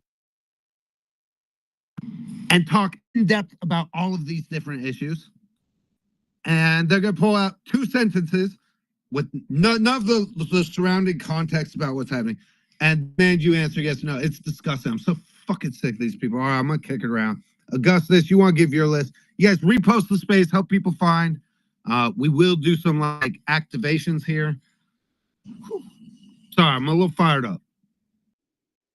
No, I love the energy, Dustin. You know, hearing your passion, I think honestly is kind of what's going through everybody's head. Everybody who's at home, who's not online right now, they're having the same exact discussion. So, you know, let's give Dustin a round of applause, yo. You know, honestly, bro, is that energy, is that fight energy that we need right now. You know, he's walking into a big fucking fight, and he's got to fight, and it's not in his nature. You know, it's not in his nature, and he's used to playing nice, but the gloves are off.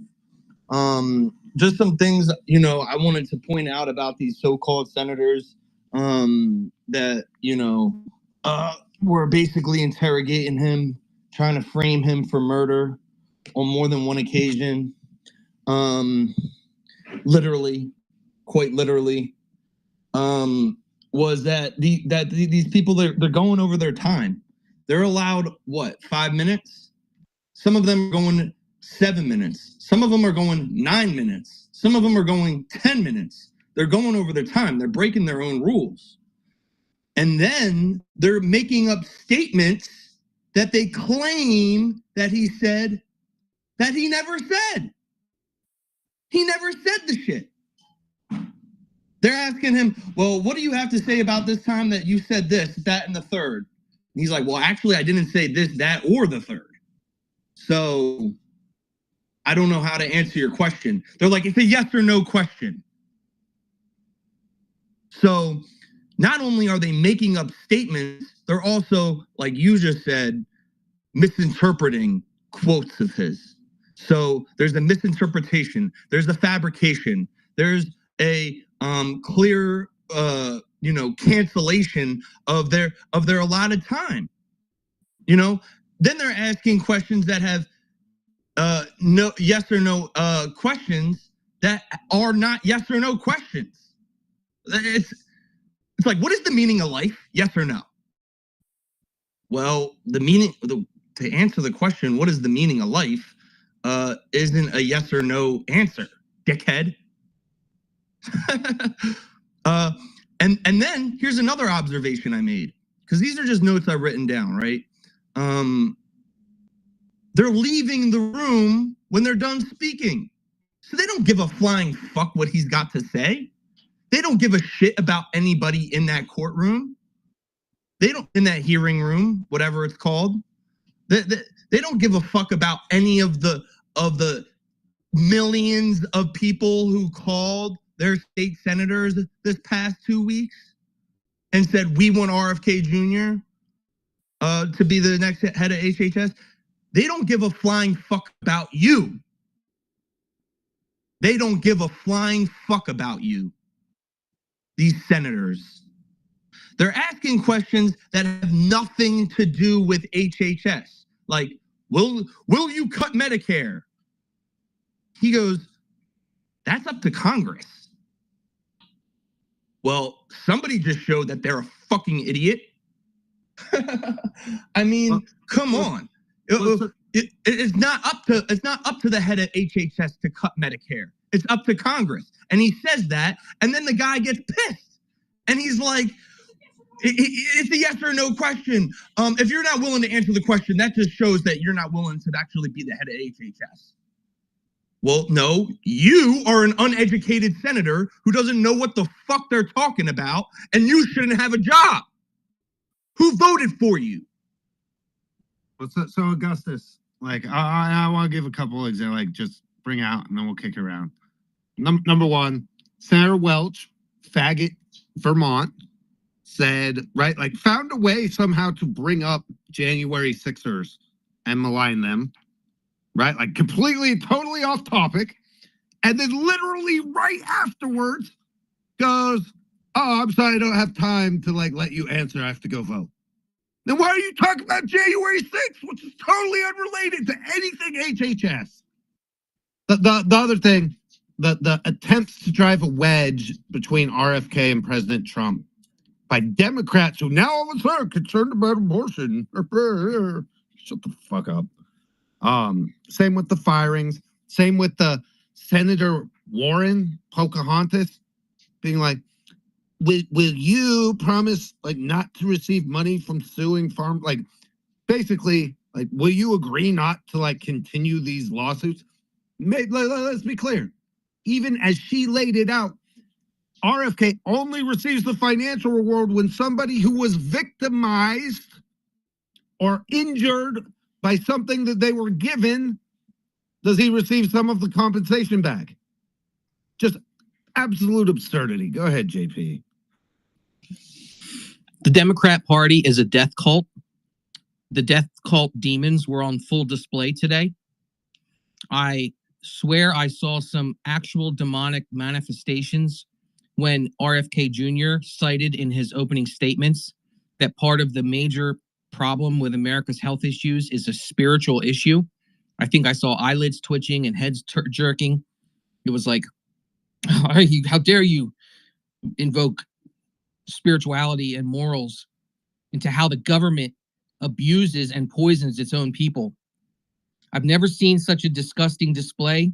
I honestly had to turn the TV off as I'm sitting here working. I was trying to listen in the background. It was getting me so infuriated. I had to shut it off at some points, but I did want to hear Pocahontas and how she embarrassed herself today, which she did. Why can't the Democrat Party oppose people on policy without demonizing them? You cited the J6 issue. Yeah, they had to bring that up because there are a bunch of frauds that are just playing through the camera. Then they brought up a comment that they tried to say RFK compared CDC workers to Nazi death camp workers. Which, okay, so now RFK's a Nazi.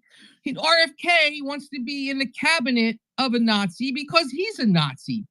These people are fucking insane. They're ugly.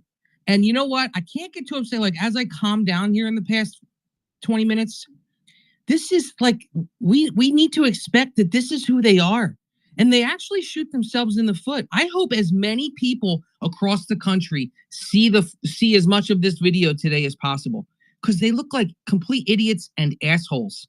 And that's why they lost this last election. And that's why they're going to continue to lose power. And their death cult, which is a death cult mainly because they worship government, and government destroys everything that it controls, including life.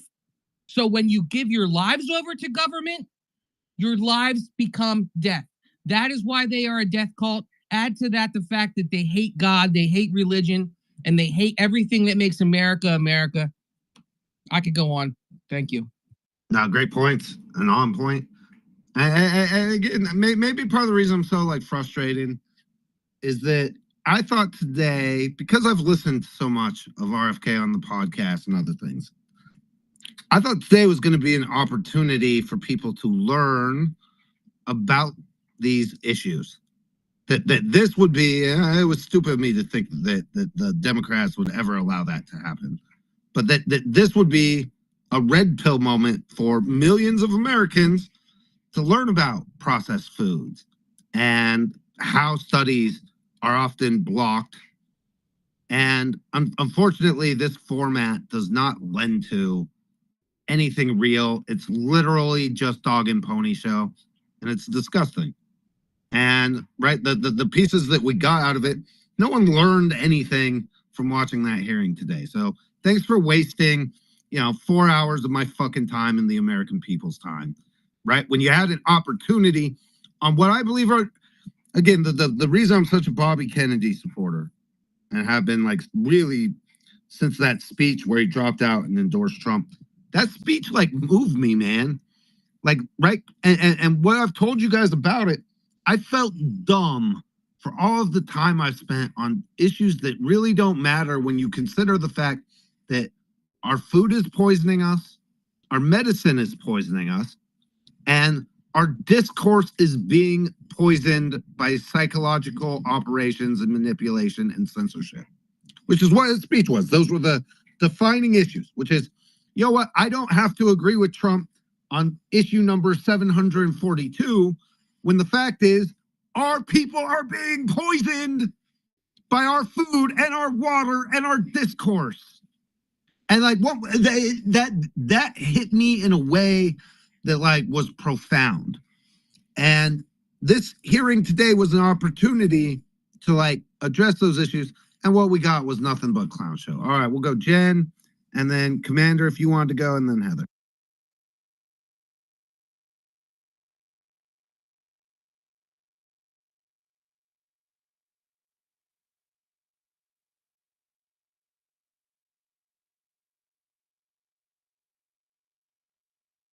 And they're up there yelling about Medicaid and Medicare, but like, do they realize we wouldn't have to use Medicaid and Medicare all that much if people were healthy and actually, getting the proper treatment and food that they need in order to be healthy instead of relying on a medical system that's poisoning them?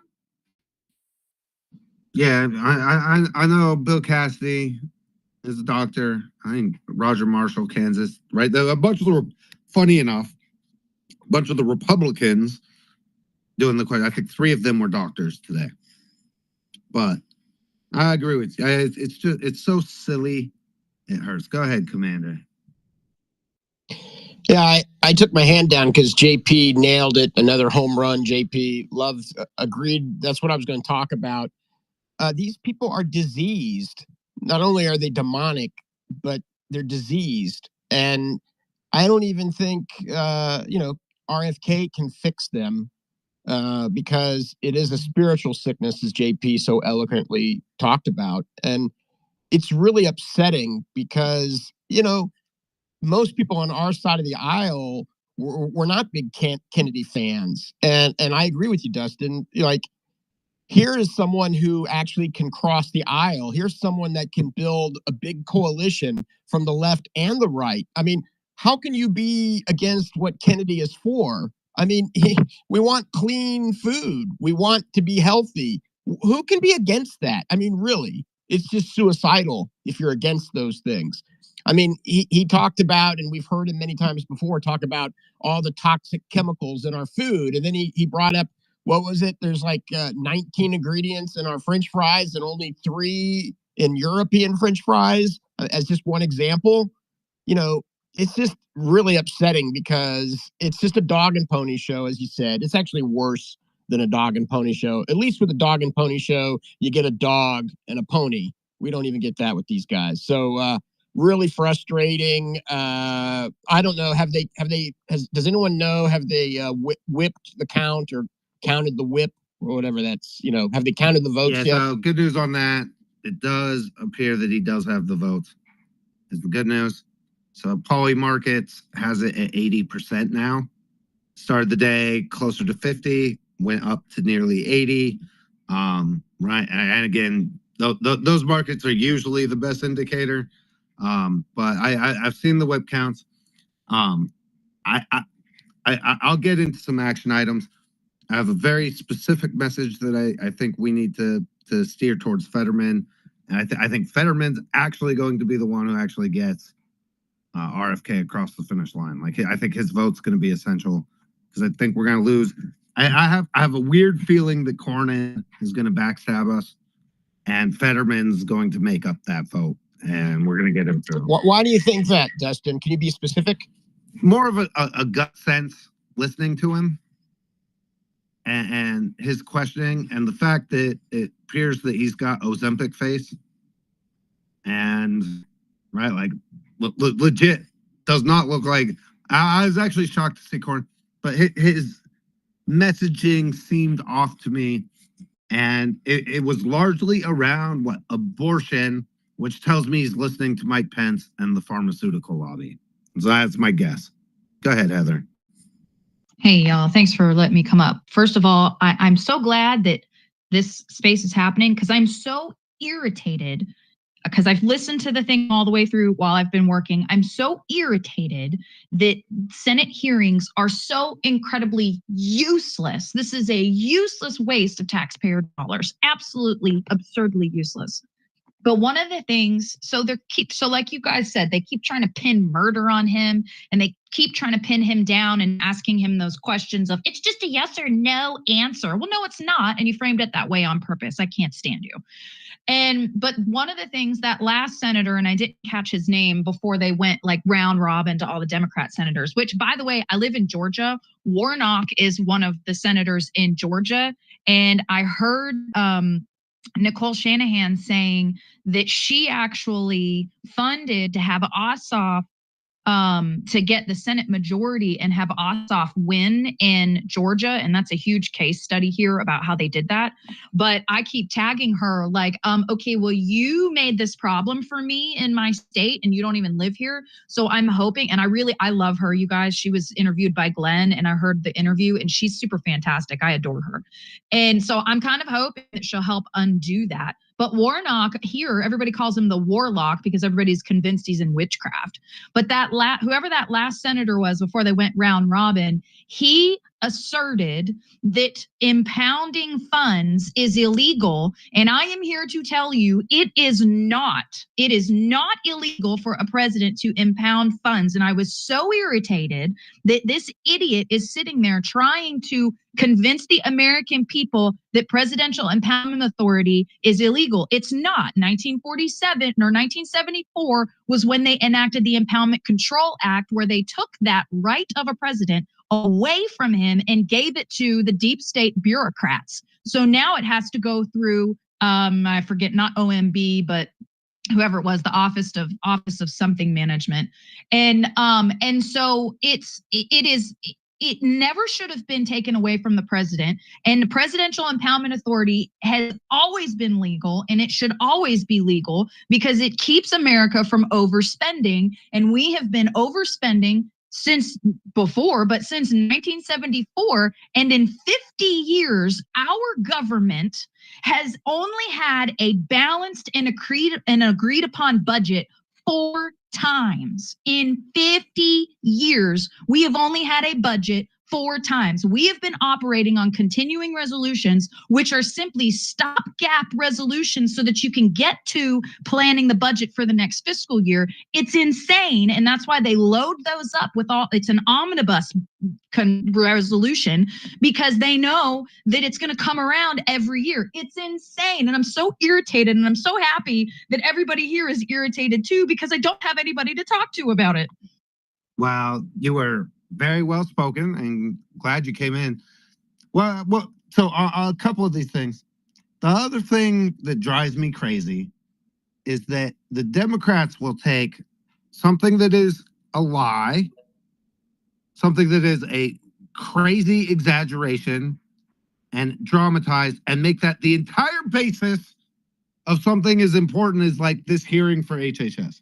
And the example I'll give, you kept hearing them say, like, oh, a temporary, right, the freeze on funding to NIH.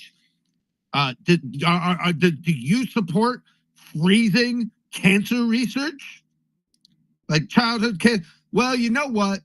Like, oh my God, we paused the funding for a couple of minutes, maybe, right? It's still in debate whether that funding is actually being frozen or not. But even if we, let's say we did for a month, while DOGE goes through and starts cleaning out the budget. Guess what? They've had their entire lives to cure childhood cancer. And if we have to pause to make sure that they're spending money and it's going to the right places, that's not hurting our chances to cure childhood cancer. It's actually improving it so that we're not wasting our money on a bunch of stupid shit. And yet, right, like the implication to these retards is that, oh, well, a freeze on funding, even temporary, means like we're giving up. We like cancer now. Can't we have an adult discussion? And you 100% right on the budget. Also, the Chevron deference. And it's also this whole Democrat thing. Anything that they disagree with is criminal and illegal. And anything they support cannot possibly be criminal or illegal. And we've watched that play out in the courts in ways that are not good. Shout out to everybody watching on Rumble and QUX and Kicked and all of the other platforms. Appreciate you guys being here. Oh, okay. Deep breath, Dustin. Woosah, calm. All right. So, good news is, I think Bobby did what he needed to do under impossible circumstances. And I feel pretty confident that he's going to be confirmed now. There weren't any of the like major missteps. He on a couple of issues, I wish that he had taken it to him a little more. And I think part of the problem was that the Democrats took advantage of his speech impediment. Right? And that every time he would start to elaborate, and if you guys right, like he has an issue with his voice, everybody knows. It's gotten better, but like it causes him to like have these like momentary gaps. Every time that happened, a Democrat senator would like step in and cut him off from being able to finish like his point. And you guys know how frustrated I get when that shit happens to me in spaces. So I thought he did an incredible job of keeping his cool, getting the answers across, and not letting it rattle him. I imagine he's as frustrated as I was, but he did a much better job of concealing it. So I think that's good. We definitely need to keep the pressure on. But and then on Nicole Shanahan, I want to say I love Team MAHA, man. And she's pledged to put money up.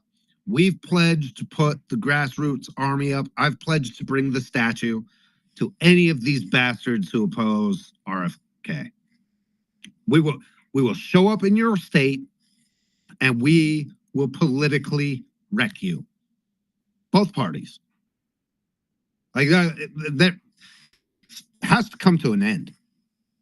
And by the way, Elon's part of that coalition as well. So, right, like we've got the donors now, Elon and Nicole and so many others. We've got the grassroots organization. What's happening here is the populists from the left and the populists from the right realize that we're much closer together than the thieving douchebags that claim to be moderates. Quote unquote title of moderates are the people who want to continue omnibus and continuing resolution spending so that they don't have to be held accountable. That those are the quote unquote moderates because they just want to keep the machine churning in its current form no matter what and don't want to possibly, but they're the people who are doing the work of evil, period. Go ahead, Cheney. Vaccines cause autism. The school shootings and the SSRIs, that is the number one thing next to, like, look at Rachel Levine. She is a cut up science experiment. I can't even believe I said she. And so that is literally what the health of our country became. And all the talks of all the vaccine stuff that was brought up, which the vaccine schedule of the United States is retarded. It's ridiculous. And every single ailment that you and your children have is all from those jibby jabbies. But the idea that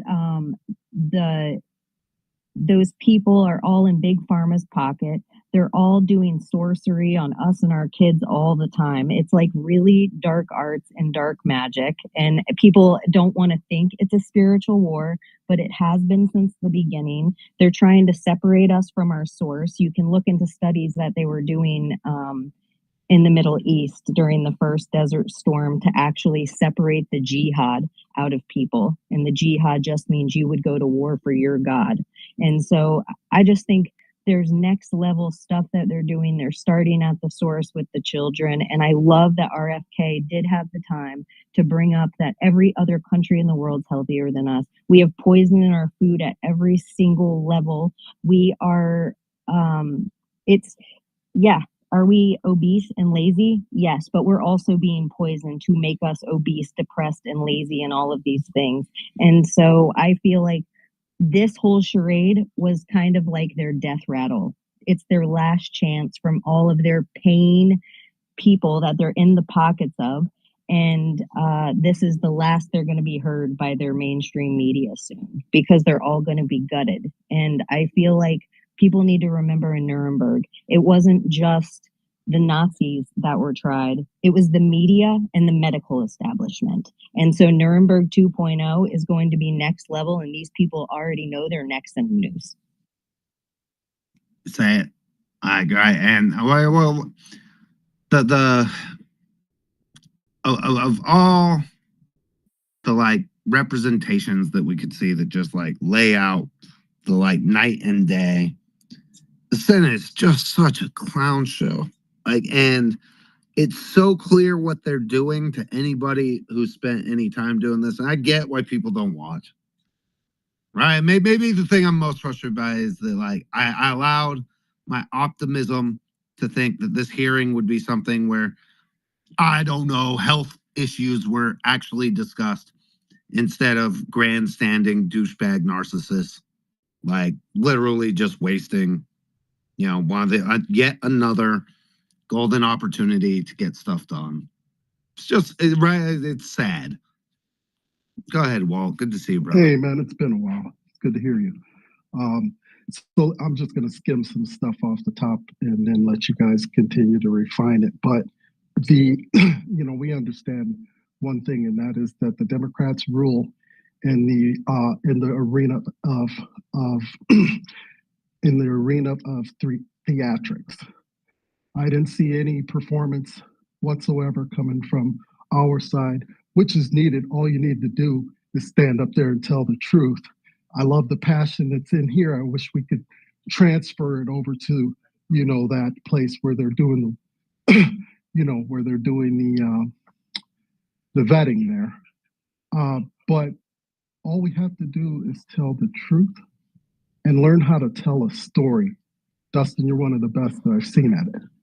And I think we combine those two and we win every time. But the point I'm trying to make entirely right now, I'm at work, so I can't really get into the conversation, but I just had to jump up and make this point.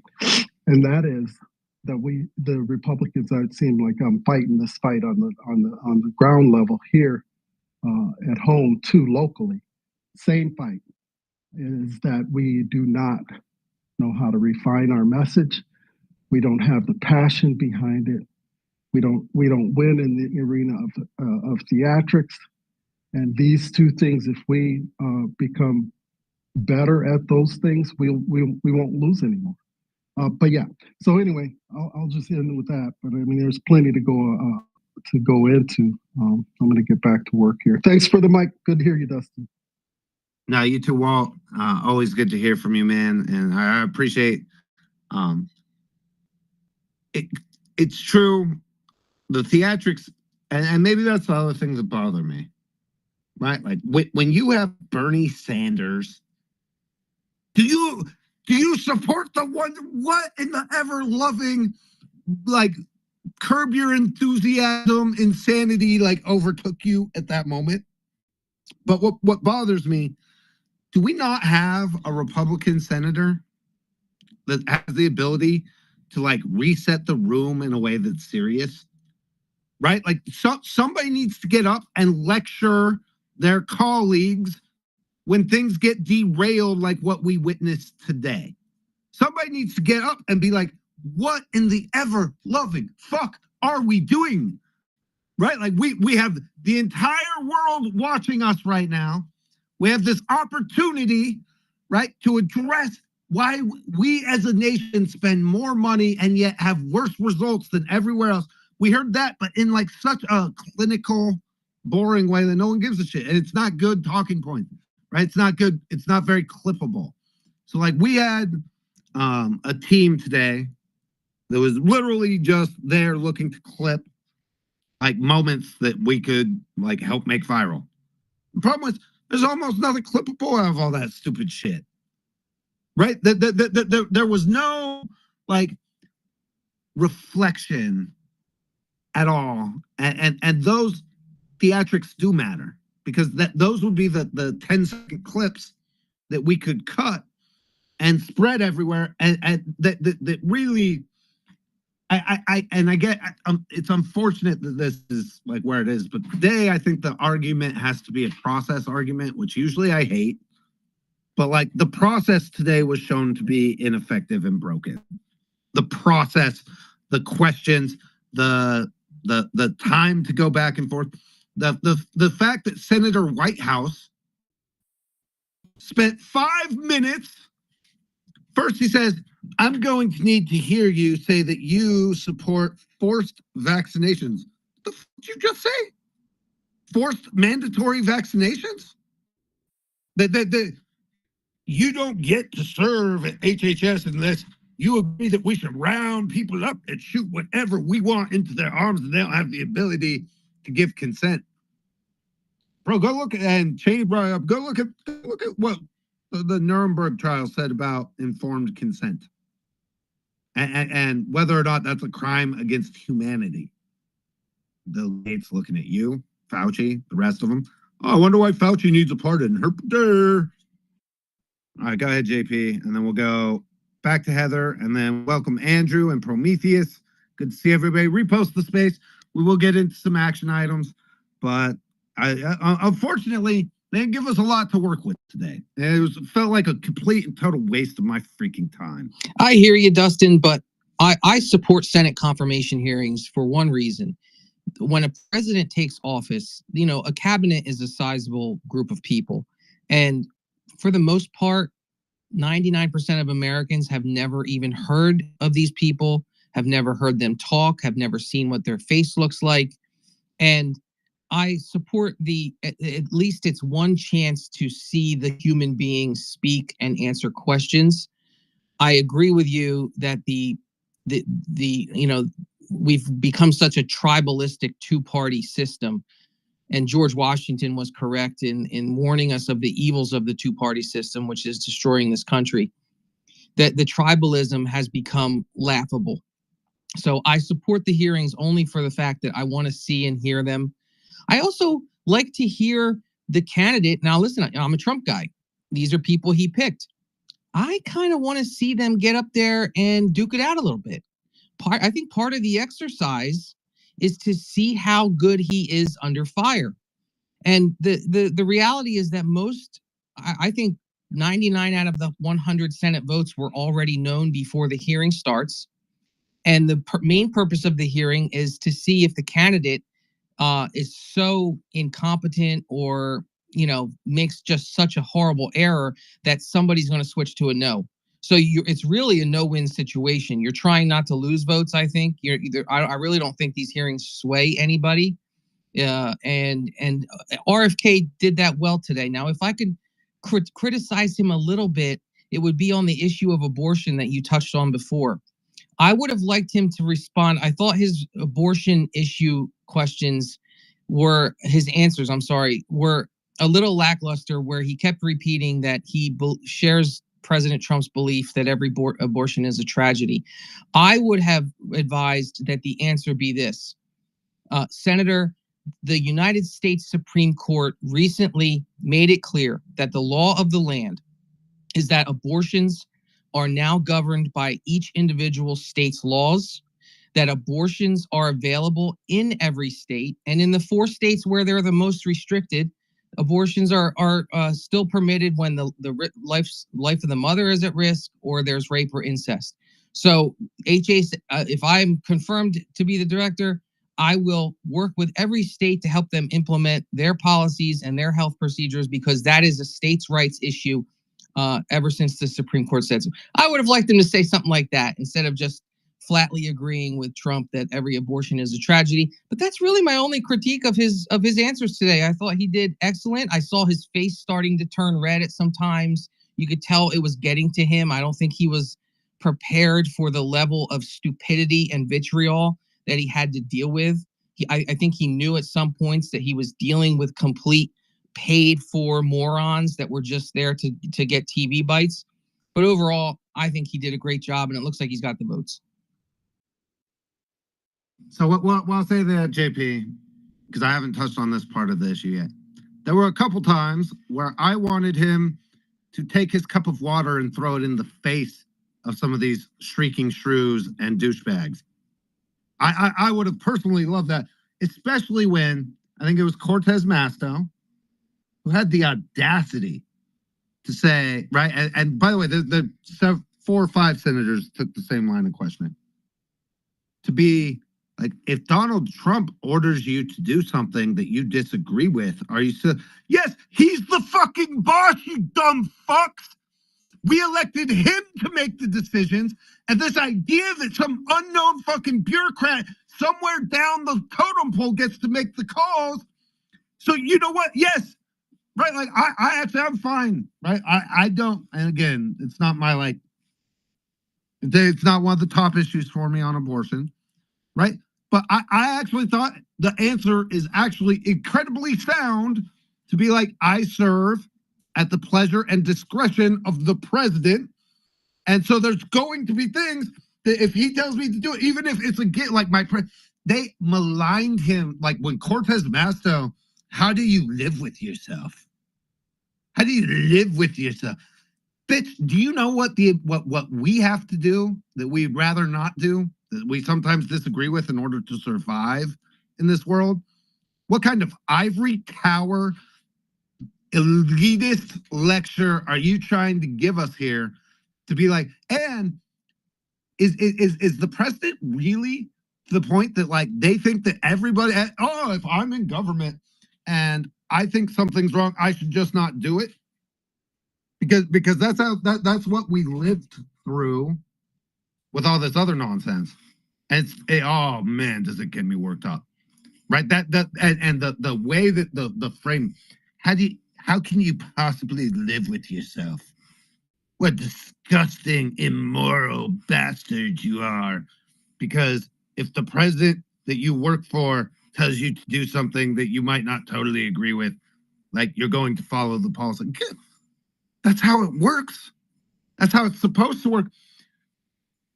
All right, go ahead, Heather. Hey, I just wanted to respond to something that you had said before that I chuckled to myself. You had asked, how come we don't have a Republican senator who can kind of like reset the tone of the room? And part of the reason is because we know how to take a joke. The reason that Democrats are so like that they're like that all the time is because everything is serious.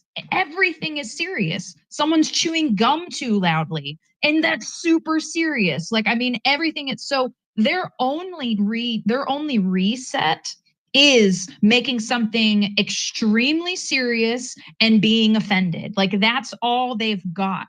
And because, people tend to match energy in however it is, that tends to be what happens. Everybody matches that energy, but it's like, well, they don't know how to take a joke. They don't, everything is super serious and they're, just have to be, we have to get our point across and we have to make sure that that all of America knows that you're a piece of crap. I would also be curious, by the way, and this isn't, I don't really, when I do my research for my articles, I don't really go into like campaign donations, but I would be very curious of which just on this board, the help board, I would be or a committee, I would be very curious to see which ones, even if it's Republicans too, who has accepted campaign donations from Big Pharma. Like that would be that'd be really interesting to see, wouldn't it? Well, so Heather, I will encourage you to watch the MAHA podcast tonight with me, Ian Carroll, and Kyle Kemper. And let's just say I have a feeling that Ian is prepared to drop exactly those receipts on the heads Like we will be going in detail exactly where do you get Elizabeth Warren from your perch lecturing Bobby Kennedy about helping sue pharma companies. I wonder how much Pocahontas is taken from, say, Pfizer and Merck and Bristol Myers Squibb and the rest of them. I bet you it's not zero.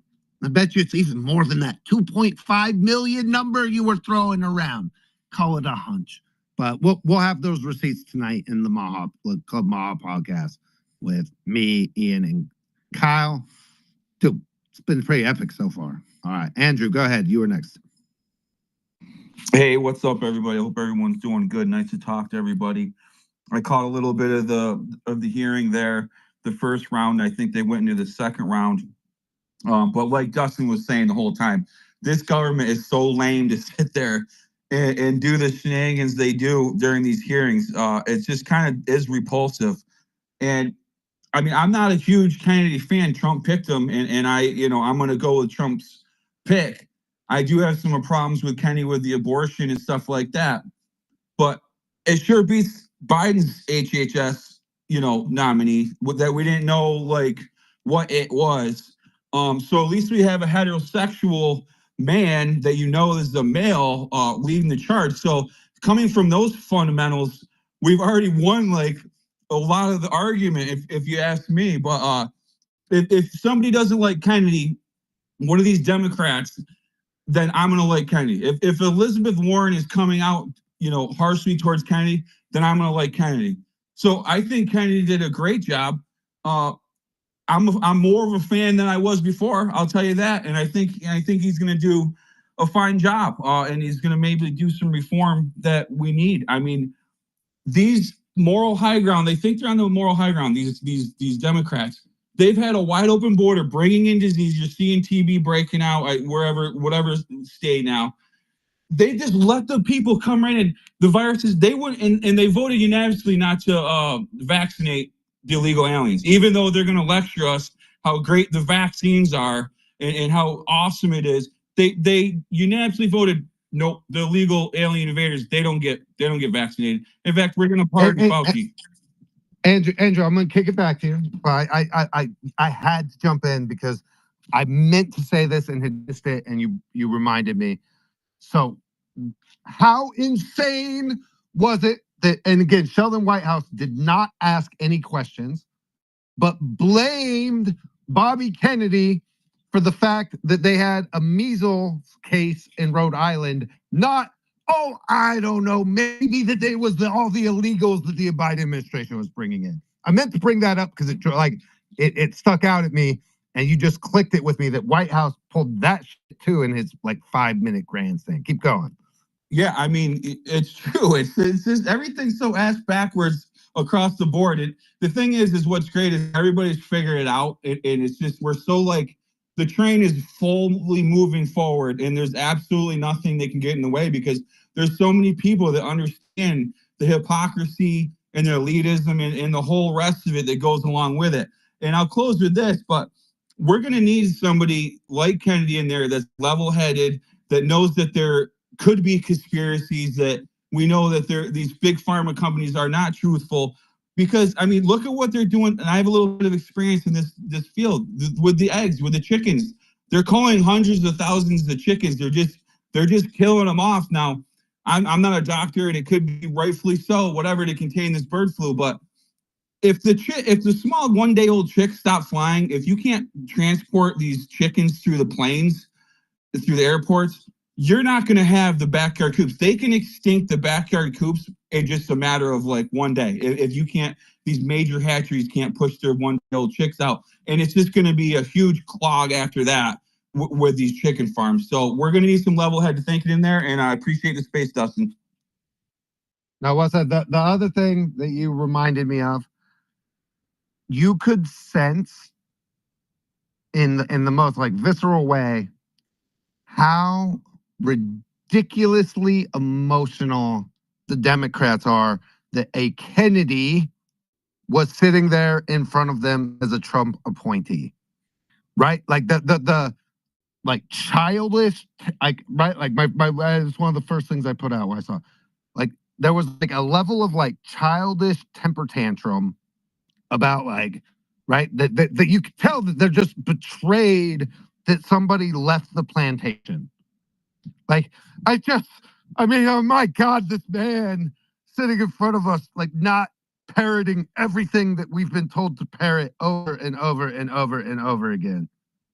And you could sense that emotion, like especially from the low T Democrat senators. Like it was bad. Go ahead, Prometheus.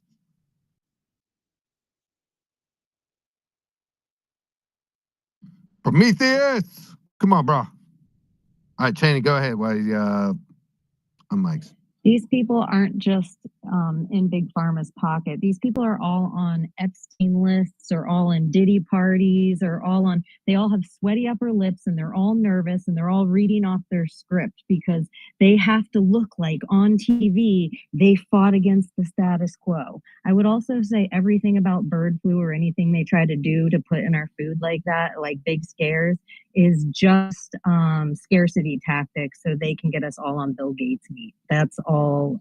There's so much bullshit that goes into narratives that are all vaccine injury, from SIDS to baby shaking syndrome to, I mean, you name it, it's a vaccine injury. And it makes me nutty how many other things, and the cause is always in their cure, and how many other hoops people jump through because of poison that they're injecting in their body.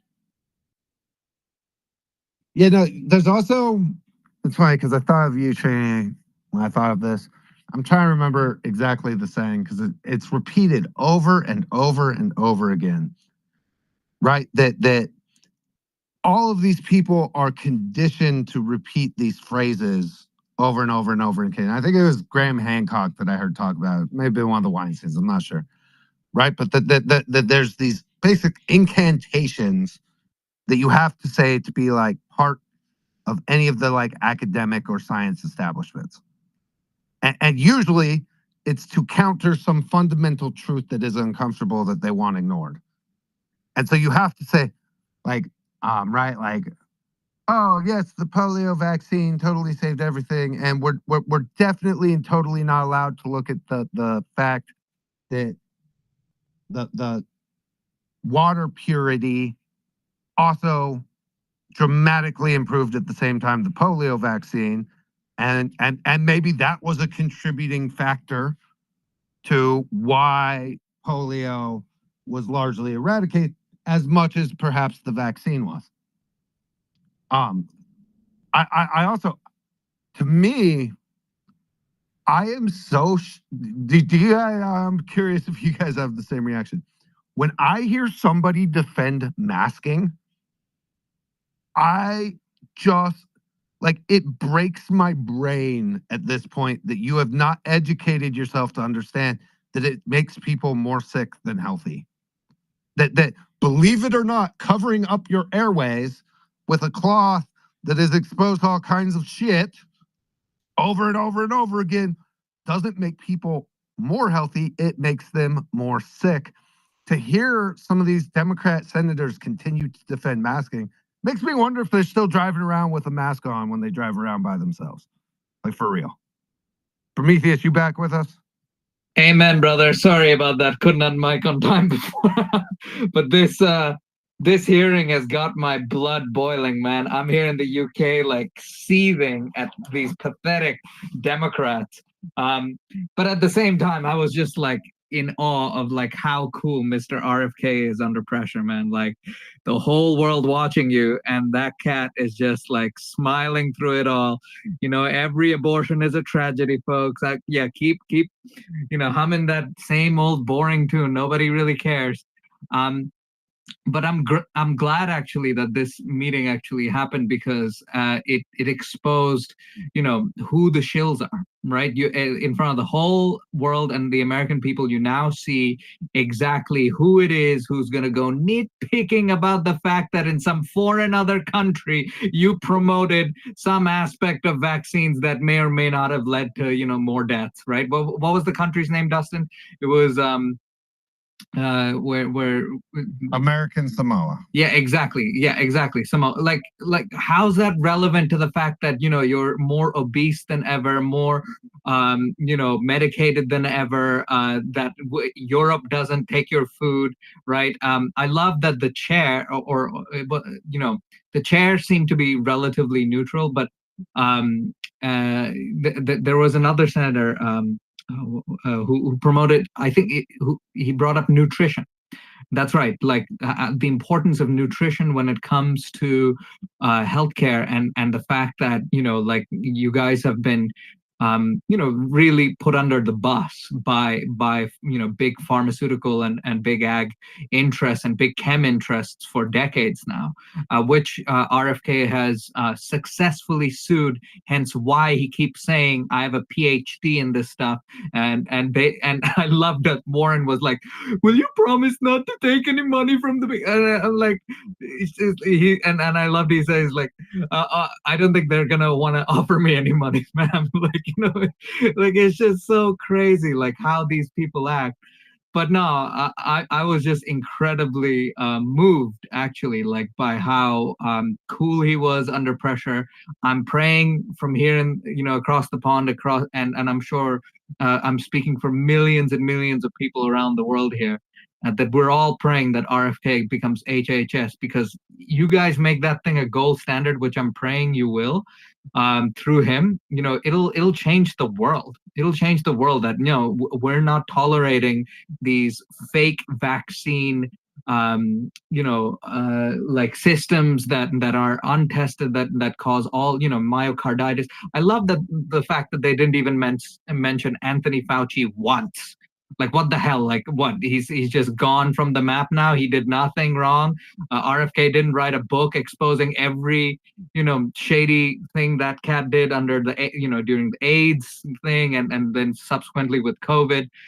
I personally believe this was a big show and tell for the whole world as to how corrupt the system was and how amazing RFK actually is in so many ways. And yeah, I'm so glad that you're exposing it too, brother. Really am here for it. Appreciate that. And no, he did a great job. He really did. It's as far as whether or not I think we all know that there's shills, right? Like at some point, we don't need any more evidence. We need action. You know what I'm saying? At some point, we have to say, and just draw the red line. Like, I don't need any more examples that those senators are bought and paid for by big special interests. I know they're bad people. Why can't we get rid of them? Right? To me, the bigger question is, how do we continue to end up with these people?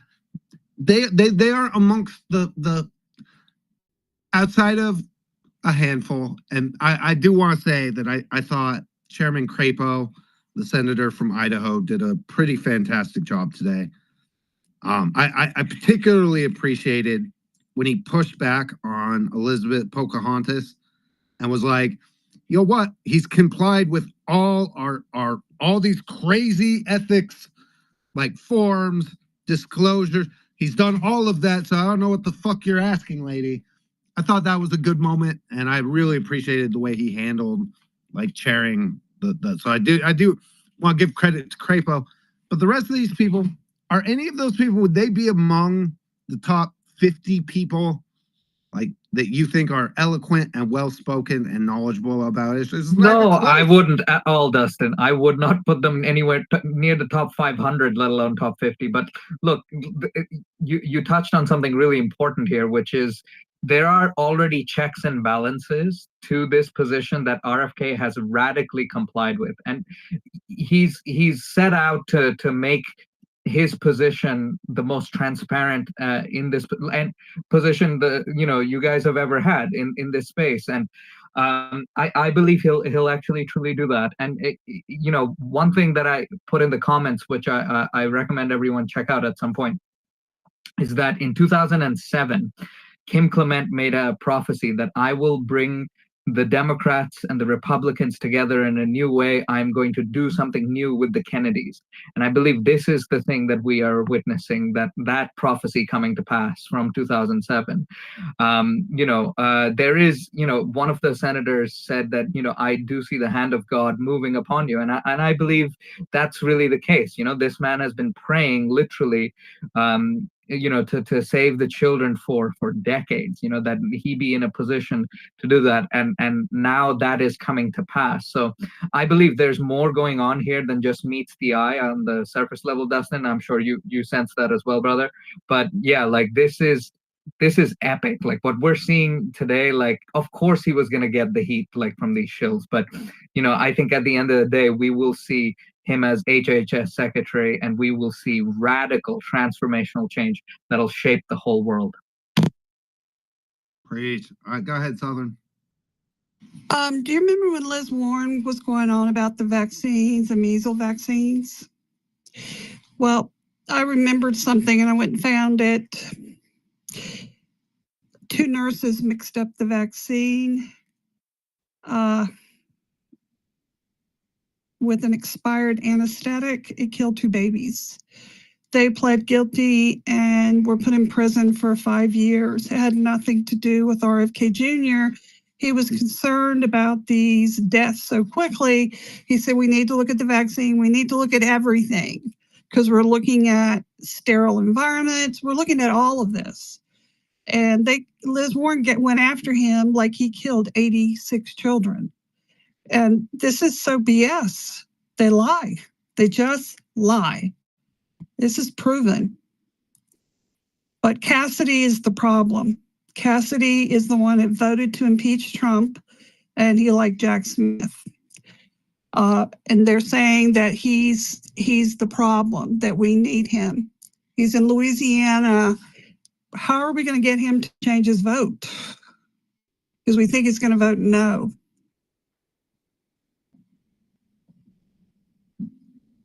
I hope he doesn't, and then we'll just go defeat him.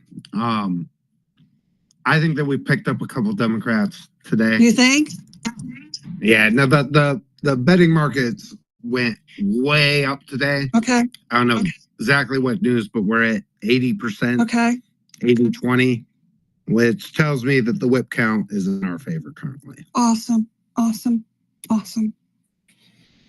We definitely need him. Nicole Shanahan just came out and said she's going to primary them, fund it. I love it. They got Elon Musk and Nicole Shanahan. There's a couple other billionaires that are coming out saying, we'll primary you if you don't take Trump's picks. So they're being held accountable finally. And the Democrat playbook is not working anymore. So hopefully. Well, and Andrew brought it up earlier. How many of these senators voted for Rachel or whatever his name is, Levine? Yeah. For the last HHS secretary? Why is it that like Republicans overwhelmingly vote for whoever the Democrat picks because the president should be allowed to have the people that he chooses, and yet when it's our own team, they betray? Oh, that's right, because they're owned. That's right. Oh, I forgot. But right, like that, the idea that the president should get exactly the people he wants for his team is so absurd. It's crazy. They all, all right, Jay Pizzle. Yeah, they also get paid by pharma a lot of money.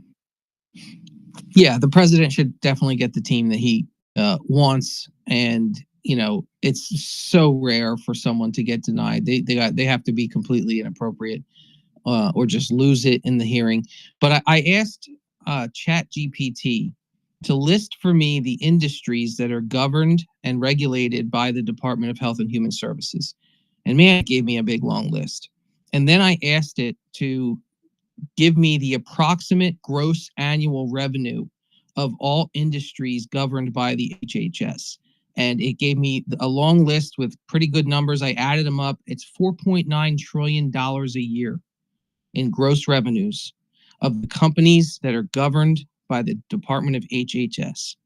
So when you wonder, if you're wondering why such a battle, if you're wondering why the Democrats, who are the party of big government, who are the party of bureaucracy, are in there screeching like demons against somebody who might challenge the status quo, it's because this is a $5 trillion pot of money annually that is now subject to someone who disagrees with the way things are going.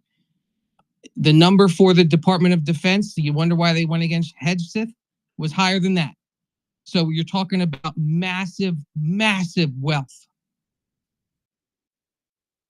Well, and now we're finding out about all these NGOs. There's like $3 trillion that shouldn't be going out. One's going to a Chinese Progressive Action Committee. It's insane what's happening there. So I think the Democrats once again overplayed their hand, right? I think because they do not recognize that the vaccine is actually poisoned and poisoned the vast majority of people, that by them like standing up there, right? Like they are representing everything like America hates right now, because how many people's family members are permanently like disabled because they took a vaccine, or are no longer with us because they're literally dead because the companies knew the vaccines were poison, right? And the thing is that because it affected people at the dinner table, right?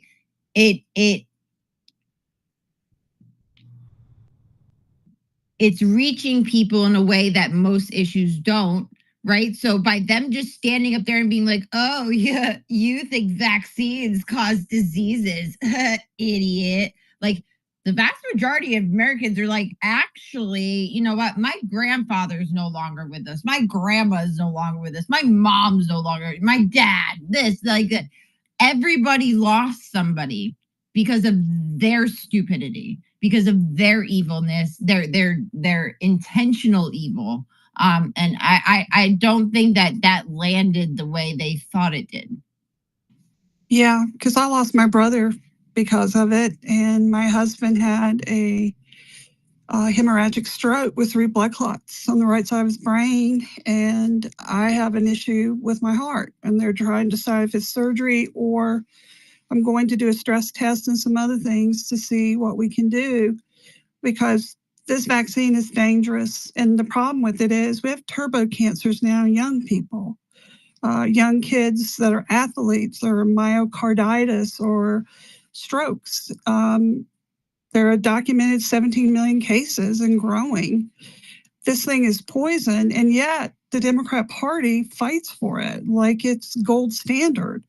And I'm looking at the Democrat Party right now, and the only card that they're holding is abortion. That's it. Because the vaccine is stupid, or abortion. That's what they're holding on to keep votes.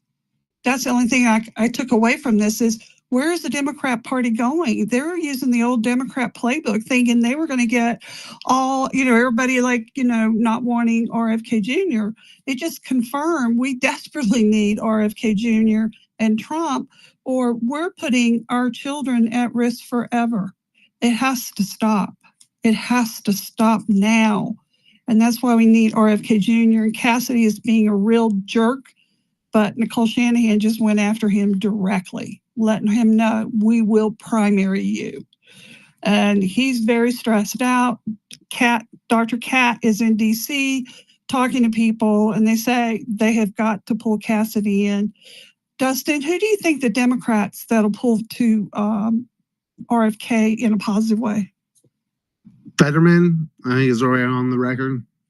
And there's another outlier. Maybe it's Agnes. I don't know. I'll have to check. I'll have to go look it up. Mal, go ahead, Mal.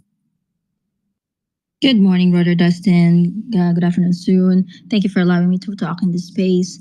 Well, there are some things that I just want to point out based from the confirmation earlier by RFK. First, talk about rubber stamps by that Nevada senator, and then one seized by Sanders, and then Warren, and then exposing the hypocrisies by Trump, and confirmation, which we must be highlighted in this topic, right? So I'm so glad that the Nevada senator, or I should say RFK was able to clap back with that Nevada senator when she was trying to say, are you being a rubber stamp of the Trump administration? So it's just so interesting how they try to attack the RFK instead of highlighting his strengths, what he could do to the nation, right? And then second, that onesies where there's like a diagram at the back. It's really funny. I mean, come on, why? It boggles me why most of the Democrats in any confirmation tries to get fired up and yell. They just need to chill, right? So I just don't know. Like it's kind of interesting. And then third with Elizabeth Warren. If you're gonna go to Federal Election Committee or Commission FEC.gov, I was informed that you could see how much money did she receive, which is worth 7 figures. So that's FEC.gov.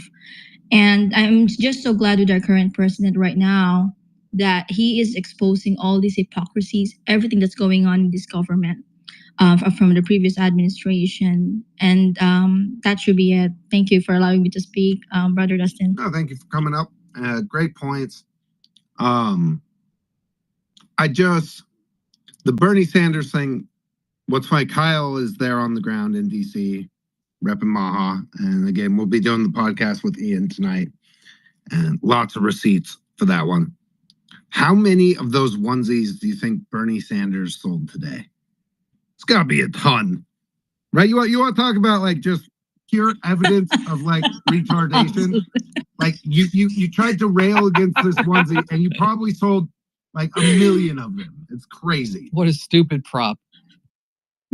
Absolutely. Size 0 to 2 years.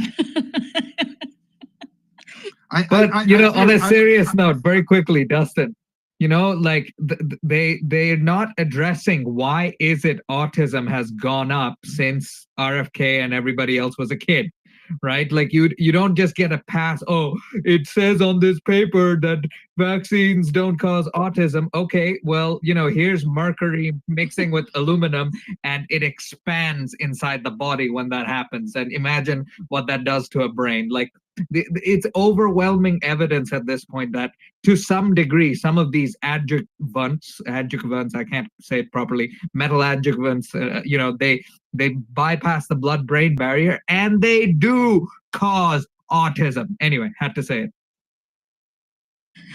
The evil of the situation, Prometheus, is that the companies and interests that are paying these politicians actually enjoy that statistic. They love the fact that they have more customers every year in the cancer clinics, in the autism treatment centers. They love all of that. The more customers, the better. That's the sickness. And Washington, D.C. has just turned into the revolving door, rubber stamp, allow them to operate however they want to get to their bottom line. And that's what is going to be dismantled under this Trump presidency. Yeah, but JP, it's even worse than that because like with the autism thing, right? Like my cousin is severely autistic, right? Like has been since we were little kids. Like I'm pretty sure I was like 3 years old, right? And the thing is that not only do the vaccines actually do cause autism, right? Like Dustin and I've talked about like all the autistic families that we have come in contact with the movie Vax, but it's those parents, right, did the right thing as parents and started doing their research and they were like, hold on, wait a second, like this is actually caused by the MMR vaccine, right? They went out and they destroyed those parents' lives and made them seem crazy that like, oh my God, are you going to be that retarded to think that a vaccine caused your kid's autism? Like, yeah, it says it right here. I can prove it. No, ma'am. No, you're crazy. You're nuts. Maybe you shouldn't have your kids. Maybe we need to get CPS in here to take your kids away because you think a vaccine caused autism. Like, that's how sick it is. Or you'll be called a witch doctor if you actually have a degree and have some natural medicine that might go with it, like hydroxychloroquine, which then you have Mel Gibson on JRE talking about how, look at these therapeutics cure cancer. Hydroxychloroquine. You can also make it with grapefruit peels. Oh, if you eat grapefruit in the morning, it immediately becomes alkaline in your body. Look at that. Alkaline bodies don't have cancer, but they want us to have these sugar bodies. Make America healthy and hot again. I'm tired of being the fat nation. Let's go. Good to see you, Mary. Go ahead, Mal. Oh, no, I'm good. Thank you. Go ahead, Mary. Thank you very much to be able to come up to the mic. Yes, I have a very low voice, and that's because my hypothyroid was never addressed. I'm 70, and I want to tell you that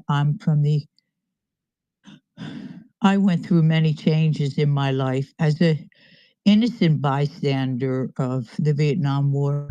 How about all the things that they did to our vet over there, Agent Orange? I want to tell you, and I'm going to try not to get emotional.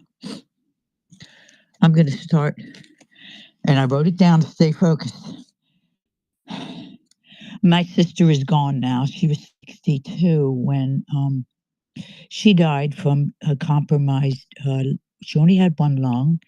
And since she was a baby, Dr. Eric Coop, he was Surgeon General down at Children's Hospital in Philadelphia. She then went on with no college degree. She supported herself her entire life. She died because she didn't have medical coverage because she worked for a company, Guillain-Barré, which is an illness that you can acquire. I'm not sure. I don't know all about this, but she fought in the 80s. She sat there taking, receiving phone calls from people across the country, around the world for this Guillain-Barré syndrome, and it hits everyone differently. You know why?